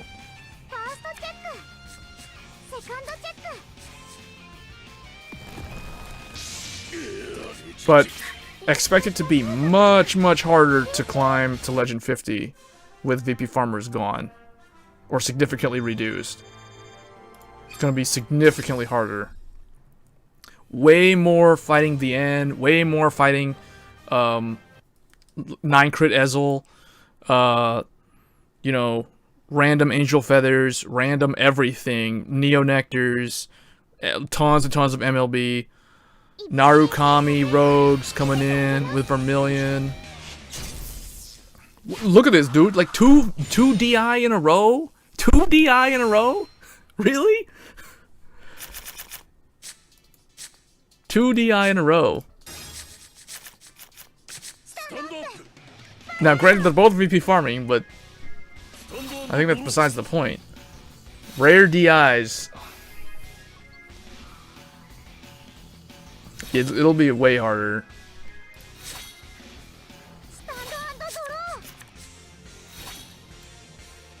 Just ride this. It's pointless. And then... that isn't even a proper number, but whenever... You know, we could also do... No, that's pointless.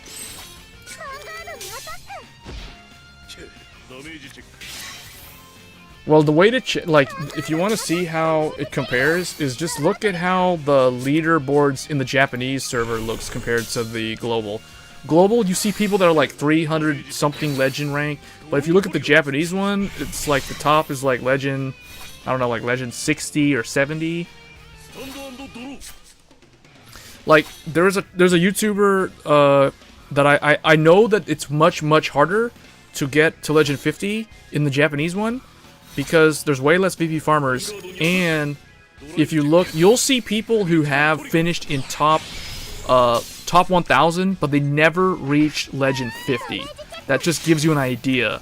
So, which means that they have the SP reward, but they only have like 2 or 3 of the non-SP. They didn't get the full place because they never reached legend 50, but they still finish in top 1000. So it gives you an idea of how that changes everything.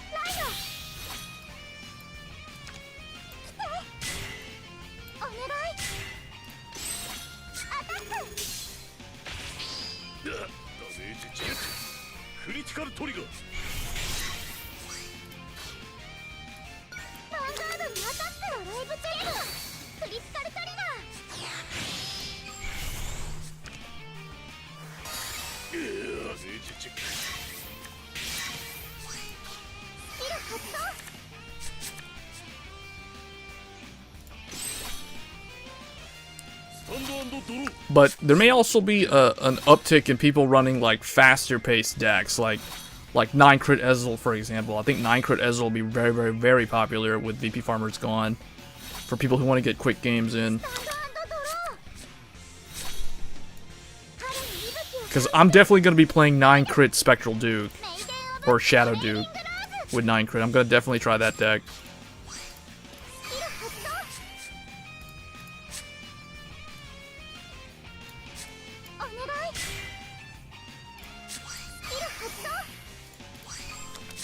I'm doing like all these moves for no reason.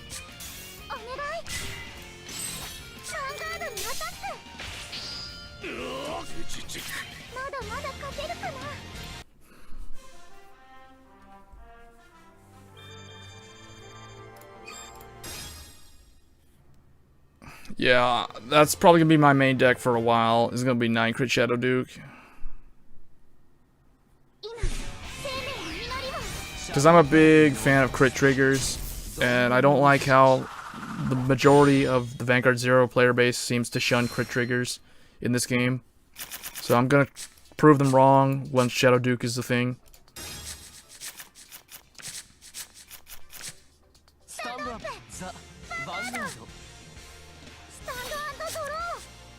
Just pull for the event packs.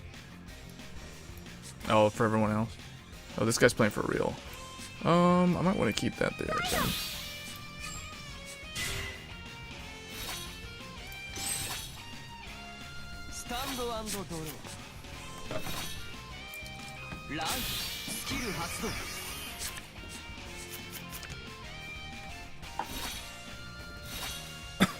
Most of the time I play pretty good. Like Grand Blue for me was terrible.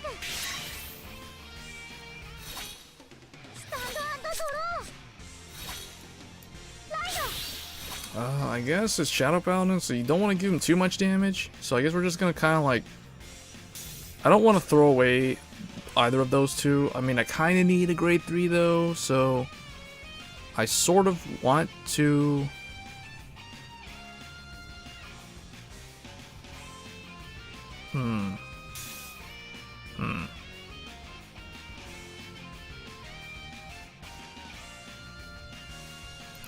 Alright, let's ditch Corolla Dragon. I hope I'm not gonna regret this. But I kind of need a grade 3. Okay, I got one. Although that I could have drawn one off of him, but we'll see here. Oh, he would have drawn me my Mana Trilling Rose. No. Oh well, I dealt him 2 damage, but now he's gonna retaliate though. Now he could he could retire my P Knight, which is kind of what I don't want him to kill.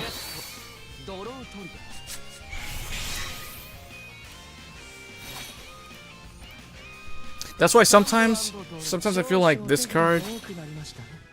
Ooh, sometimes it can help. Sometimes, oh man, oh well, it's not bad, not a big deal. I mean, because I have a booster behind him, so it's not totally terrible that I have to ride the Behemoth as the grade 3, unless he retires it. But he retired P Knight, so that's okay.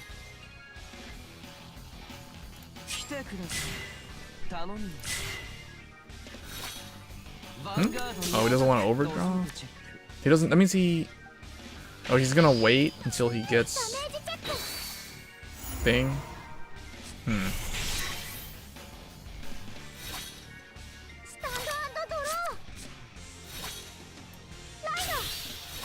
Now, we can't really do anything here except...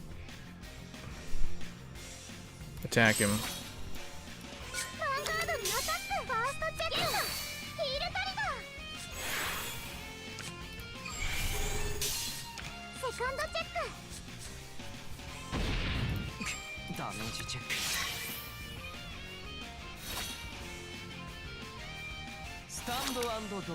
Well, you know what I think we need to do?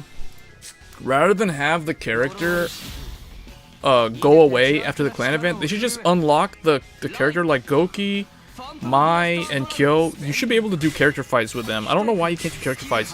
I mean, that way you can at least work on crafting the cards. Like, why do they lock those clan event cards out to like the exclusive clan? Like, you can't get the cards unless you do the event. I think that's kind of lame.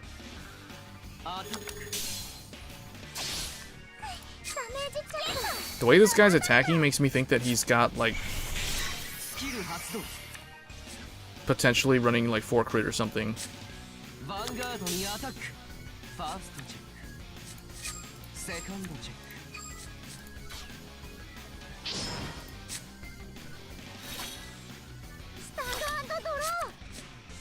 Alright, now let's see, we want to stay on him.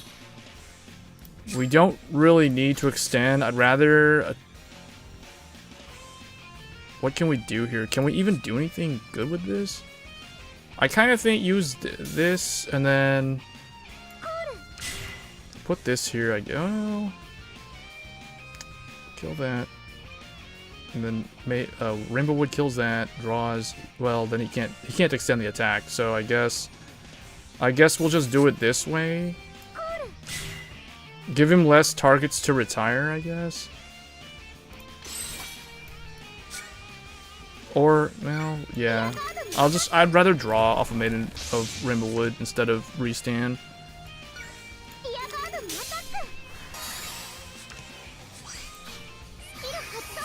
Yeah, they shouldn't...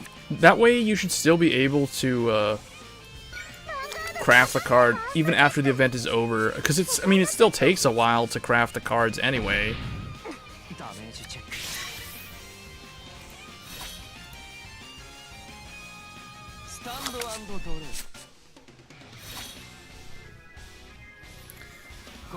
Well, see, I think the thing is with these events, if your luck is really bad, you have to spend gems on stamina refills to keep on rolling the gacha on the clan or on the clan event.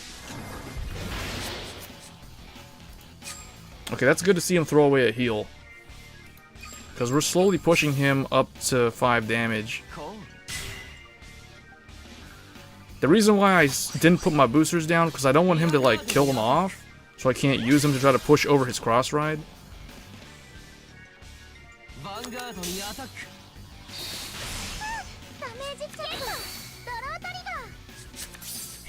withdrew my heal.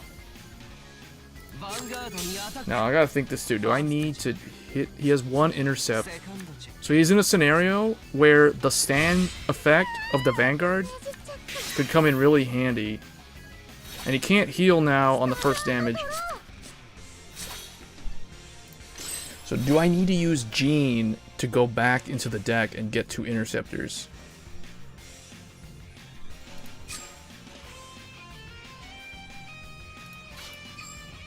Because I don't think I could call 2 out. Or we could just do this. I mean, no, I need to build up a big column here. So this needs to be the first attack to the Vanguard.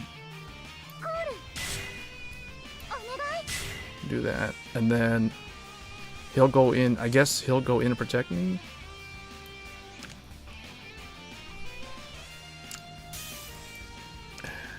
And then I can, oh, but he'll have to boost. So I guess I have to do this. 1, 2, 3, and then stand the column. Something like this.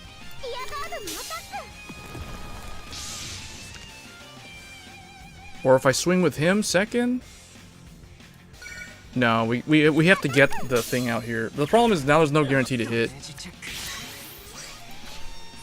So what I'm gonna do though is I'm gonna get these to protect me just in case. So 1, 2. And now it doesn't matter. I have 2 PGs. I don't need to worry about his Phantom Blaster. So we're just gonna try to hope to hit over that with a trigger. Any trigger would work. We got the crit, so it's okay because now I'll force him to use the PG. But I can't do the restand though, that's the only thing, because of the PG. So now he can use the Overlord to blow up one interceptor, kill the other one, and try to attack PG and try to attack PG. So now it just depends on how many PGs he's got in his hand. He's out 1. I guess I could look in the log to see if there was one of them. Why would he do that? Why would he call the last heal? Oh no, the 3rd heal? Okay, there goes his draw. So he's 9 triggers out. And I am 8 triggers out.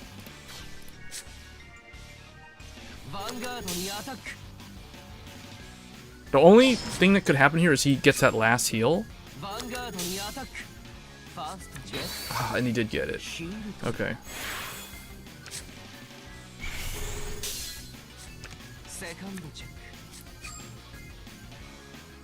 That last heal might... Well... He still has 3 potential draws.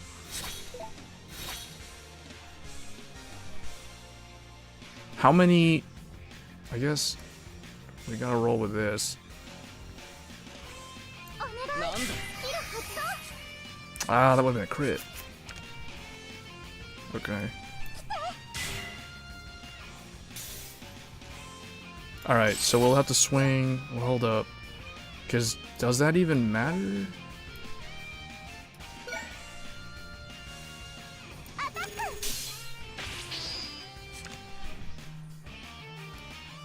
How many? I have 2 crits, 1 draw, 2 heal. I'm just thinking I should do this, and then put the power on that other column and send the other column. Oh, I didn't get it. Well, then it wouldn't have worked if I attacked with the other column. But because he's at 18, I don't have the power in the column to hit over it.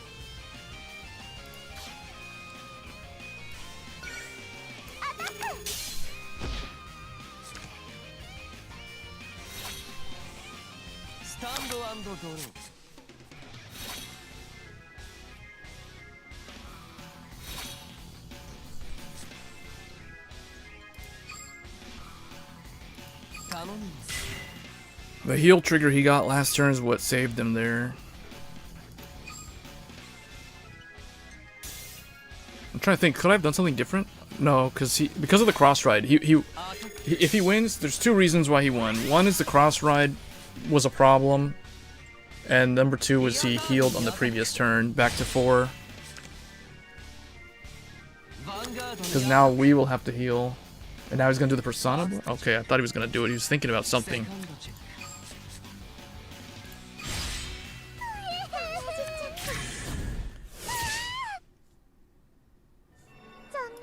Yeah, that game, that was a close game. That could have gone either way.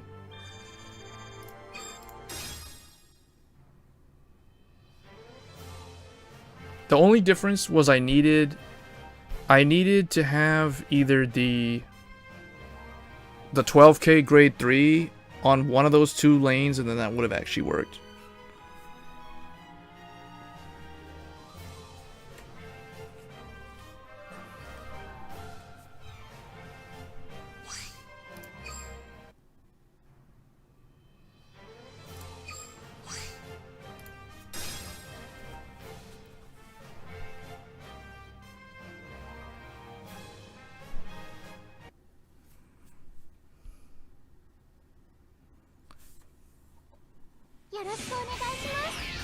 One of the triple R's in the show.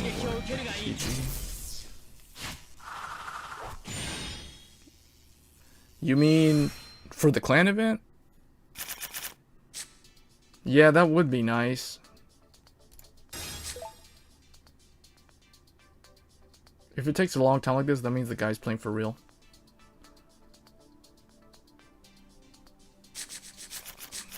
Oh wow, an actual... Okay, so this one, I've faced quite a few Dimension Police.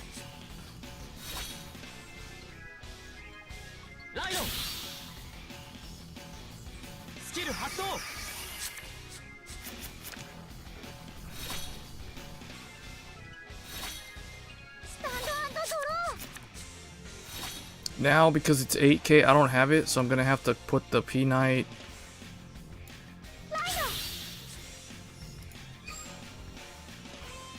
Yeah, I have to put him behind.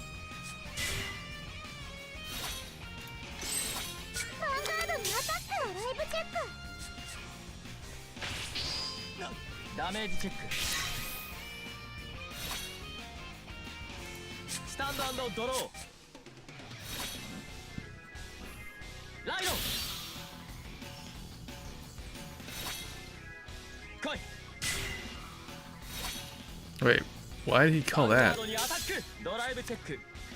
Huh?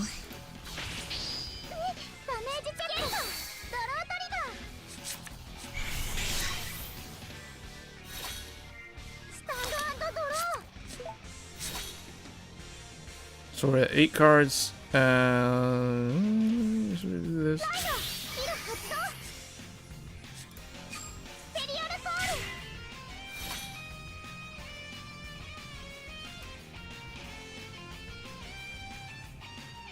This is 15. But that's kind of that's a very high roll play, but I do have a lot of I don't have a lot of grade 2s, so we can do it this way. This is 12, so this has to go first. Okay, that helps. That ensures that this will hit.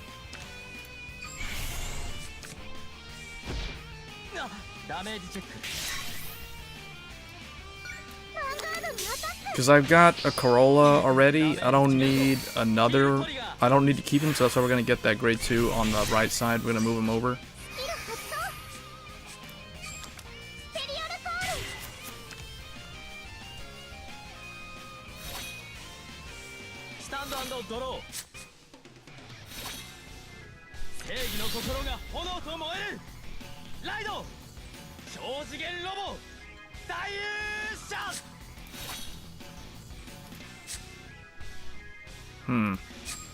This is a stand trigger. Oh, so he's running the stand variant with Dayusha, which basically the way if you want to run the stand triggers in the the Dimension Police, you're gonna want to have a lot of laurels in the deck for it to actually be worth running for the restand play. But that works too. because I rode a 7k. So he's gonna get the critical. Yeah. So that actually works out pretty well. Yeah, I mean I've seen quite a few actually. It's usually people running the Enigma, and this guy's actually. Yeah, no, he's running the Enigma. Okay, there's one Sentinel.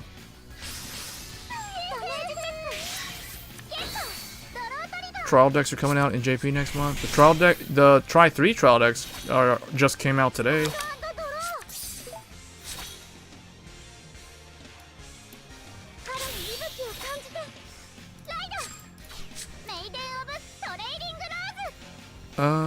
Oh, Gene's up here? Gene, go up. What are you doing?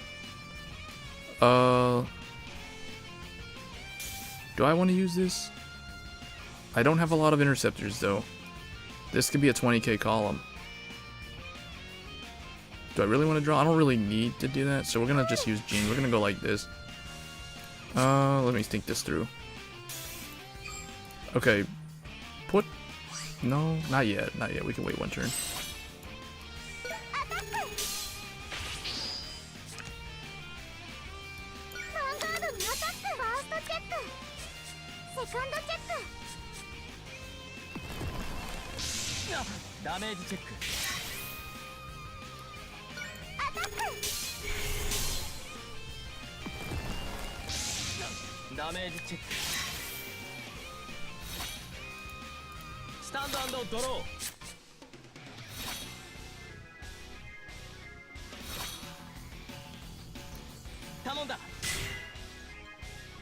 Huh? Oh. Wait, what? What new clans? Oh no, what do you mean by trial deck? Gold Pelt? Yeah, it's July 1st. So next Wednesday, we're getting those 4 new clans.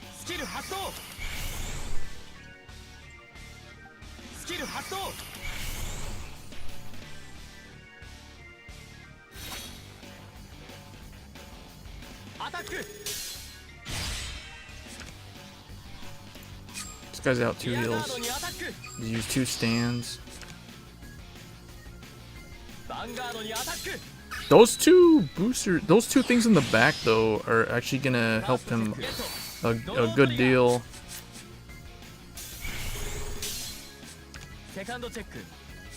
Wait, what? That's the first I've heard of this. You'll be able to buy trial decks in 0 that have a triple R and 1 PG.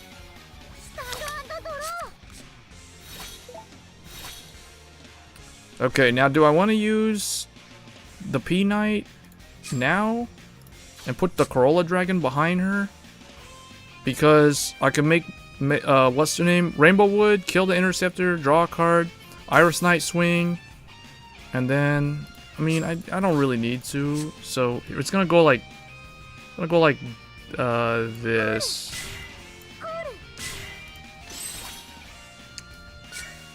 I mean, I could also just do this too, now that I think about it. Yeah, just do this.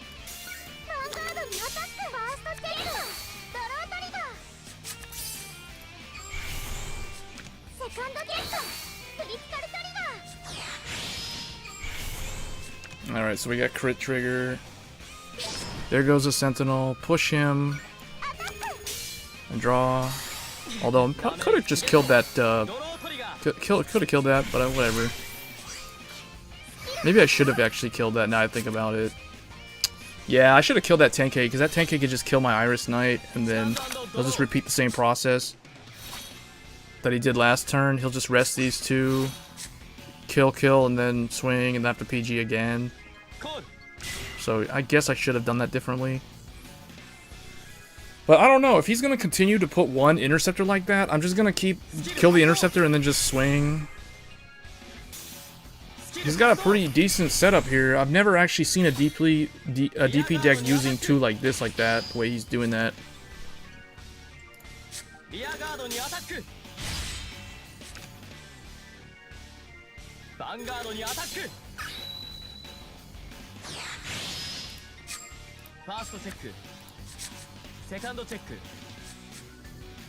See guys, this is why I don't mulligan PGs.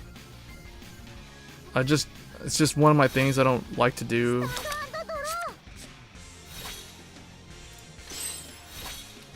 Now, how many of those do I have? 1, 2. I got 2 left in the deck. I can use this to get 2 of them back out. In fact, I can put it here.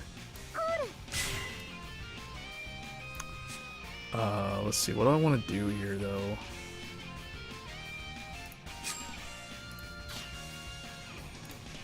Use this.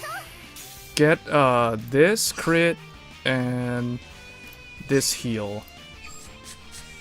And then now, so it's gonna be Jean first. She's gonna need the Corolla Dragon. And then I guess this to here. Or this guy can kill that thing. And I'll just have 1 interceptor that turn. No, well, no, we'll just do it this way. We'll just do it this way because I'll have 2 on that side. I have to attack in a different order, though. That's the only bad thing.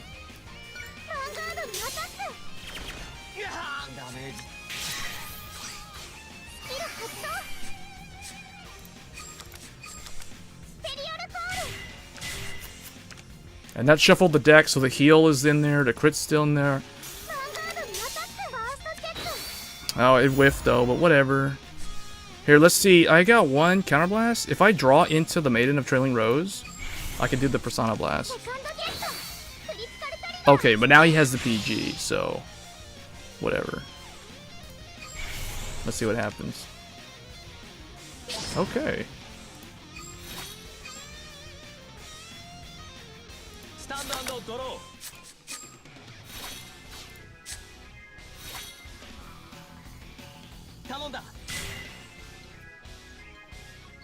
Okay, he has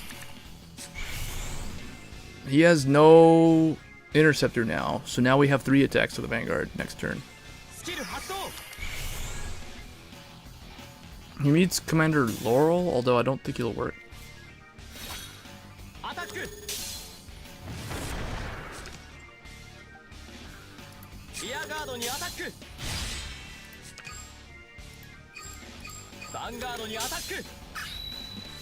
Thing is, he might heal again back down to 4. Ah, yeah. I hate when that happens. So now that's 3 out. So 6, 2, 8, 7. So he's out 8 and I'm out 7. Okay, that's good. That's really good to see. Because we kind of need 2 of them again.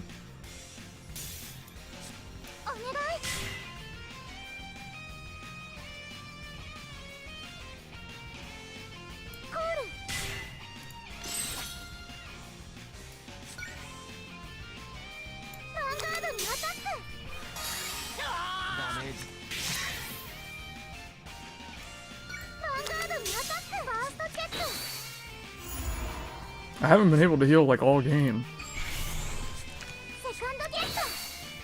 Now does he have the 3rd PG? I think that would be the 3rd one. Okay, he didn't have that one, so that's why crits are pretty good because they can get over 6 damage heal situation.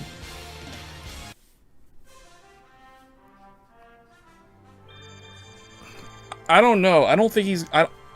There's no guarantee that he's gonna come back to this game. I think he's probably moved on to some other stuff by now. I think there's more to it than that. Like if he's, because now the game is gonna be a lot more competitive. So it's gonna be more like the Japanese server. And you guys saw how long that game was. That Dimension Police matchup just now was a relatively long game. I think that was like a 6-turn or 7-turn game. At least it felt like it. Because I PG'd him two or 3 times. That's like 3 turns at grade 3 plus the ride up. So that's like at least 5 turns right there. Then the final turn was like turn 6.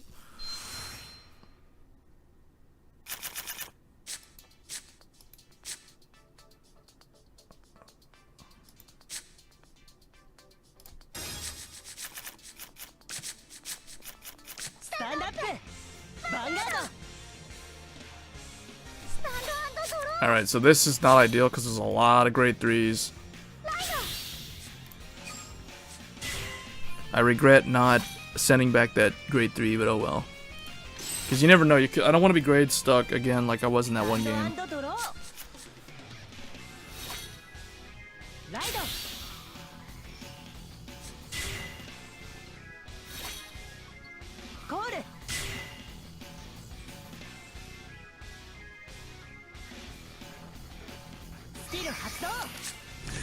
Oh, this is the Garmor MLB. I don't like this variant of the deck.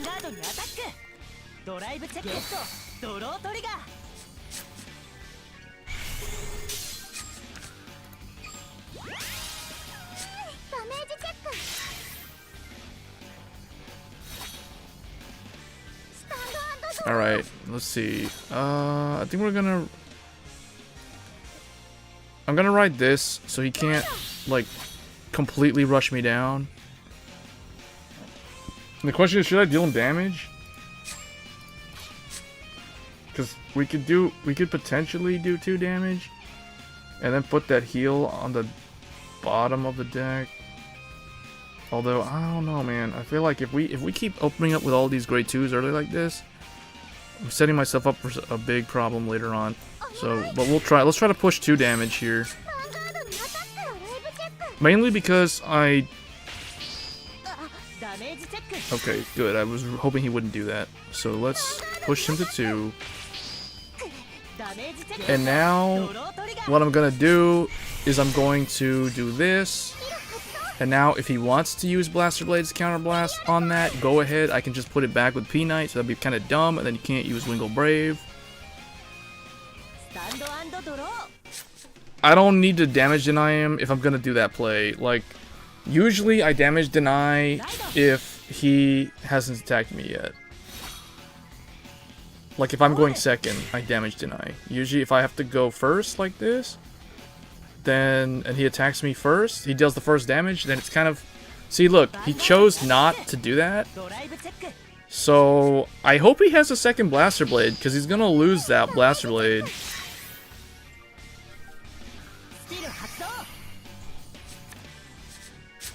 Oh, he needed MLB, so I hope he has that Blaster Blade, because that thing's not gonna stick around.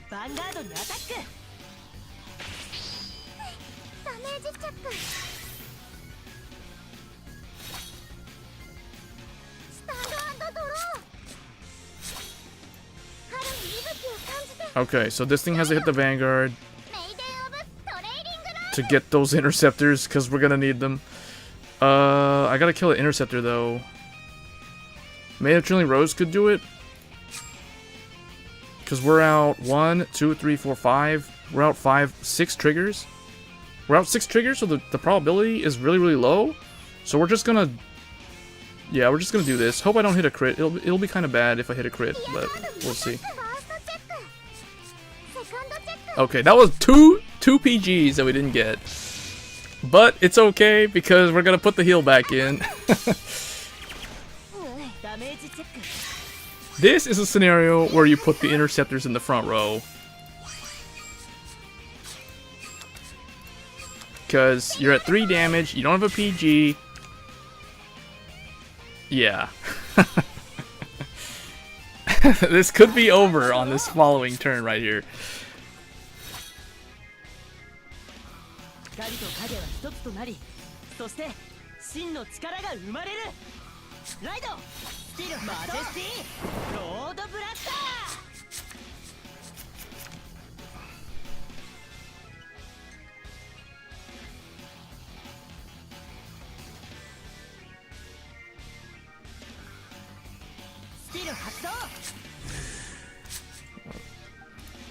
He threw away a draw. How many triggers is he out? 4? Oh, there's two SP. Yeah, you guys are right. He has 2 SP MLBs. There goes the Blaster Blade. Now, does he have the Blaster Dart? I think he's trying to fetch the Blaster Dart with this card.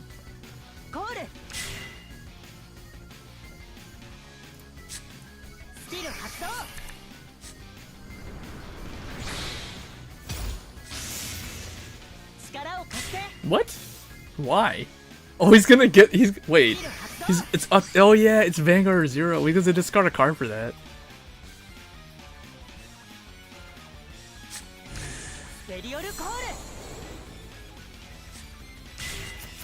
So, what's gonna happen here? Okay, I see, I see. Wait, what?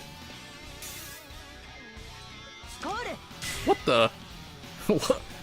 What? Oh, okay, he wants to keep one interceptor? I'm gonna die here unless I heal. I put the heal back in with the 2 genes.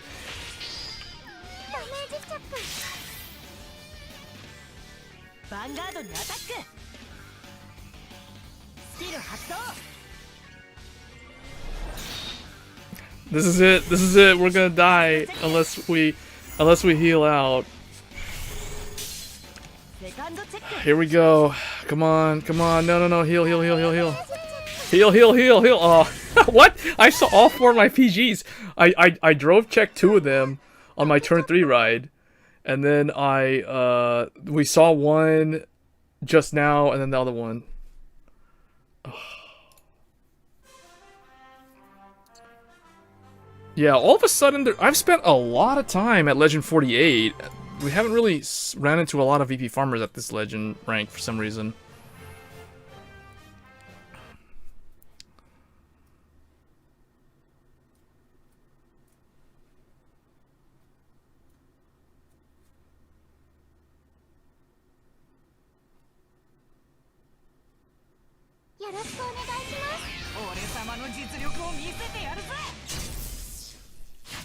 I think it's because the time, yeah, it's because it is in the afternoon over in Singapore. That's the reason why there's a lot of people playing right now.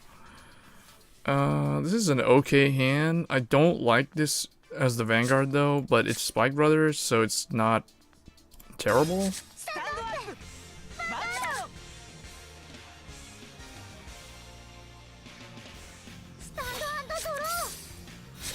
Okay, that's even better. So now we'll just do that. Put this here. So I can rush on the following turn. Because if he rides like a Wonder Boy, then I need the booster for my Blade Seed.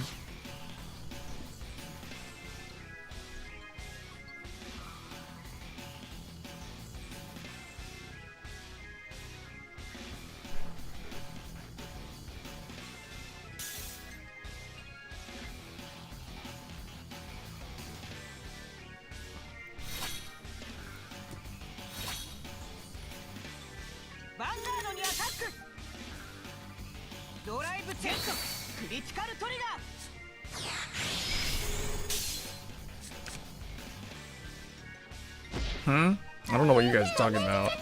I don't know what you guys are talking about, but we got ourselves a VP farmer after going through like, what, like 3 or 4 games in a row that were not VP farmer. We had like Dimension Police, we had MLB, we had 2 MLBs.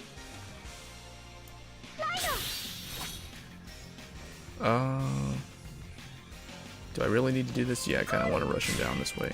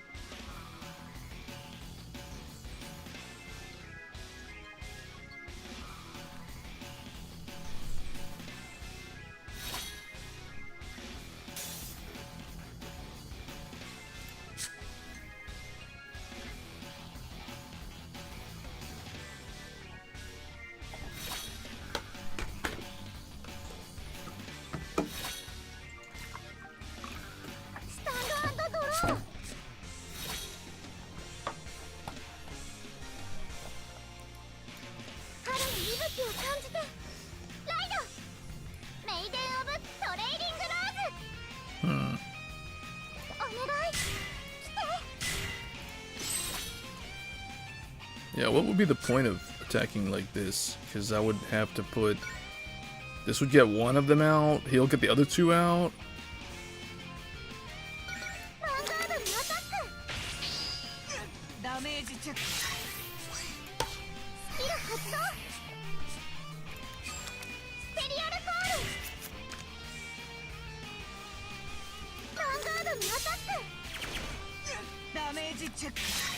I guess there's well, whatever. It compresses the deck.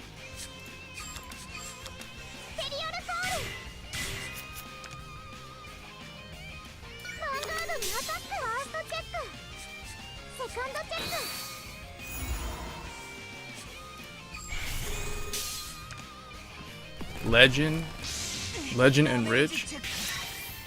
I don't understand. I'm confused.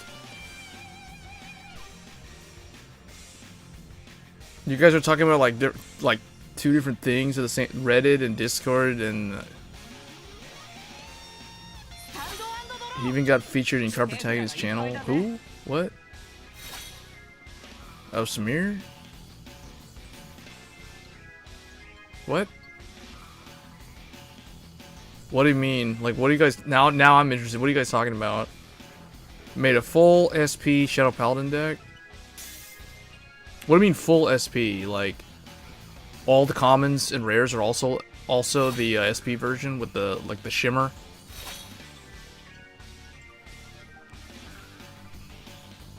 Wait, what? That just means that he pulled all the SP cards, multiple copies of them. I mean, the probability of that happening is super, super low. So I would say I am legit surprised. Wait, let me see. I gotta get rid of this thing. Make this 15.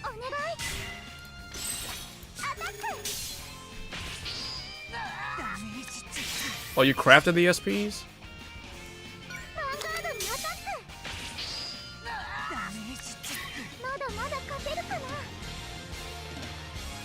No, the SPs you can pull, but if you make a full, what do you mean by full SP? Like 4 copies of everything is SP, or just like 1 SP of everything?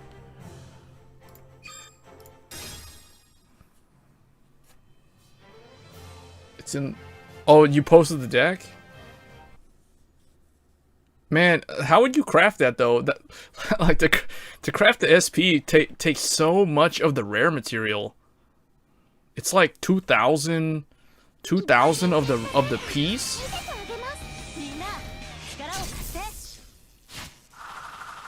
Check forum. Okay, we'll check after this next match. I probably should have gone and checked it right now. Oh, this is gonna be another MLB. See, man, the nerf to this MLB cannot come soon enough. Well, at least I got double trailing rows, so I can at least do the Persona Blast.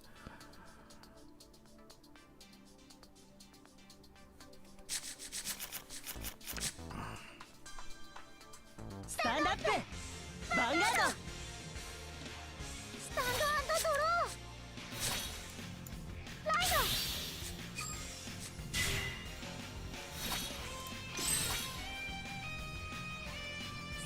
and draw!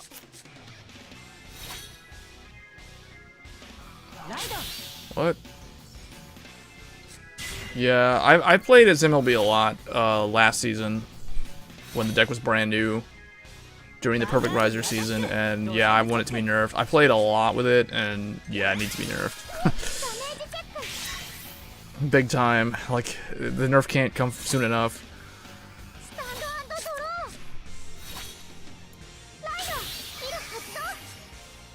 Oh wait.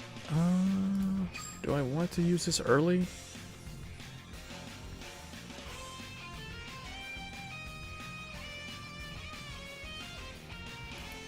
What do you guys think? Should I use it early? Yeah, let's try to use it early. Let's see. That's 14. This is 15.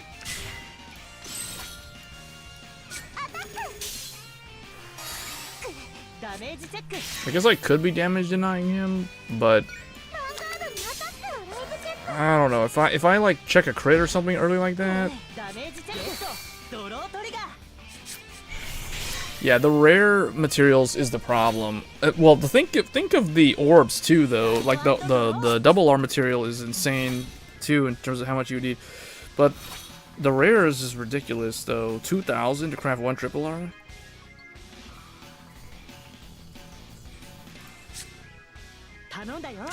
The reason why I was okay with calling this down is because I'm gonna rebuild a column anyway with Maid of Trailing Roses Persona Blast. して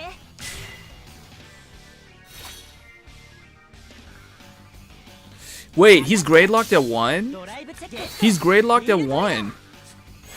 So I'm so glad I did not damage deny him, because if by attacking him, I got rid of Blaster Dark. Which is what he would have actually, drawn. Whoa! ダメージチェック This guy's stuck at... ヴァンガードにアタック He could still rush me down, though. ダメージチェック We'll see. I'll try to fix this. He has no interceptor, though, and now I have that, so I can potentially draw a card and kill off one of those things. スタンドドロー Alright, Maid of Trailing Rose. Here we go. We have the 3 counterblasts we need. We need this to... go here, I guess.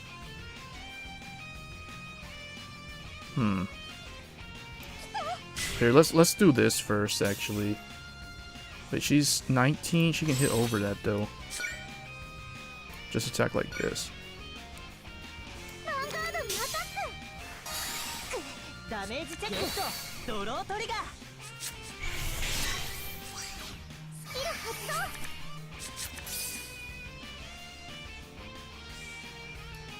ヴァンガードにアタックファーストチェックセカンドゲットフィールトリガー Alright, so what I'll do is I'm going to put the power on P-Knight.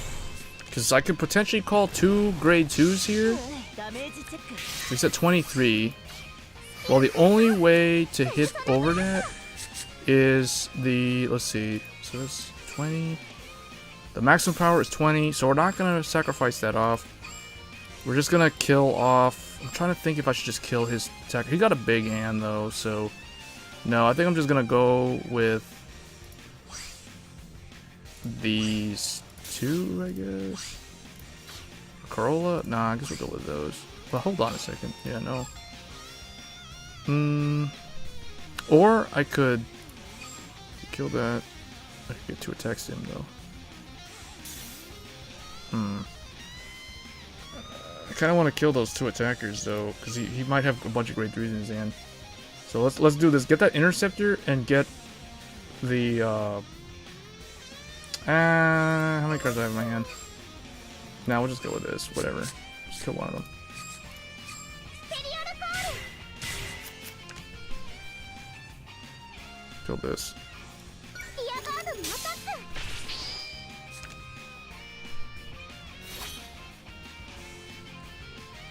スタンドドロー Yeah, 1,600 packs.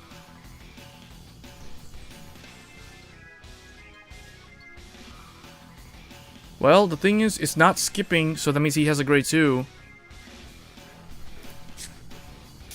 It's not skipping ride phase, which means he did get a grade 2 off of one of those, that draw trigger, or he just drew into it. But if he has a ton of grade 3s in his hand, then we're in pretty good shape. We still have another Maid of Trailing Rose to do the Persona Blast again. I could use P-Knight to put another Maid of Trailing Rose and put the heal back in.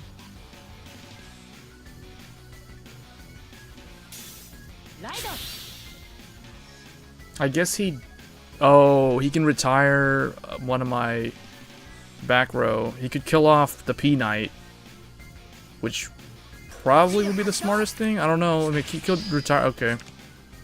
I guess he's going to try to continue the rush.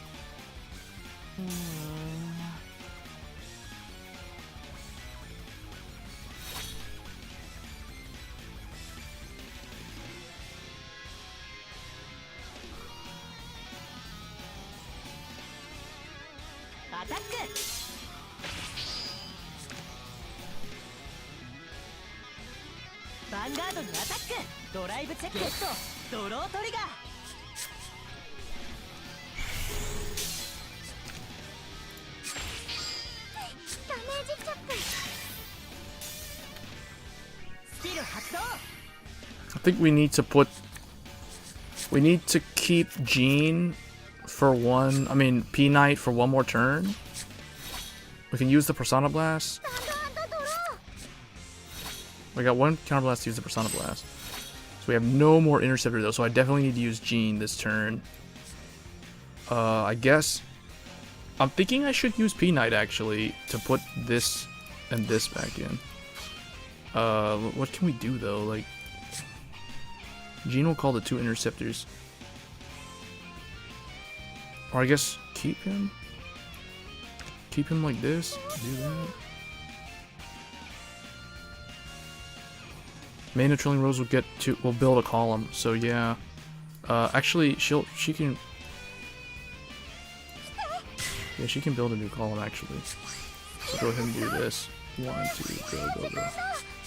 Oh, I gotta move quick.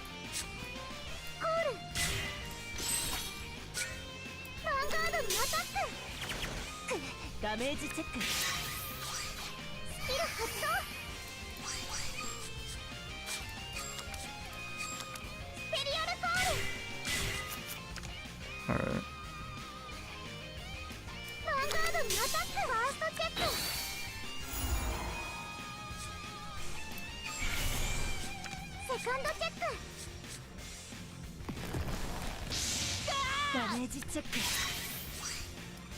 Wait, what's he at? He's at 19?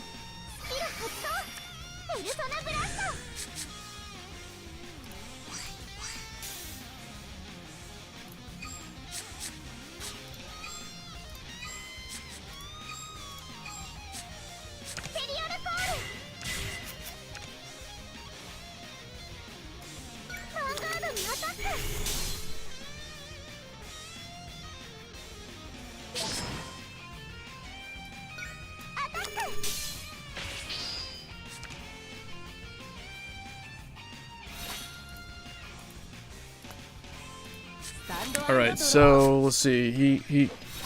I got 2 PGs, so I think we're okay. We're at 3 damage, so we're okay.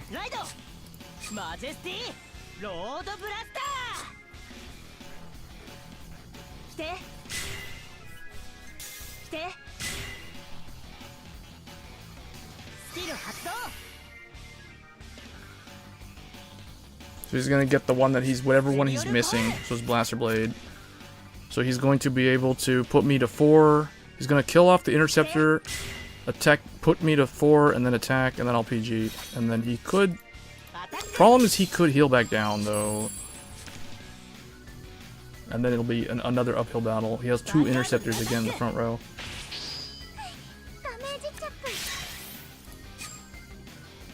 But he's out 2 PGs already, though, so... But I only have 1 attack to him. That's the problem. Did he use anything? Oh, he did use 1. Yeah, he used 1 on the last attack that I did to him.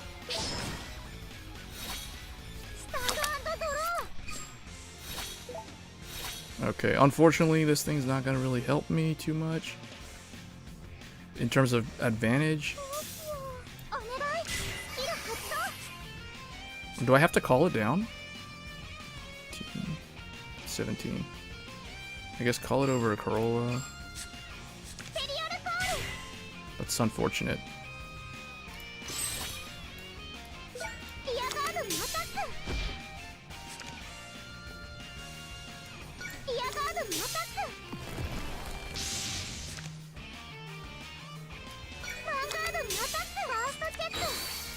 Oh, that whiffed.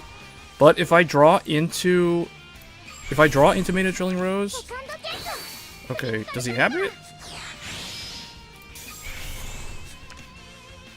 Oh, and that's gonna be it. He's gonna need a double heal. Now he's gonna need another heal. Okay. You had to really think that one through. That ended up not being easy at that last part there.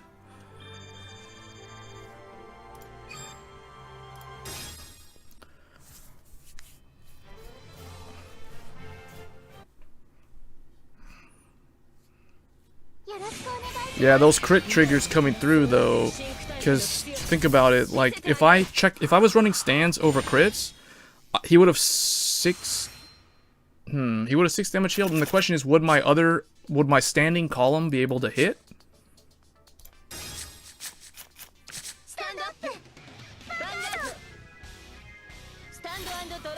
Yeah, you gotta do those big brain plays with, if you're trying to beat MLB with, like, basically any clan, I would say. Even if you're playing the end, you can't, like, if you go against MLB with any deck, even if it's the end, it's still a big brain, like, you can't really just try to steamroll over them. Doesn't really work that way. Wait, is this is a VP farmer, right? Oh, I should have rode that thing then. Okay, because that's gonna be, yeah.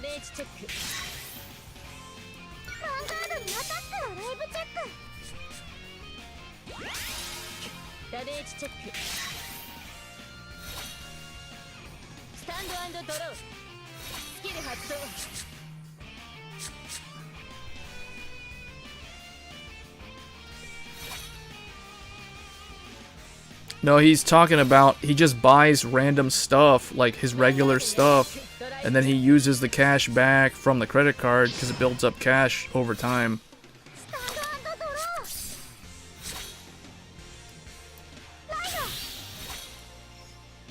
Make 15 here.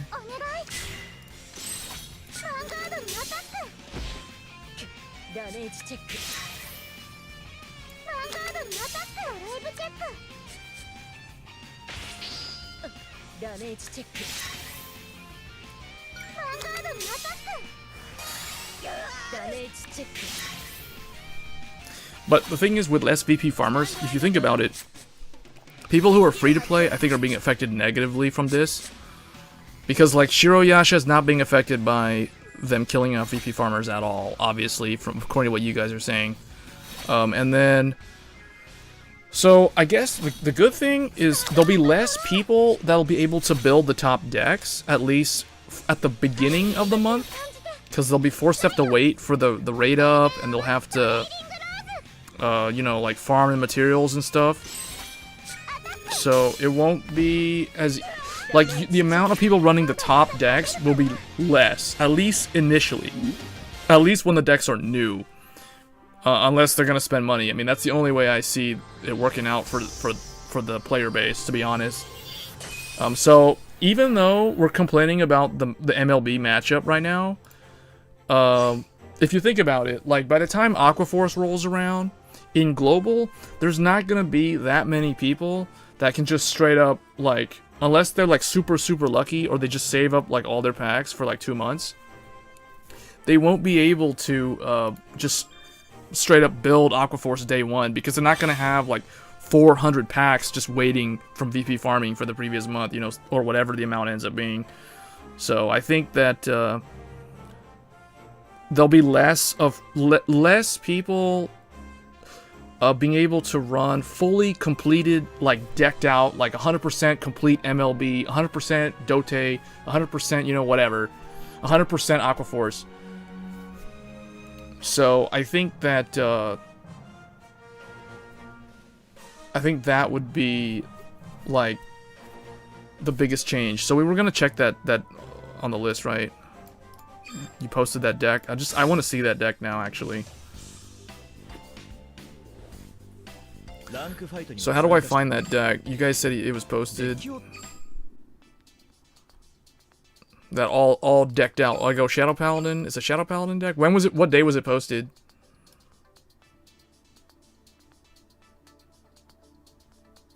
Or I guess, is there a way to filter by? Is there like a word I can put in to filter it?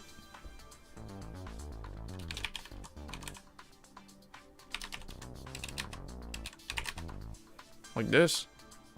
Just do that.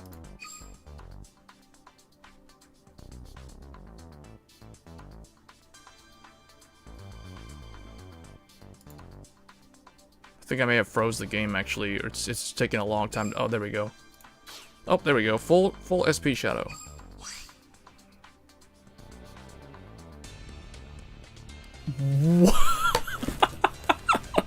What? Dude, this is a meme, man. What is this? I almost, like, dropped my cup of water.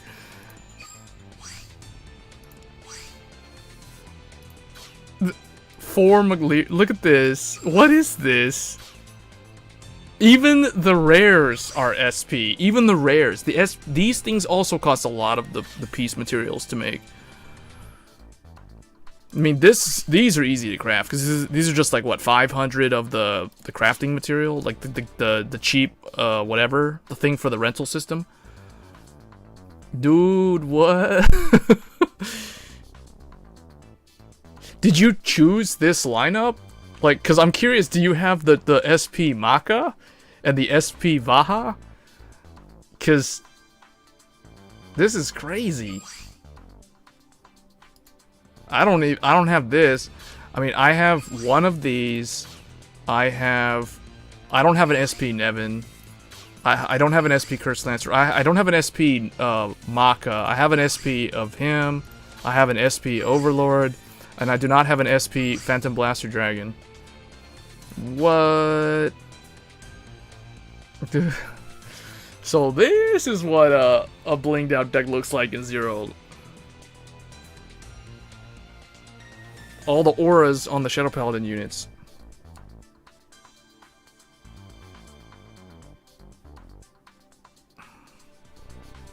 Wow. This is...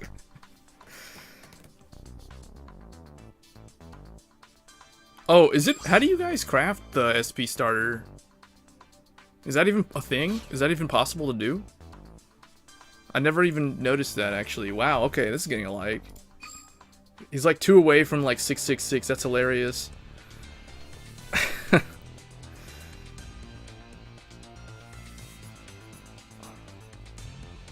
Hey, when did you complete this? I guess I can look at when it was posted. Go back. It was posted on the 24th. So when was that? Wow.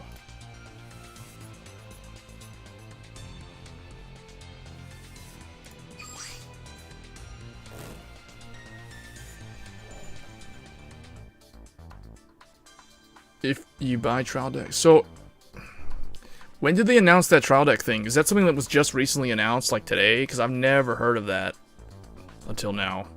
That trial deck system. That's a really nice system, though.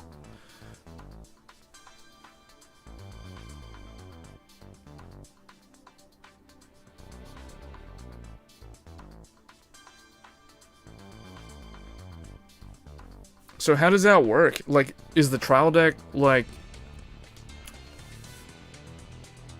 Is the trial deck system just gonna be like new clans? Or are they gonna introduce it for every clan in the game? At some point? Or how does that work? I know it's for JP, but it's like... I've never heard of it until now, so I have no idea how it works.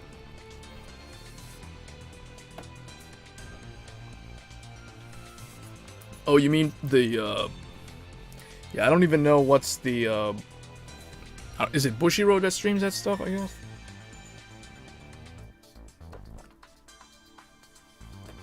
Man, I'm just in awe of this. Like, this is I can't believe this is actually a thing.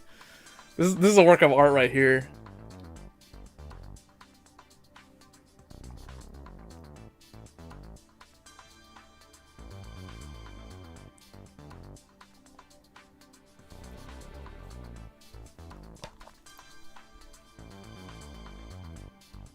Going in for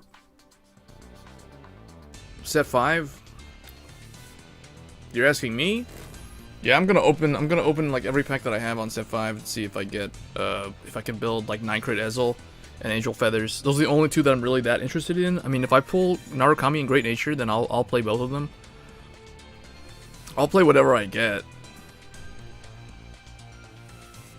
I think Narukami would be cool because I think that Narukami is good at countering, well, I don't know, because I feel like Narukami doesn't really do a whole lot against against MLB, because MLB can sometimes have a problem with interceptors to begin with, depending on how their draws and, you know, what they draw into before they ride up to MLB.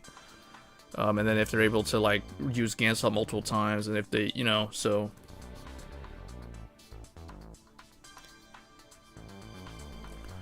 Oh, you're going SP Narukami? Dude, this is crazy, man. Like, I can't believe this. This is...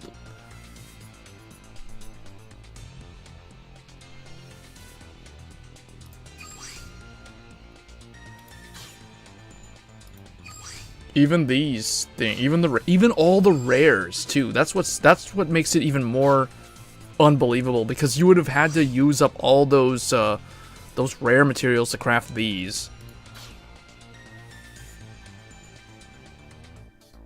Because this is what, there's like 4 commons in the deck. No, 5 commons in the deck.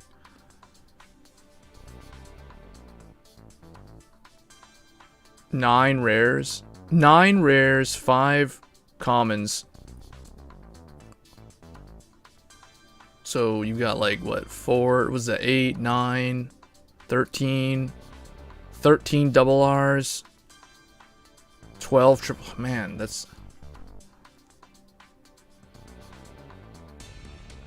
Oh, yeah, that's true. I guess you wouldn't have had to craft that many of the rares if you open that many packs.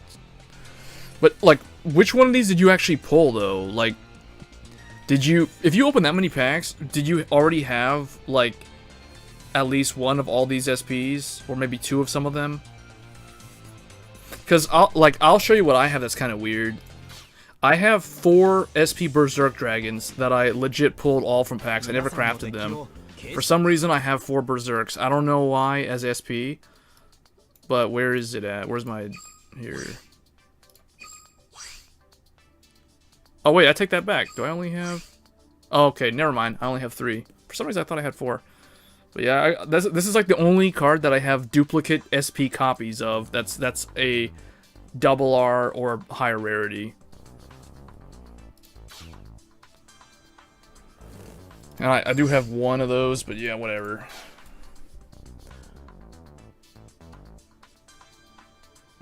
Two triple R SP and 3. Yeah, that makes me... I want to check like what I have. I'm pretty sure I don't have... I know I don't have a PBD SP. Yeah, I've got 1 of these. I've got 1 of those. And I have 1 of these, and that's it.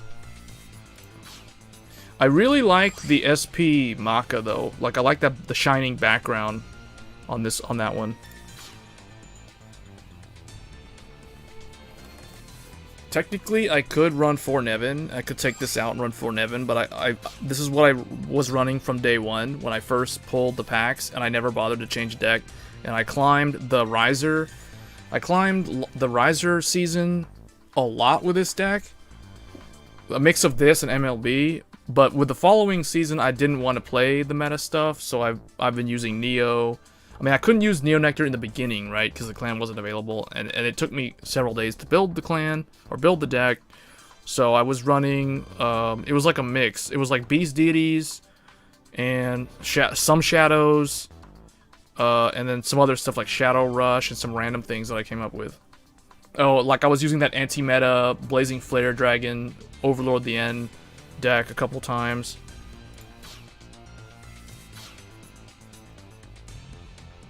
Zero BB. Yeah, I really wish I pulled an SP Scarlet Witch Coco. Because, oh yeah, this is another deck that I was playing quite a bit. Not so much this season. I kind of replaced this deck with the Neo Nectar deck. But I pulled one of those. This looks pretty cool. Bermuda, I don't think... Oh, I know I have 2 SP Riviere, Super Idol Riviere. Wait, where is that deck? Oh, Riviere. Yeah, I got 2... for some reason, I have 2 Super Idol Riviere. But I think this is the only one, the only Bermuda that I have an SP of. Everything else is just whatever. Yeah, Bermuda, I mean, you can even climb... Honestly, like, playing this and playing Neo Nectar in competitive play, I think Neo Nectar currently is better. Like, it's sad, but it's true. This deck is actually better because you have a heal that you can recycle into the deck, call Interceptors out. You can conserve them in the back row. You can, like, use one of them and save the other one. You have free calls, potentially. You have a really good, like, +2 advantage, draw a card. You don't use a lot of counterblast in the deck besides that card. This deck is just overall better than the Bermuda. Bermuda, like, this is one deck that I wanted to try. I think I need to put the stand. I need to change this to stands, though. Although Riviere doesn't have to hit a Vanguard to do the Persona Blast.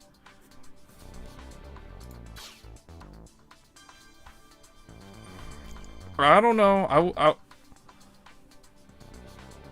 I wouldn't say always. You never know how they rework prisms and duos.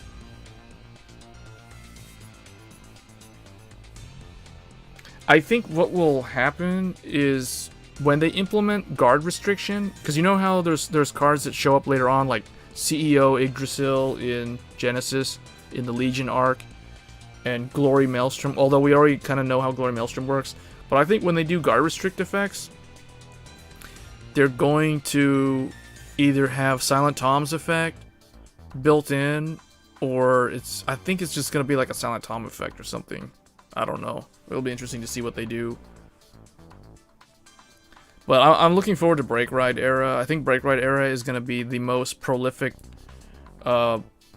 point in Zero's history. I think after Break Ride, or rather after Legion, I don't know what they're going to do with the game, to be honest. Like, are they just going to go put Stride in the game? Because I think, like, if they put Stride, well, Legion and Stride are going to require significant changes to the way the game works.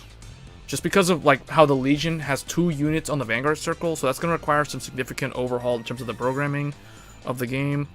Although I think Striding will be even more of an overhaul, because they're going to have the G-Zone, you know, like, grade 4s, that sort of thing. So that's going to be a big, big change. I really am interested to see how Link Joker is going to work in Break Ride. So that's why I think that the player base for Zero is going to peak around Legion, Break Ride and Legion, somewhere between Break Ride and Legion. And I think after Legion, it might start falling off. Unless, I don't know, because I think Stride is something that it's going to be really interesting to see how it plays out in this game. Because I feel like this game is so simplified, not being able to block, and with strides, with the amount of power that a stride unit swings with, without being able to block, I don't know, I mean, being able to hit over triggers, people are just going to be running, like, I don't know, some form of crits in the deck, just because they know that they're going to be able to swing over a defensive. I don't know if that's going to work. So Stride is going to be really, really weird. I don't know how G Era is going to work in this game. But in terms of, like, how I see myself playing this game, I think I'm going to play at least to Legion. But I don't know if I'm going to play after Legion, to be honest. Because, I'm thinking how the way it is now, not being able to block a stride until your sentinels can go off is just gonna be really weird. G Era might be its own thing, but see, how are they going? So what's gonna happen? If G Era is not gonna be in Zero, then are they just gonna, like, cut Zero and that's it? The game's gonna cease to exist, or it's just gonna, like, have no more content, or it's just gonna start repeating, like, the clan events from the very, very beginning, the season with Blaster Blade, the season with Overlord are going to start repeating again. I don't see them doing well. See, the thing is, if they go with front triggers, they're going to have to go with V-Series. And again, that's a completely new rework of the game. Like, all the rules are different, the base powers are different. There's a gift mechanic.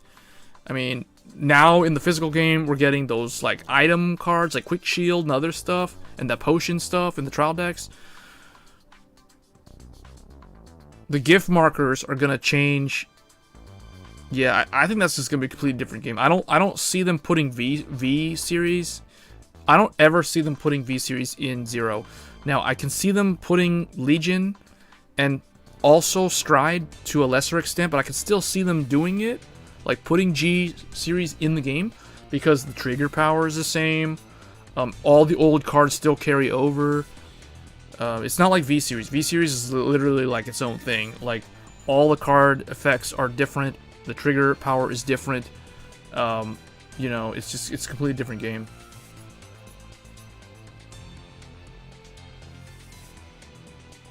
Yeah, that's why I don't know, like, that's why I don't know if I'm gonna play this game, like, once it goes to the Stride format, or once it gets beyond Legion.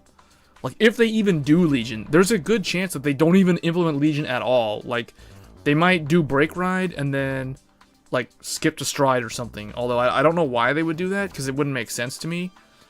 But they could, for some reason, like, if they don't want to program the Legion mechanic into the game. But I would rather play Legion in Zero than I'd play Stride in Zero, because I think Stride is just gonna be ridiculous. Like, the power creep on the center column is gonna be so strong. Like, you don't care if the opponent is damage checking triggers. Like, it doesn't matter. You're just gonna want to run like crits and just like swing, kill the interceptor, swing Vanguard, or like if you have like a restander or whatever, like the Ace, you're gonna. Oh, I think the Ace has to hit a Vanguard, or he has to attack a Vanguard at the end. So, you know, basically, things that don't have to hit and can restand, there's no reason not to run crits in those decks. Because it would be stupid to run 9 draw in a deck that has a restanding Vanguard. Like Minerva. Like Minerva Genesis will be running crits and draws. Because why not? Like, you don't have to hit to restand. So if you check a crit and the PG, who cares? You're going to stand up and swing again anyway. So you might as well put a crit on you because you're going to swing with the crit. PG, okay, I don't care. Stand up, swing, get another crit. Now I have 3 damage. Where's the second PG? You know, stuff like that. So, I mean, Shadow Duke already is going to show how that playstyle works out. So,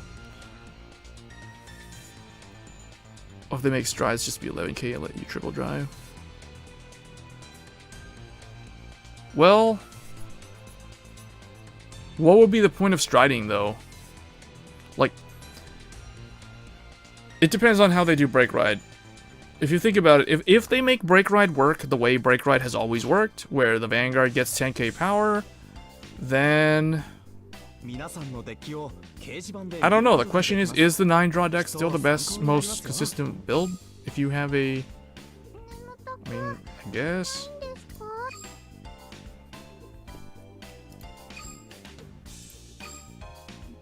Wait, who did I have to fight? Oh, Kamui.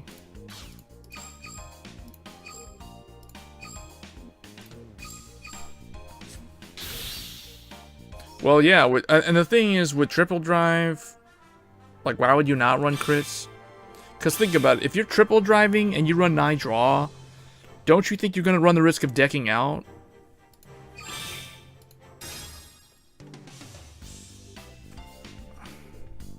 Or at least, like, maybe stand triggers, but I don't know, stands to me just seem like they're the weakest trigger in this game. Like, kind of like how they've always been.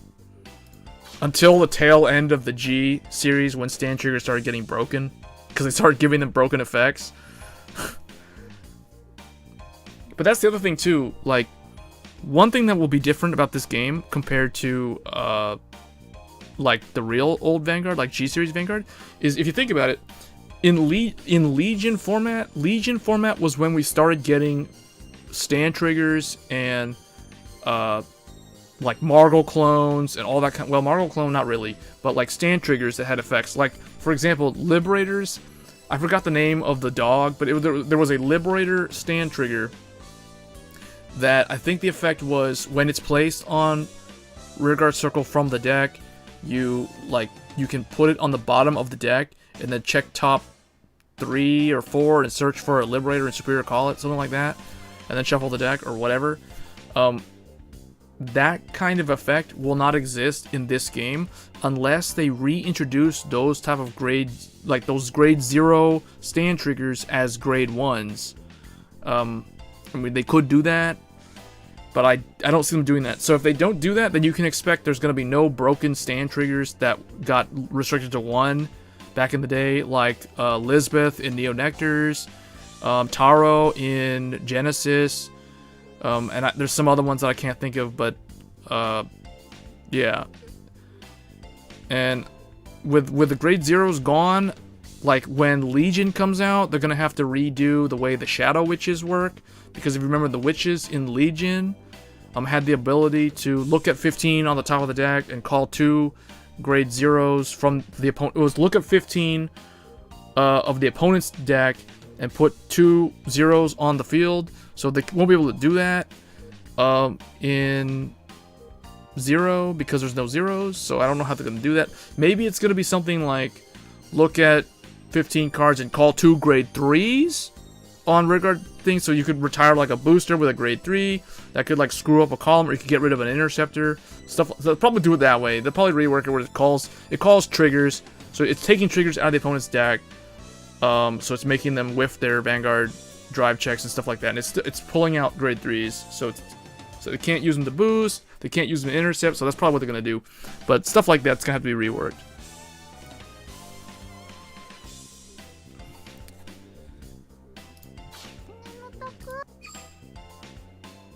特訓をしたいの。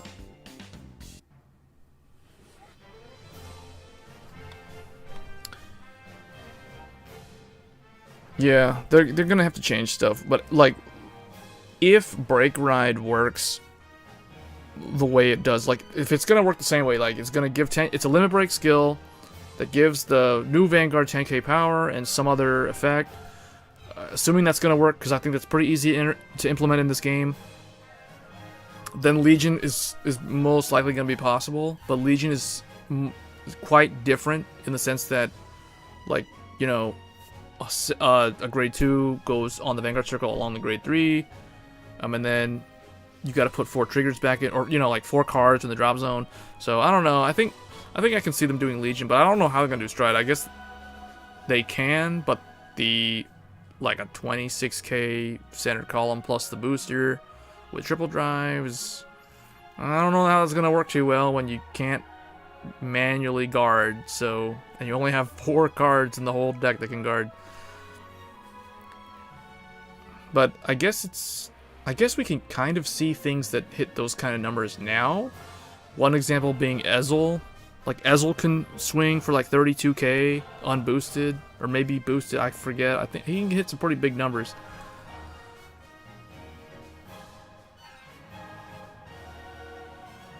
Here, I'm gonna go get some more water. I ran out of water again, and I'll be back. And then we'll try to climb to Legend 50, and then that's gonna be it for the stream. But we've already been streaming for a really long time, so you know what? No, I think I'm probably gonna end the stream here, guys, because I'm already really tired, to be honest.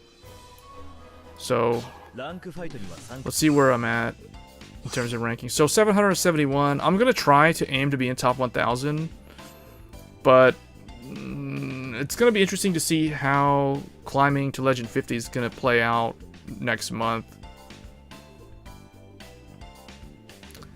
But since I'm already within top 1,000, there's only 4 days left, I'm going to try to hold my position. So I'll keep climbing until the very end, for at least for this one. I anticipate there will be a lot of VP farmers during Double Drop, because especially with the announcement, so they know that this is their last chance to get those free packs. So those free unlimited packs, better come and get them while you can. So I think holding my position in top 1,000 will be relatively easy because of all the VP farmers, but we'll see. Yeah, I hope you guys enjoyed the stream. Let me see, because you see the bottom here is like Legend 87, and the top is Legend 340, and I think this person, I checked earlier and they were 340 like 12 hours ago, so they haven't been playing. So so they've stopped climbing for some reason. So, but we'll see. I guess there's one person that's slowly creeping up on them. But like, you're not gonna see stuff like this next month, because the only way these guys got to like 300 something in less than 2 weeks is they had to go through like super long like VP farmer strings and strings of VP farmers over and over again. That's the only way. But alright, I'm gonna go ahead and take off here. So hope you guys enjoy the stream as always. and I will catch you guys in the next one. Thanks.